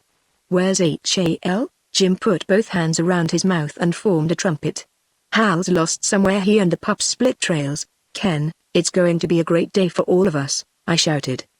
Don't worry and stay with your lions. Then I watched Ringer slide to the edge of a slope, trot to the right and left of crags and turn down in the direction of the baying hounds. He passed along the verge of precipices that made me tremble for him, but, sure-footed as a goat, he went on safely, to disappear far to my right. I saw Jim with his leg wrapped in his lasso sliding down the first step of the rim. The rope, double to reach around a cedar above, was too short to extend to the landing below. Jim dropped, raising a cloud of dust and starting the stones. Pulling his lasso after him, he gathered it in a coil on his arm, and faced forward on the trail of the hound. In the clear light, against that wild red and yellow background, with the stones and gravel roaring down, streaming over the walls like waterfalls, he seemed another giant, striding on in 7 league boots. I would have called him to come down to help Ken, but it was impossible for him to get to us. From time to time he sent up a yell of encouragement that wound down the car on, to be answered by Hiram and the baying hounds, and then the strange, clapping echoes. At last he passed out of sight, and still I heard him going down till the sounds were only faint and hollow. Ken was now practically alone with his 2 treed lions, and I knew that no hunter was ever so delighted. He had entirely recovered from his first panicky feeling. I sat there in the sun watching him. He stood on the slope, just under the edge of the pine branches, and he had a long club in his hand. The situation was so singular that I could have laughed, but for the peril. The idea of Ken keeping those big cougars treed with a club was almost too ridiculous to consider, yet all the same it was true. For a long time the cougars were quiet, listening. However, as the baying of the hounds diminished in volume and occurrence, and then ceased altogether, Ken's quarry became restless. It was then that he began to bark like a dog, whereupon the lions grew quiet once more. That's the way, Ken. You're the best hound in the pack. You've got a fine bark there. Keep it up, I shouted. As long as Ken barked or bayed or yelped, the cougars remained comparatively quiet. Ken, however, began to weaken in voice and finally lost it. Dick, you'll have to bark some, he said, and I could scarcely hear him. At that I willingly began to imitate Prince and Ringer and Mux. It was easy at first, but soon it became a task. I bayed for an hour. My voice grew hoarser and hoarser, and finally failed in my throat. In order to get out a few bays I had to rest for a moment. Soon I was compelled to stop. The cougars immediately grew restless and then active. Ken, you've got to do something, I called, in strained, weak tones. The lower lion hissed and spat and growled at Ken, and made many attempts to start down. Ken frustrated these by hitting the cougar with stones. Every time Ken threw he struck his mark.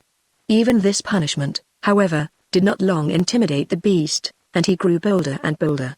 At length he made a more determined effort, and stepped from branch to branch. Ken dashed down the incline with a stone in one hand and a long club in the other. I tried to shout advice, but I doubt if Ken heard. He aimed deliberately at the lion, threw the stone and hit him squarely in the ribs. That brought a roar which raised my hair. Then directly under him Ken wielded his club, pounding on the tree, thrashing at the branches. "Go back! Go back!" yelled Ken. "Don't you dare come down. I'll crack your old head." The cougar came almost within reach of Ken's club. I wondered at the way the boy held his post. Many as were the daring achievements Ken Ward had executed before my eyes, this one eclipsed them all. I was chilled with fear. I was in distress because I could not raise my hand to help him. Ken must have been in an unreasoning frenzy. He ran round the peon, keeping directly under the cougar, and intercepting him at every turn. More than once the beast crouched as if to spring, and was only deterred from that by Ken's savage attacks. Finally he had luck enough to give the cougar a ringing blow on the head. This, for the moment, stopped the descent, for the big cat climbed back to his perch beside his mate. In the momentary lull of battle I heard the faint yelp of a hound. "Listen, Ken!" I cried. I listened, too. It came again, faint but clearer. I looked up at the lions. They, too, heard, for they were very still. I saw their heads raised and tense. I backed a little way up the slope. Then the faint yelp floated up again in the dead, strange silence. I saw the lions quiver, and it seemed as if I heard their hearts thump. The yelp was wafted up again, closer this time. I recognized it. It belonged to Prince. The great hound was on the back trail of the other lion, coming to Ken's rescue. "It's Prince! It's Prince! It's Prince!" I cried. It's all up now. What feelings stirred me then? Gladness and relief for Ken dominated me. Pity for those lions I felt also. Big, tawny, cruel fellows as they were, they shivered with fright. Their sides trembled. But pity did not hold me long. Prince's yelp, now growing clear and sharp, brought back the savage instinct of the hunter. A full-toned bay attracted my attention from the lions to the downward slope. I saw a yellow form moving under the trees and climbing fast. It was Prince. "Hi. Hi. Old boy."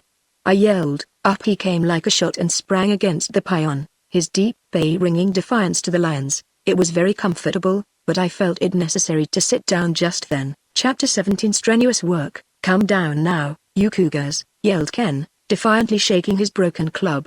"I dare you now. Old Prince is here. You can't catch that hound, and you can't get away from him." Ken had evidently contracted Hiram's habit of talking to cougars as if they were human. "Oh, Ken Ward, it was tough on you," I said, "and tough on me, too. But we're all right now." Moments passed. I was just on the point of deciding to go down to hurry up our comrades, when I heard the other hounds coming. Yelp on yelp, bay on bay, made welcome music to my ears. Then a black and yellow, swiftly flying string of hounds bore into sight down the slope, streamed up and circled the peon. Hiram, who at last showed his tall, stooping form on the steep of the ascent, seemed as long in coming as the hounds had been swift. "Did you get the lion? Where's Jim?" I asked, in eagerness. "Lion tied all fast," replied the panting Hiram. "Left Jim to guard him." "What are we to do now?" asked Ken. "Wait till I get my breath. We can't get both lions out of one tree." "All right," Ken replied, after a moment's thought. "I'll tie Curly and Mux. You go up the tree. That first lion will jump sure, he's almost ready now. The other hounds will tree him again pretty soon. If he runs up the car on, well and good." "Vile, that's a good idea," said Hiram. "Hiya, Leslie, what are you doing over there?" "I couldn't get across," I replied. "Hey, you been there all the time, leaving the youngster Hiya alone with these critters?" "Hiram, it couldn't be helped. I was unable to do a blamed thing. But Ken made a grand job of it. Wait till I can tell you." "Vile, doggone me!" exclaimed the old hunter. He pounded Ken with his big hand, then he began coiling his rope. "Ken, you go ahead and tie up Curly and Mux. You, Leslie, get ready to run up the car on and keep track of this cougar that's going to jump." He began the ascent of the peon. The branches were not too close, affording him easy climbing. Before he looked for even a move on the part of the lions, the lower one began stepping down. Ken yelled a warning, but Hiram did not have time to take advantage of it. He had half turned, meaning to swing out and drop, when the lion planted both forepaws upon his back. Hiram went sprawling down, with the lion almost on him. Prince had his teeth in the lion before he touched the ground, and when he did strike, the rest of the hounds were on him. A cloud of dust rolled down the slope. The lion broke loose and with great, springy bounds ran up the car on, Prince and his followers hot-footing it after him. Mux and Curly broke the dead sapling to which Ken had tied them, and dragging it behind them, endeavored in frenzied action to join the chase. Ken drew them back, loosening the rope, so in case the other lion jumped he could free them quickly. Hiram calmly gathered himself up, rearranged his lasso, took his long stick and proceeded to mount the python again. I waited till I saw him slip the noose over the lion's head, then I ran up the slope. I passed perilously near the precipice and then began to climb. The baying of the hounds directed me. In the box of yellow walls the chorus seemed to come from 100 dogs. When I found them, close to a low cliff, baying the lion in a thick dark python, Ringer leapt into my arms, and next Prince stood up against me with his paws on my shoulders. These were strange actions, and though I marked it at the moment, I had ceased to wonder at our hounds. I took one look at the lion in the dark shade, and then climbed to the low cliff and sat down. I called Prince to me and held him. In case our quarry leapt upon the cliff, I wanted a hound to put quickly on his trail. Another hour passed. It must have been a dark hour for the lion. He looked as if it were, and one of impatience for the baying hounds, but for me it was an hour of enjoyment. Alone with the hounds and a lion, walled in by wild-colored cliffs, with the dry sweet smell of cedar and python, I asked no more, only that I wished Ken had been there. Curly and Mux, yelping as they came, were forerunners of Hiram. I saw his grey locks waving in the breeze, and shouted to him to take his time. As he reached me, the lion jumped and ran up the car on. This suited me, for I knew he would take to a tree soon, and the farther up he went the less distance we would have to pack him. From the cliff I saw him run up a slope, pass a big cedar, cunningly turn on his trail, and then climb into the tree and hide in its thickest part. Prince passed him, got off the trail, and ran at fault. The others, so used to his leadership, were also baffled. But Queen, crippled and slow, brought up the rear, and she did not go a yard beyond where the lion turned. She opened up her deep call under the cedar, and in a moment the howling pack were around her. Hiram and I toiled laboriously upward. He had brought my lasso, and he handed it to me with a significant remark that I would soon have need of it. The cedar was bushy and overhung a yellow, bare slope which made Hiram shake his head. He climbed the tree, lassoed the spitting lion, and then leapt down to my side. By united and determined efforts we pulled the lion off the limb and let him down. The hounds began to leap at him. We both roared in rage at them, but to no avail. "Hold on, Thar!" shouted Hiram, leaving me with the lasso while he sprang forward. The weight of the animal dragged me forward and, had I not taken a half hitch round a snag, would have lifted me off my feet or pulled the lasso from my hands. As it was, the choking lion, now within reach of the furious leaping hounds, swung to and fro before my face. His frantic lunges narrowly missed me. Hiram grasped Prince by the hind legs and pitched him down the slope. Prince rolled 100 feet before he caught himself. Then Hiram threw old Mux and Ringer and Curly, but he let Queen alone. Before the hounds could climb the slope, Hiram roped the lion again and made fast his lasso to a tree. "Let go!" he yelled to me. The lion fell.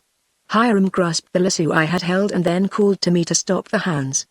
By the time I had checked them, he had the lion securely tied. This beast was the bold fellow which had given Ken such a battle. He lay now, his sides heaving, glaring and spitting at us. "Leslie, I'm all in," panted Hiram. "Climb in, the mortal slopes catches me in the heart. I can't go down again. Thar's Jim guarding the first cougar. Ken is watching the second, the one I fastened with chain and lasso to a swinging branch. And Hyar's the third. 3 cougars. Vile, I never beat that in my life.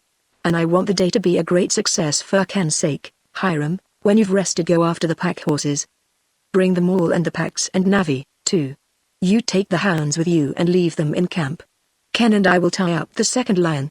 Then we'll call Jim up and pack the 2 lions up here to this one.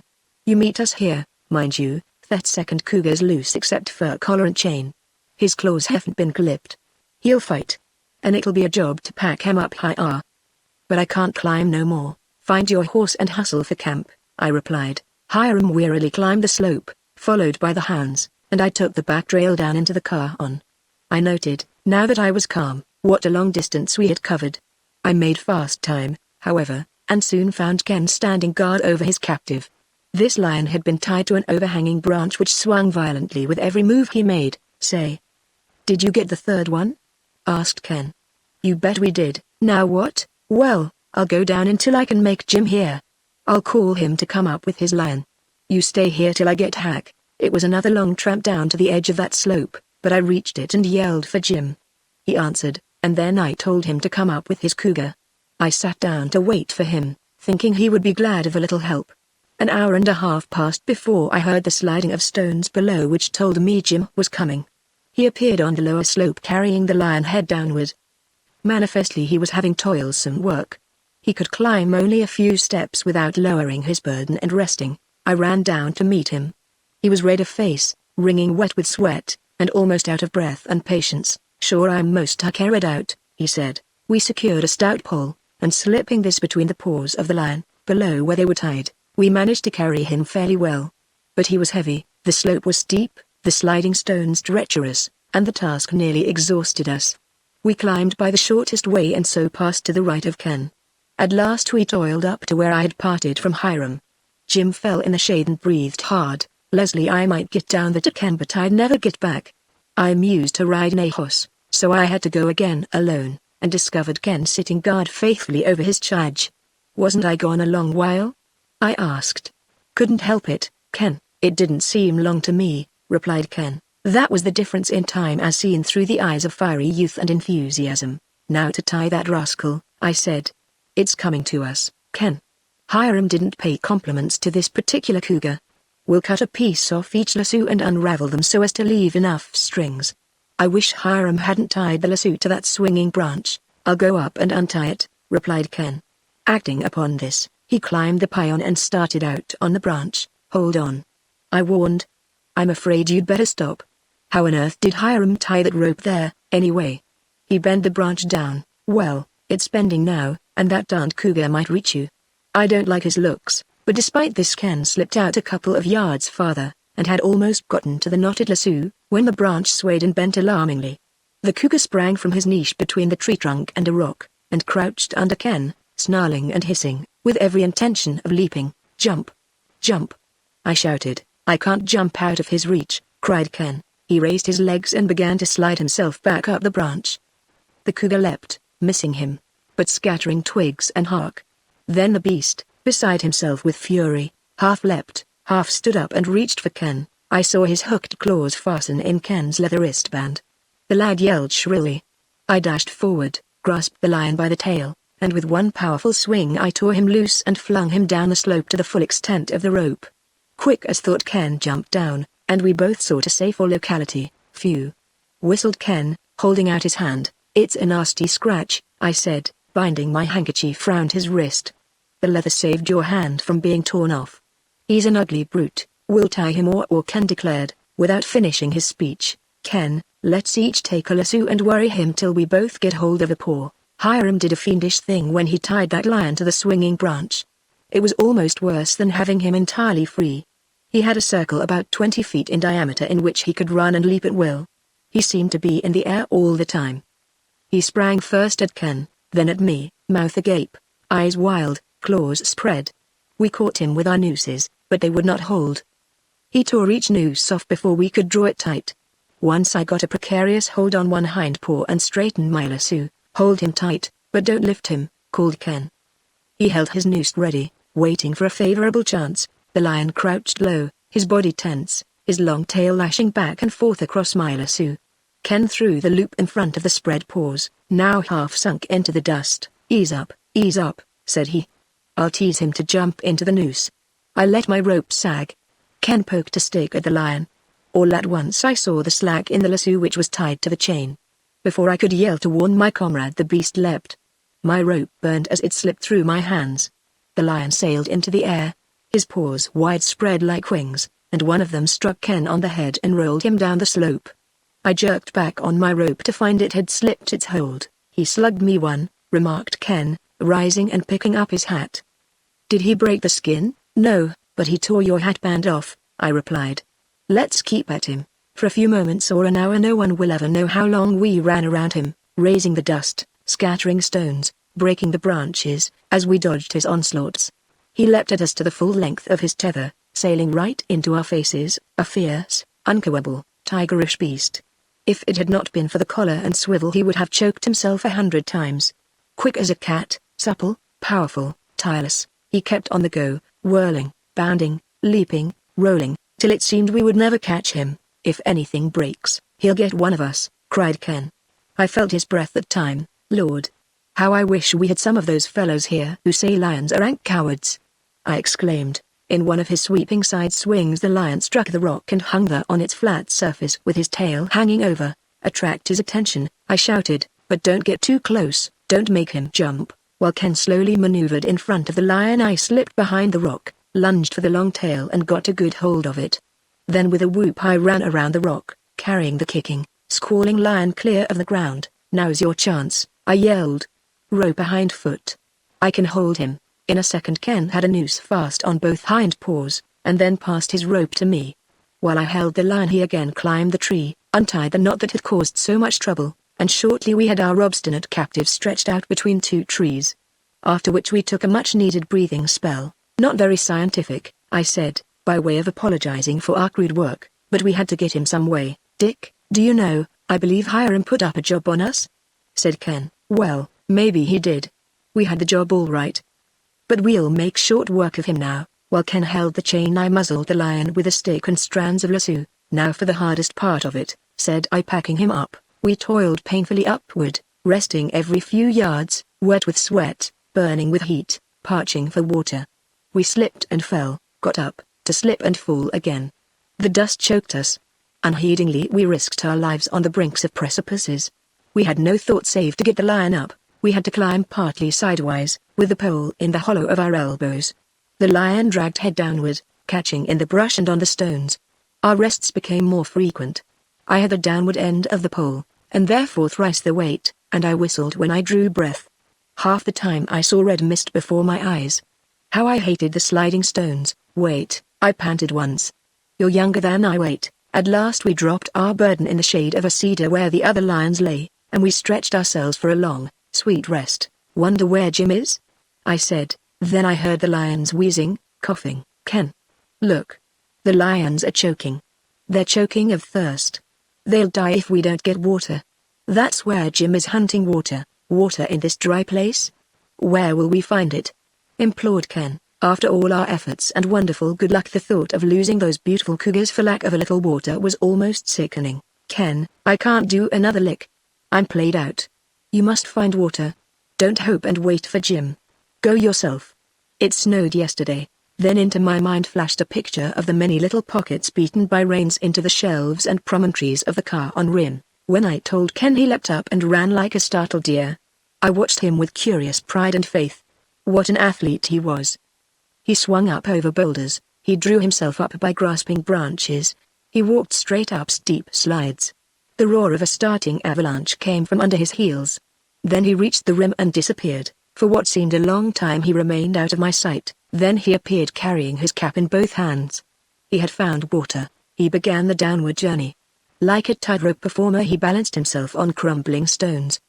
He stepped with the skill of a goat. He zigzagged weathered slopes, he leapt fissures and ran along yellow slides. The further down he got, the faster he came, until it seemed as if he had wings.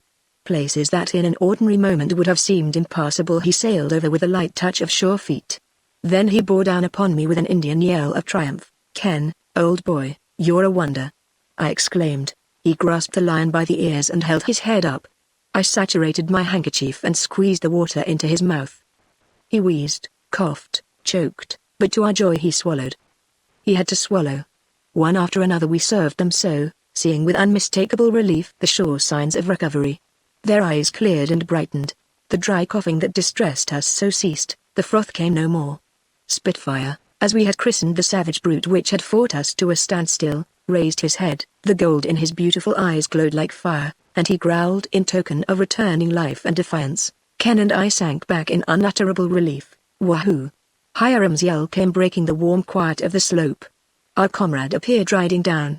The voice of the Indian calling to Mark mingled with the ringing of iron-shod hoofs on the stones. Then Jim, stooping under the cedars, appeared from the opposite direction. Hello. Sure, I've been hunting water, and couldn't find none. Haven't you seen the need of it? Suddenly he grasped the situation, and his red face relaxed and beamed. Hiram surveyed the small level spot in the shade of the cedars. He gazed from the lions to us, and his dry laugh split the air. "Doggone me if you didn't do it." Chapter 18 Hal's Lesson. It was a strange procession that soon emerged from left car on. Stranger to us than the lion heads bobbing out of the sacks was the sight of Navi riding in front of the lions. I kept well in the rear, for if anything happened, which I thought more than likely, I wanted to see it. Before we had reached the outskirts of the pines, I observed that the piece of lasso round Spitfire's nose had worked loose. I was about to speak when the lion opened a corner of his mouth and fastened his teeth in the Navajo's overalls. He did not catch the flesh, for when Navi turned he wore only the expression of curiosity. But when he saw Spitfire chewing at him he uttered a shrill scream and fell sidewise off his horse. Then there were two difficulties, to catch the frightened horse and to persuade the Indian he had not been bitten. We failed in the latter. Navi gave us and the lions a wide berth, and walked to camp. Hal was waiting for us, and said he had chased the lion south along the rim till the hound got away from him. Spitfire, having already been chained, was the first lion we endeavored to introduce to our family of captives. He raised such a fearful roar that we had to take him quite a little distance from the others. "We hate 2-dog chains," said Hiram, "but not a collar or a swivel in camp. We can't chain the lions without swivels. They'd choke themselves in 2 minutes." Once more for the 100th time he came to the rescue with his inventive and mechanical skill. He took the largest pair of hobbles we had, and with an axe, a knife, and wire nippers fashioned 2 collars with swivels that in strength and serviceability were an improvement on those we had bought. Darkness was enveloping the forest when we finished supper. I fell into my bed and, despite the throbbing and burning of my body, soon relapsed into slumber. And I crawled out next morning late for breakfast, stiff, worn out, crippled. The boys, too, were crippled, but happy. 6 lions roaring in concert were enough to bring contentment. Hiram engaged himself upon a new pair of trousers, which he contrived to produce from 2 of our empty meal bags. The lower half of his overalls had gone to decorate the cedar spikes and brush, and these new bag-leg trousers, while somewhat remarkable for design, answered the purpose well enough. His coat was somewhere along the car-on rim, his shoes were full of holes, his shirt in strips, and his trousers in rags. Jim looked like a scarecrow. Ken looked as if he had been fired from a cannon. But, fortunately for him, he had an extra suit. Hal spent the afternoon with the lions, photographing them, listening to their spitting and growling, and watching them fight their chains, and roll up like balls of fur. From different parts of the forest he tried to creep unsuspected upon them, but always when he peeped out from behind a tree or log, every pair of ears would be erect, every pair of eyes gleaming and suspicious. Spitfire afforded more amusement than all the others. He had indeed the temper of a king. He had been born for sovereignty, not slavery. He tried in every way to frighten Hal, and, failing, he always ended with a spring to the length of his chain. This means was always effective. Hal simply could not stand still when the lion leapt, and in turn he tried every artifice he could think of to make him back away and take refuge behind his tree. He ran at him with a club as if he were going to kill him. Spitfire waited crouching and could not be budged. Finally Hal bethought himself of a red flannel hood that Hiram had given him, saying he might have use for it on cold nights. It was a weird, flaming headgear, falling, cloak-like, down over Hal's shoulders. Hal started to crawl on all fours towards Spitfire. This was too much for the cougar. In his astonishment he forgot to spit and growl, and he backed behind the little pine, from which he regarded Hal with growing perplexity. "Youngster, I ha' been watching you for the last hour or so," remarked Hiram. "And I want to give you a piece of advice. Thar's such a thing as been foolhardy brave. You don't seem to reckon that them critters are cougars, wild cougars, and not pets." "But I'm not afraid," replied Hal, boldly. "Vile, I noticed that. Maybe you don't know what danger is. Let me tell you a story I read. There was a time in the old country when officers of the great French army was reviewing the troops as they marched out to battle. Presently a big corporal strutted by, bold and important, swaggerin' himself, and lookin' fight all over. "That's a brave soldier," said one of the officers to Napoleon. The emperor shook his head, and said, "No." After a while a little drummer boy marched by. He was drumming away for dear life, as if by drumming hard he could keep up his courage. But he was white as a sheet, and his eyes stuck out, and he was sweating, and every step he took seemed to be with leaden feet. "Thar's a brave soldier," said Napoleon. "He knows the danger." Hiram's story did not appear to have any great effect on Hal.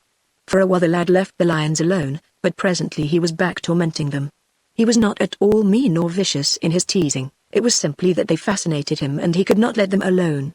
Finally, when Hal slipped, in one of his escapes, just eluding Spitfire by the narrowest margin, Hiram ordered him to keep away from them altogether. Whereupon Hal strode off in anger. "I never seen such a youngster," explained Hiram. "Sure he needs a lesson, and he's going to get it," said Jim.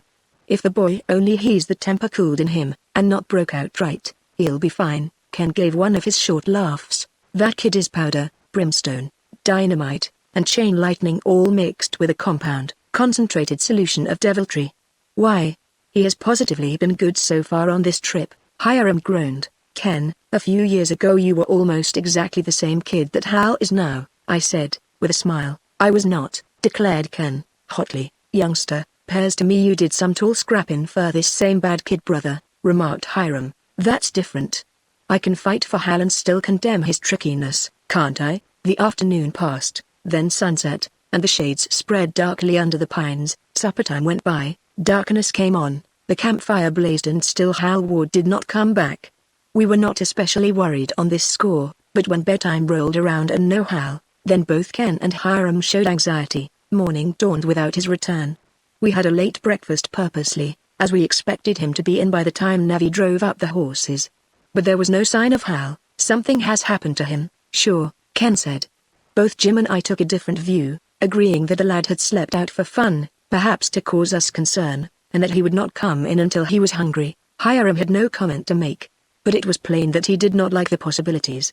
Ken showed no desire for lion hunting, so we did not go out that day. When night came again and Hal had not returned, we were at our wits' end. But knowing his singular propensity for tricks, and believing that he would do almost anything in the way of mischief, we still remained in camp, hoping that he would get as tired of the joke as we were, and return. Next morning Hiram rooted us out early. "Fellas, I think we've been good and wrong for hanging around here waiting for the youngster, tricks or no tricks. It's been growing on me that something unusual he's come off. We could have followed his tracks yesterday at Tarnil site better than today. Leslie, you and Ken rim the plateau wall. Look for tracks, and keep signaling. Jim and me'll search the pine, and the cedar thickets, and the hollows." "What are you going to search the thickets and hollows for?" demanded Ken, with wide eyes of misgiving. When Hiram had no answer for him, Ken grew greatly perturbed. "Hiram, you don't think it possible a cougar could have jumped the boy?" "Possible? Certainly it's possible. It's not likely, though. But I've known more than one fella to be attacked by a hungry cougar. I've one follow me, more than onked. Now, youngster, don't look sick that way. That boy to hay something happened to him, something serious. It was just plain as the nose on his face. I hope, and believe, of course, that we'll find him safe. But you'd better prepare yourself for a jar." The expression of Ken's face made me almost sick, too, and what little hope I had oozed out. "Leslie, you'd better see if any horses hay come up or gone down the trail at the saddle," called Hiram, as Ken and I rode off. "I tell you, Dick, I'm afraid Hiram takes a bad meaning from Hal's absence," said Ken. "He meant by what he said to you that those rangers, Belden and Sells, might have got hold of Hal. I hope they have, because then we'd get only a scare, and Hal wouldn't be hurt much. Well, go slow now, Ken, and keep up hope." We separated at the rim and took different directions. It was high noon when we met again on the other side of the plateau. Neither of us had found a trace of Hal. We turned for camp, hoping against hope that Hiram and Jim would have a different story. They were both in camp when we arrived, and they ran out under the pines to meet us. It was plain that they hoped to receive the news from us which we had hoped to hear from them. It was a gloomy meeting. I failed to follow Hal's tracks, and Jim, he failed, too, and Jim ain't no slouch on following tracks. It would take an Injun. The same thought came to us and we all shouted, "Put Navi on Hal's trail." Hiram called the Navajo and began to try to tell him, by signs and speech, that Hal was lost and that we wanted his trail followed. "Me savvy," said the Indian. He threw the bridle of Ken's Mustang over his arm, and then, bending over the faint imprints of Hal's boots, he slowly walked into the forest leading the Mustang. "Don't follow him. Let him alone," said Hiram, as Ken and I pressed forward. The Navajo's snail-like progress was intolerable to watch, yet it was hopeful, too, for it meant that he was able to pick out Hal's trail. A long hour passed before Navi disappeared in the forest. Another passed, still longer. And a third went by that seemed interminable. Vile, them desert Navajos have the sharpest eyes in the world for a trail. "Youngster, He'll find your brother. Suddenly I saw a black streak darting in the forest. Look, it shot across an open space, disappeared, came in sight again. It was a horse. Wild horse, I'm afeard, said Hiram. No, it's the Mustang, said Jim. I guess maybe I haven't often seen a redskin push in a Mustang to his limit. Oh, it's Navi, exclaimed Ken. Look at him come, youngster, now you're seeing some real riding, said Hiram. The beautiful black Mustang swept toward camp at the speed of the wind. He ran on a straight line, sailing over logs, splitting through the bunch of juniper with flying mane and tail. The dark Indian crouched low and rode as if he were part of the Mustang. There was something wild in that fleet approach, something thrilling and full of hope. The Navajo gained the camp circle, pulled up the Mustang until he slid on his haunches, and leapt from the saddle. We crowded toward him. He said a few words in Navajo, which none of us could translate. There was no telling anything from his dark, impassive face. Then he made motions with his hands and his meaning became at once clear. Hal had fallen over the rim. Oh! Oh! Cried Ken Ward, covering his face with his hands. It was a black moment for all of us. Hiram and Jim glanced compassionately at Ken, but I could not bear to look at him. As I turned away I saw the Indian pick up 2 lassos and a canteen. Tohidna. Tohidna. Hurry, hurry, said the Navajo. That put new life into us. Look, Ken. The Indians grabbed up canteen and ropes. That means Hal is alive. Ken's face seemed transfigured. He darted for Hal's Mustang, which was with our other horses, threw on a saddle and buckled it with nervous haste. We were mounted as soon as Ken. Navi swung his quirt and the race was on. It was a race and a mad one to keep the Indian in sight. Our lion chases were tame beside this wild ride. The pines blurred all about me, the brown sward seemed to shoot backwards under me. The wind howled in my ears. I kept close at the heels of Hiram's thundering roan. The Indian with marvelous skill held to a straight line. Logs and thickets and hollows, even deep gulches did not make him swerve. Once I got a good look ahead, and there was Ken riding wings almost a rod ahead of Jim, who had a lead over Hiram. I thought at the moment how proud Hal would have been of wings. But fast as Ken was driving him the Pinto could not catch the Mustang. The pines thinned out and clumps of cedar appeared with patches of sage. The Navajo reined in, leapt off, and waited till we raced up. In a twinkling we were all ready to follow. He carried the lassos and the canteen. We were directly above a cave of crumbling rim rock. To me the great abyss, with its purple clefts and gold domes and red walls, have never appeared so sinister and menacing. The Indian led down a short slope of sage and then went out upon a jutting section of wall. This gate appeared to be cut up into crags and castles and columns of yellow stone. One crumbling mass resembled a ruined pipe organ of grand proportions. We wound in and out, always dangerously near the precipice, following the rim wall of this cape. The Indian halted upon the edge of a kind of cove, a cut in some 50 yards across at the widest, where it opened out into the chasm. I saw that the wall on the opposite side was perpendicular and almost 40 feet high. Navi dropped to his knees and leaned over the rim. We followed suit. I found myself looking down at a straight wall, then a narrow shelf of debris, and below that a small grassy plot of ground which sloped to the main rim wall. Ken Ward let out a bursting yell of joy. Then I saw Hal lying on one side of the plot. There was a bloody wound on the side of his cheek and temple. There. He said, faintly, and he smiled a smile that was as feeble as his voice. I could not tell what the greeting was we shouted down to him, for the reason that we all shouted at once. Then we leapt up from the rim, ready for action. The first thing Ken Ward did was to give the Navajo such a hug that I made sure he would crush the Indian's ribs. Navi smiled at this rough treatment as if he knew what it meant to lose and find a brother. Cool down now, youngster, said Hiram, and let me engineer this business. Jim was more agitated than I had ever seen him. He kept peeping over the rim. Hiram, he sure ain't moved a hand or foot since we got here, whispered Jim. Maybe he's too weak, replied Hiram. The old hunter carefully tied up 2 lassos, then 2 more, and putting these together he made a double rope more than 50 feet long. Ken, we'll let you down, he said, running a noose under Ken's arms. With Hiram and Jim holding the rope, Ken slipped over the rim and soon reached the shelf below. Hal, old boy, are you hurt very much?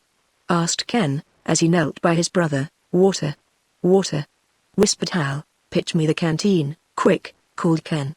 Hiram took it from Navi and carefully poised it. Make sure, youngster.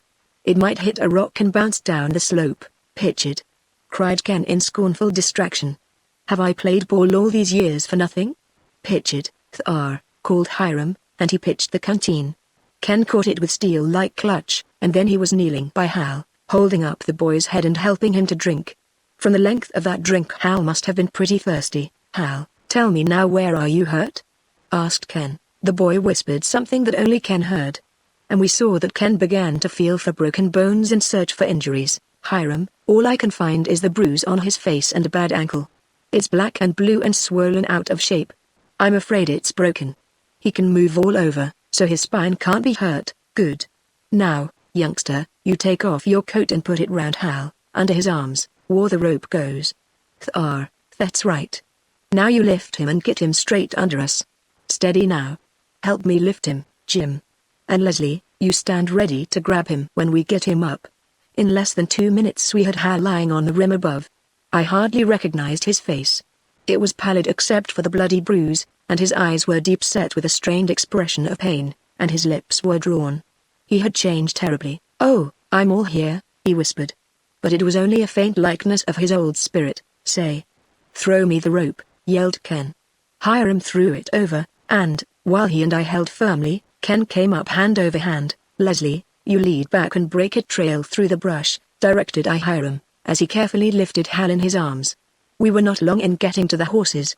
Here Hiram placed Hal astride his roan, and walked, with an arm steadying the lad, while Jim rode alongside and helped. This procession was very slow in reaching camp. When we arrived there, Hiram made a thorough examination of the boy and to our great relief announced that there were no serious injuries. "He's got a knock on the side of his head, and a sprained ankle, and maybe he's suffering from shock, but he'll be around in a few days." We washed the blood from Hal's face and bathed his ankle in hot water. His face was so painful and his lips so swollen that it was difficult for him to eat, but after he had forced down some potato soup and a few mouthfuls of coffee he appeared to gather a little strength. We were so overjoyed to have him back alive and comparatively well that all thought of his delinquencies had been forgotten. But, evidently, Hal had not forgotten, for he looked wistfully at Ken and Hiram. It appeared to me that Hal wanted to be helped out in his confession. None of us, however, asked him a question. "Ken," he said, finally, and his voice was strangely weak, "I ran off bullheaded mad, but I didn't stay away for spite. I chased some kind of a young animal, a young coyote, I think, and I fell over the rim." "Forget it," replied Ken, cheerfully. "I yelled and yelled," went on Hal. "Then I knew you wouldn't be hunting for me, because you'd all figure I was playing a trick, trying to scare you. So I stopped yelling. The pain wasn't so bad. I could have stood that. But the thought of you not hunting for me for a long time, that hurt. It made me sick. Then after the first night and the next day I got thirsty. I had a fever, I guess, for I was flighty. Pretty soon I believed you'd never find me." Then, he never completed that sentence, but his look was eloquent. Hal Ward had been face to face with his first real tragedy in life. The lesson that Jim had prophesied had been a terrible one. "Ken," he said, after a long silence, "I broke my promise to you. One thing I did promise, you know. That was to be careful." "It's all right, kid," replied Ken. "Jim," he went on, after another silence, "I guess you won't let me rustle with you anymore?" "Sure I will, sure," replied Jim, hurriedly, as he fumbled aimlessly with his pipe. Then there was a third silence, this one the longest. "Hiram," said Hal, "do you remember you called me a young Injun once, and then I heard you say the only good Injun was a dead one?" "Vile, lad, what about it?" asked Hiram, kindly. "When I lay down in that dark hole, at night, with the stars shining in my lace, I never slept a wink. I thought of what you had said, of your advice, and I made up my mind if I ever got out alive I'd fool you about being a good Injun. I'm going to be one." "Amen," cried Ken Ward, fervently. Chapter 19. Ken and Prince. Next morning Hiram was out bright and early, yelling to Navi to hurry with the horses, calling to the hounds and lions and routing us from warm blankets. Navi had come into his own. He received his full meed of praise from all of us. Even Jim, reluctantly feeling the place in his hip where he carried a pellet of Indian lead, acknowledged that Navi had been invaluable. "Sure, he's the only good redskin I ever seen, and I guess I'll hate to change my mind about lifting his scalp, Tohidna," said Navi, mimicking Hiram. Perhaps we all contrasted this jocular use of the word with the grim meaning he had given to it the day before. As we sat down to breakfast he loped off into the forest, and before we got up the bells of the horses were jingling in the hollow. "Sure, it's going to be cloudy," said Jim. "If it's just the same to you fellows, I'll keep camp," remarked Hal. "Vile, lad, I reckon so," was Hiram's reply. Indeed, we carried Hal out of Hiram's tent and propped him up with blankets. It would probably be several days before he could use his injured ankle. He was haggard, and the bruise had grown blacker. But the terrible, strange shadow of pain in his eyes had given place to something brighter and softer. "Sure, I'm going to keep camp with you," drawled Jim, presently. "That will be fine, but Ken and Hiram and Dick will need you. They can need and be darned. I'm tired climbing out of them gashes. My heart ain't right yet, after lugging that cougar 11 miles or less straight up in the air." "Vile youngster," said Hiram to Ken. It was strange and incomprehensible why he called Hal lad and Ken youngster, but so it was. "I reckon we've got more sassy cougars right now than we can pack off this plateau." "Packing them out that'll be some fun. Everything yet has been fun except some of my stunts," replied Hal. After breakfast we made a comfortable lounging place for Hal and left him in care of Jim. Then Ken, Hiram, and I rode down the ridge to the left of Middle Cajon. All the way we had trouble with the hounds. First they ran foul of a coyote, which was the one and only beast they could not resist. Spreading out to head them off, we separated. I cut into a hollow and rode to its end, and there I went up. I heard the hounds and presently saw a big white coyote making fast time through the forest glades. It looked as if he would cross close to me, so I dismounted and knelt with my rifle ready. The coyote saw me and shied off. I sent several singing, zipping bullets after him, which only served to make him run the faster. Remounting, I turned toward my companions, now hallooing from a ridge below. The pack lost some time on old trails, but we reached the cedars about 8 o'clock, and as the sky was overcast with low dun-colored clouds and the air cool, we were sure it was not too late. Soon we were in the thick of dense cedars. There, with but a single bark to warn us, Prince got out of sight and hearing.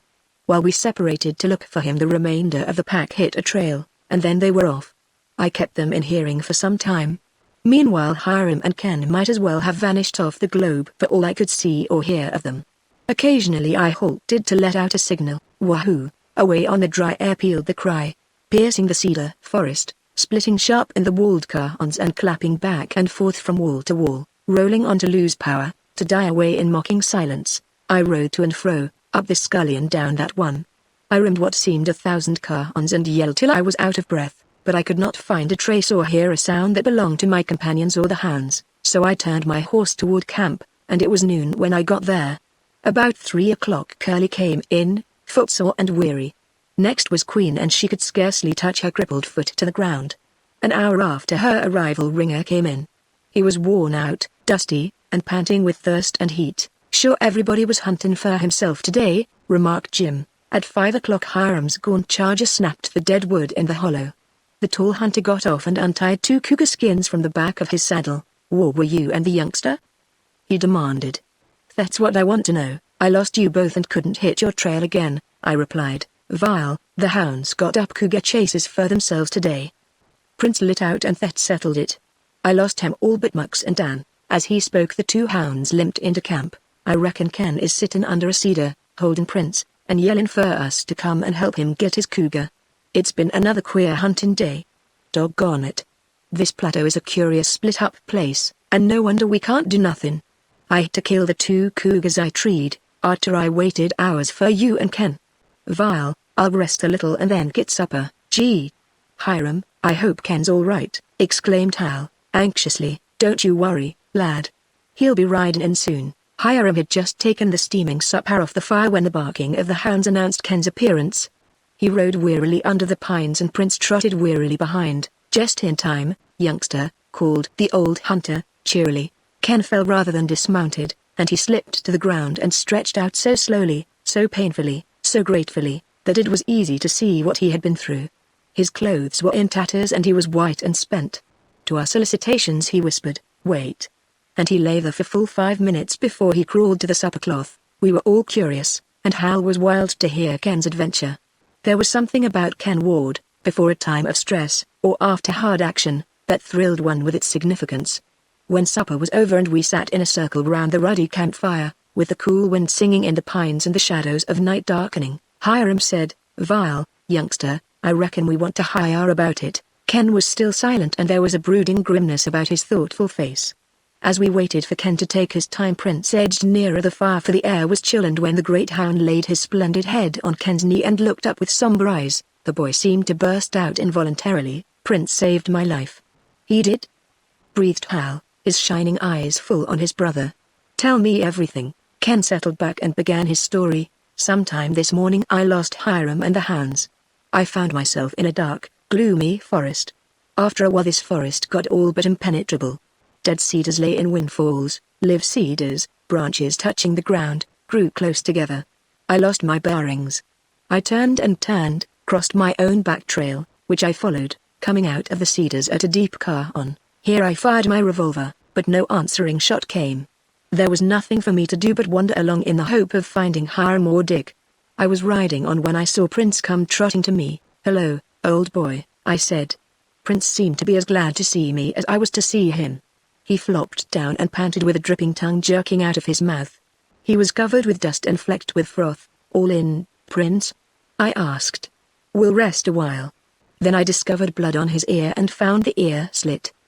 He had been pushing a cougar too hard that morning. I filled my hat with water from my canteen and gave Prince a drink. 4 times he emptied the hat before he was satisfied.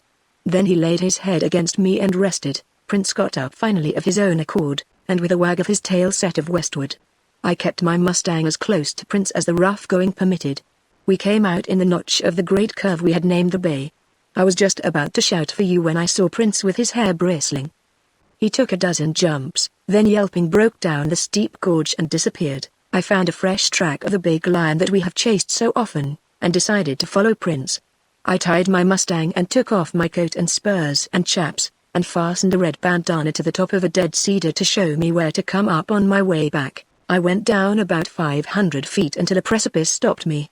From it I heard Prince baying and almost instantly saw a lion in a treetop. That roused me and I yelled, "Hi! Hi! Hi!" To encourage Prince. I thought it would be wise to look before I leapt. The bay lay under me, a mile wide where it opened into the big smoky cajon. It seemed like an awful, bottomless pit. I tell you for a moment the sight shook my nerve, but I had to go after Prince.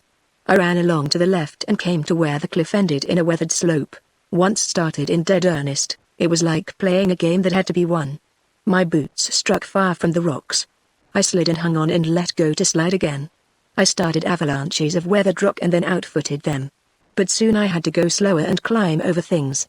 Prince bayed once in a while, and I yelled to him to let him know I was coming. A white bank of decayed limestone led down to a runway, where I made up time. Here Prince's bay kept me going. Flying down this to a clump of cedars, I ran in among them and saw Prince standing with 4 paws against a big cedar. I saw a lion moving down. Then the crash and rattle of stones told me he had jumped. Prince ran after him. I dashed down, dodged under cedars, and threaded openings in the rocks to come to a ravine with a bare, water-worn floor. Patches of sand showed the tracks of Prince and the lion. Those of the lion were so large they made my blood run cold. They were twice the size of any tracks I had seen before. Running down this dry stream bed was the easiest going yet. Every rod or so the stream bed dropped from 4 to 10 feet, often more, and these places I slid down. The cougar didn't appear to tree any more.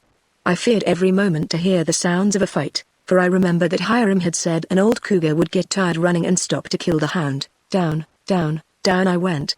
I saw that we were almost to the real jump-off, the great, wide main cajon, and I wondered what would happen when we reached it.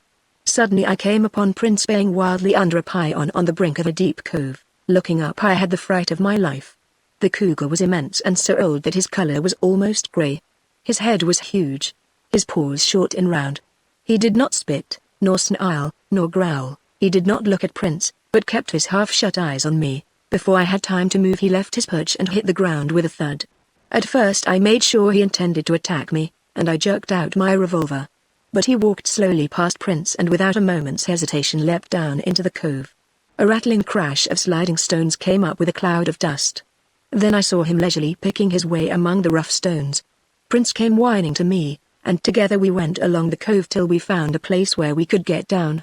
We crawled and jumped and fell till we reached the bottom, and again Prince took the trail. Almost before I knew what I was about I stood on the second wall of the cajon, with nothing but thin air under me. I tell you it made me gasp. Prince's bark came to me, and I turned round a corner of cliff wall and saw him on a narrow shelf. He was coming, and when he got to me he faced about and barked fiercely. The hair on his neck stuck up. "Come on, Prince," I called. That was the only time I ever knew of Prince hesitating to chase a lion. I had to coax him. for he didn't like that narrow shelf. But, once started, he wouldn't let me lead. The shelf was 20 feet wide, and close to the wall were lion tracks in the dust. A jutting corner of cliff wall hid my view. I peeped round it. On the other side the shelf narrowed and it climbed a little by broken steps. Prince passed the corner, looked back to see if I was coming, and went on. He looked back 4 times, and once he waited for me to come up with him. "I'm with you, Prince," I kept calling. The shelf narrowed till it was scarcely 3 feet wide. Prince stopped barking, then looked back for me. A protruding corner shut me from sight of what lay beyond. Prince slipped round. I had to go sidewise and my fingers bit into the wall. To my surprise I found myself on the floor of a shallow wind cave. The lion rail led straight across it and on. Prince went slower and slower. I rounded the next point, and crossed another shallow cave, and slipped by another corner to come upon a wonderful scene. The trail ended there. In the center of a wide shelf sat the great lion on his haunches, with his long tail lashing out over the precipice. When he saw us he turned round and walked the whole length of the shelf with his head bent over. He was looking for a place to jump. Then he stopped and bent his head so far over the abyss that I thought he would fall. All at once I thought of my camera, and at the same time forgot all about Hiram's telling me never to take my eye off a cougar when at close quarters. I got my camera, opened it, and focused for about 25 feet. Then a wild yelp from Prince and a roar from the cougar brought me to my senses. The cat leapt 10 feet and stood snarling horribly almost in my face. His lashing tail knocked little stones off the shelf. I pulled out my revolver and aimed, once, twice, but was afraid to shoot. If I wounded him he would knock us off the shelf. It was then I got scared and began to shake so I could scarcely keep my knees from sinking under me. But good old Prince was braver than I, and he had more sense. He faced the lion and bayed at him. "Hold him, Prince, hold him," I yelled, and I took a backward step. The cougar put forward one big paw. His eyes were now purple blazes. I backed again and he stepped forward. Prince gave ground slowly. Once the lion flashed a yellow paw at him. It was frightful to see the widespread claws. In the terror of the moment I let the lion back me clear across the front of the wind cave, where I saw. The moment it was too late. I should have taken advantage of more space to shoot him. The cougar was master of the situation. I kept backing step by step, and I saw the shelf narrowing under my feet. When I remembered the place where it would be impossible for me to back around, I almost fainted. I stopped stock still and almost tottered over the precipice. Somehow Prince's bravery gave me a kind of desperate strength at the last. The lion, taking slow, cat-like steps, backed Prince against my knees. The great brute was within his own length of me, so close that I smelt him. His eyes fascinated me. Hugging the wall with my body, I brought up the revolver, short-armed, and, straining every nerve, I aimed between those eyes and pulled the trigger. The cougar's left eye seemed to vanish with the bellow of the revolver and the smell of powder. He uttered a hoarse howl, and rose straight up, towering over me, beating the wall heavily with his paws. I stood there, helpless with terror, forgetting my weapon, fearing only that the beast would fall over on me and brush me off the shelf. But in his death agony he bounded out from the wall, turned over and over, and went down out of sight. I had to sit down then. I was all in. The relief made me sick. I sat there with Prince's head on my knees, and slowly got back my strength. Finally, when I tried to rise, my legs were still shaky and I felt as weak as if I were just up from a long sickness. 3 times I tried to go round the narrow place. On the 4th I braced up and went around, and soon reached the turn of the wall. I was 6 hours in climbing out. And I guess I've had enough cougar chasing to do me for a while. Chapter 20. Around the campfire. "Vile, youngster," began the old hunter, after a long silence. "Ilis reckoned that Prince was a great hound. And it's only when a fella gets out alone with a dog and gets in lonesome or dangerous places that he really knows how human a dog is." "Oh. It was grand of Prince to stay between Ken and the lion," exclaimed Hal. "Sure it's a shame that hound'll hate to be killed by a cougar someday," remarked Jim. "I reckon now that day'll never come," replied Hiram. "Why? Sure you always said so. Prince shall never put his nose to another cougar trail, and he's going back to Pennsylvania with the youngster, Hiram." "Do you really mean to give him to me?" asked Ken, in glad surprise. "Vile, I reckon so. I'll miss him. But Ringer is coming on, and will lead the pack." "Hiram, it's good of you." Ken left off and hugged Prince by way of reply, and the hound licked his face.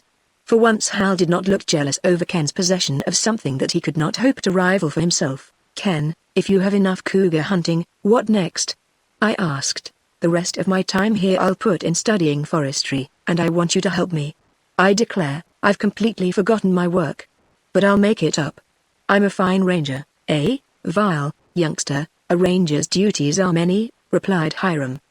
Now, if the chief was to ask you about cougars, same as he asked you about forest fires last summer, you could tell him a few things. I guess I could, declared Ken. Your time hasn't been wasted, and now that nobody has been hurt bad or any horses or hounds killed, I feel pretty happy about the hunt. From now on, while I'm higher on the plateau, I'll tree cougars and kill 'em, for I've orders to clear the preserve of them, you know. Meantime you will be adding to your knowledge of trees, and Hal will be getting well. I calculate he ought not to ride down these trails for 2 weeks. That will be long enough for his ankle to get strong. Then we'll pack our cougars out to Kanab. And we've got to stop down in the breaks at our corral, and catch our wild mustangs. We've most forgot them. It'll be some fun that job. Ken, are you going back to college this fall? I asked. Yes, but I intend to get ahead of my term and take some time off about January and February to go south. I want to see the tropics, to study the jungle timber and vegetation. Sure you'll look up some trouble down there, said Jim. I've been in Mexican jungles, along the Rio Grande. Millions of things to shoot. Ken, I'm going with you, declared Hal. You're going to start in college, said Ken, severely. Do you suppose I'd be any good in college with you somewhere in the jungle? Wait till I see Father. He'll let me go. You'd have a fine chance ever getting to go to any wild place again if I told him how you jumped over the rim of the Grand Canyon just to scare your brother and friends. I didn't, denied Hal, vehemently. I fell over and I knocked some sense into me, too. But, Ken, you'll never tell the governor, will you, lad? I reckon Ken won't give you away, said Hiram. For he and all of us believe that adventure has taught you the difference between fun and foolhardiness. I'd trust you now, and if I would, surely your brother would. Now, Leslie, you spring your little surprise on the boys. I turned to Ken and Hal, then hesitated. Hiram, I said, are you sure the Indian can't understand English? I don't want even a word of this to get to any ears but ours. Ken Ward leaned forward, with his eyes suddenly flashing dark, and Hal sat up in glowing curiosity. Hiram sent the Navajo off to bunch the horses. Well, boys, it's this, I began. Hiram and Jim and I are not going to sign contracts with the Forest Service for next year. We think we've got something a little better. We've found traces of gold down in the Canyon, and we believe there's enough gold to pay us to go after it. And there are chances we may strike it rich. So next summer we want you both to come out and go with us after gold. Ken Ward uttered his ringing shout and Hal looked the wild joy that his speechless tongue could not utter. That was their answer. Vile, somehow I kinda thought you'd like the idea, said Hiram, as he filled his pipe. We all want you to come bad. There'll be some of the real thing, especially if any of them know good fellas like the one Ken licked get wind of our enterprise. Vile, I reckon we'd hate a fight. How about that, Jim? Sure, replied the Texan. So the three of us talked and planned while Ken and Hal drank in every little word. Meanwhile the campfire died down to a small red blaze and the shadows darkened under the pines. Prince went to sleep with his head on his new master's knees. From the captive lions came an occasional soft padded, stealthy step and a low growl and a clink of chain. The wind began to moan. A twig snapped, and the lithe figure of the Indian strode out of the forest gloom. Sleepy, Navi? Asked Ken. Mucho, answered the Navajo. Then he began to prepare his bed for the night. Selecting a spot close to the campfire, he dug out a little pit in the pine needles and threw a blanket over it. He kicked off his shoes, lay down and curled up with his back and the soles of his bare feet toward the heat. It seemed to me that the moment he had pulled his other scant blanket over his shoulders he went to sleep. The red light of the dying fire shone on his dusky face and tangled black hair. Ken Ward watched him, and so did Hal. Lying there, covered with his old blanket, there was Indian enough and wildness enough about him to suit any boy. By and by, as we all sat silent, Navi began to mumble in his sleep. Sure I'll hate to scalp that Injun yet, declared Jim. Doggone me if he ain't got a nightmare. Ejaculated Hiram. No, I think he's dreaming of the adventures we'll have next summer, said Ken Ward. Ken's idea pleased me. And long after the others had gone to bed, no doubt to dream with the Indian, I sat wide awake beside the ruddy embers, and dreamed, too, of the summer to come. It would be a wild trip, that hunt for gold down in the Canyon.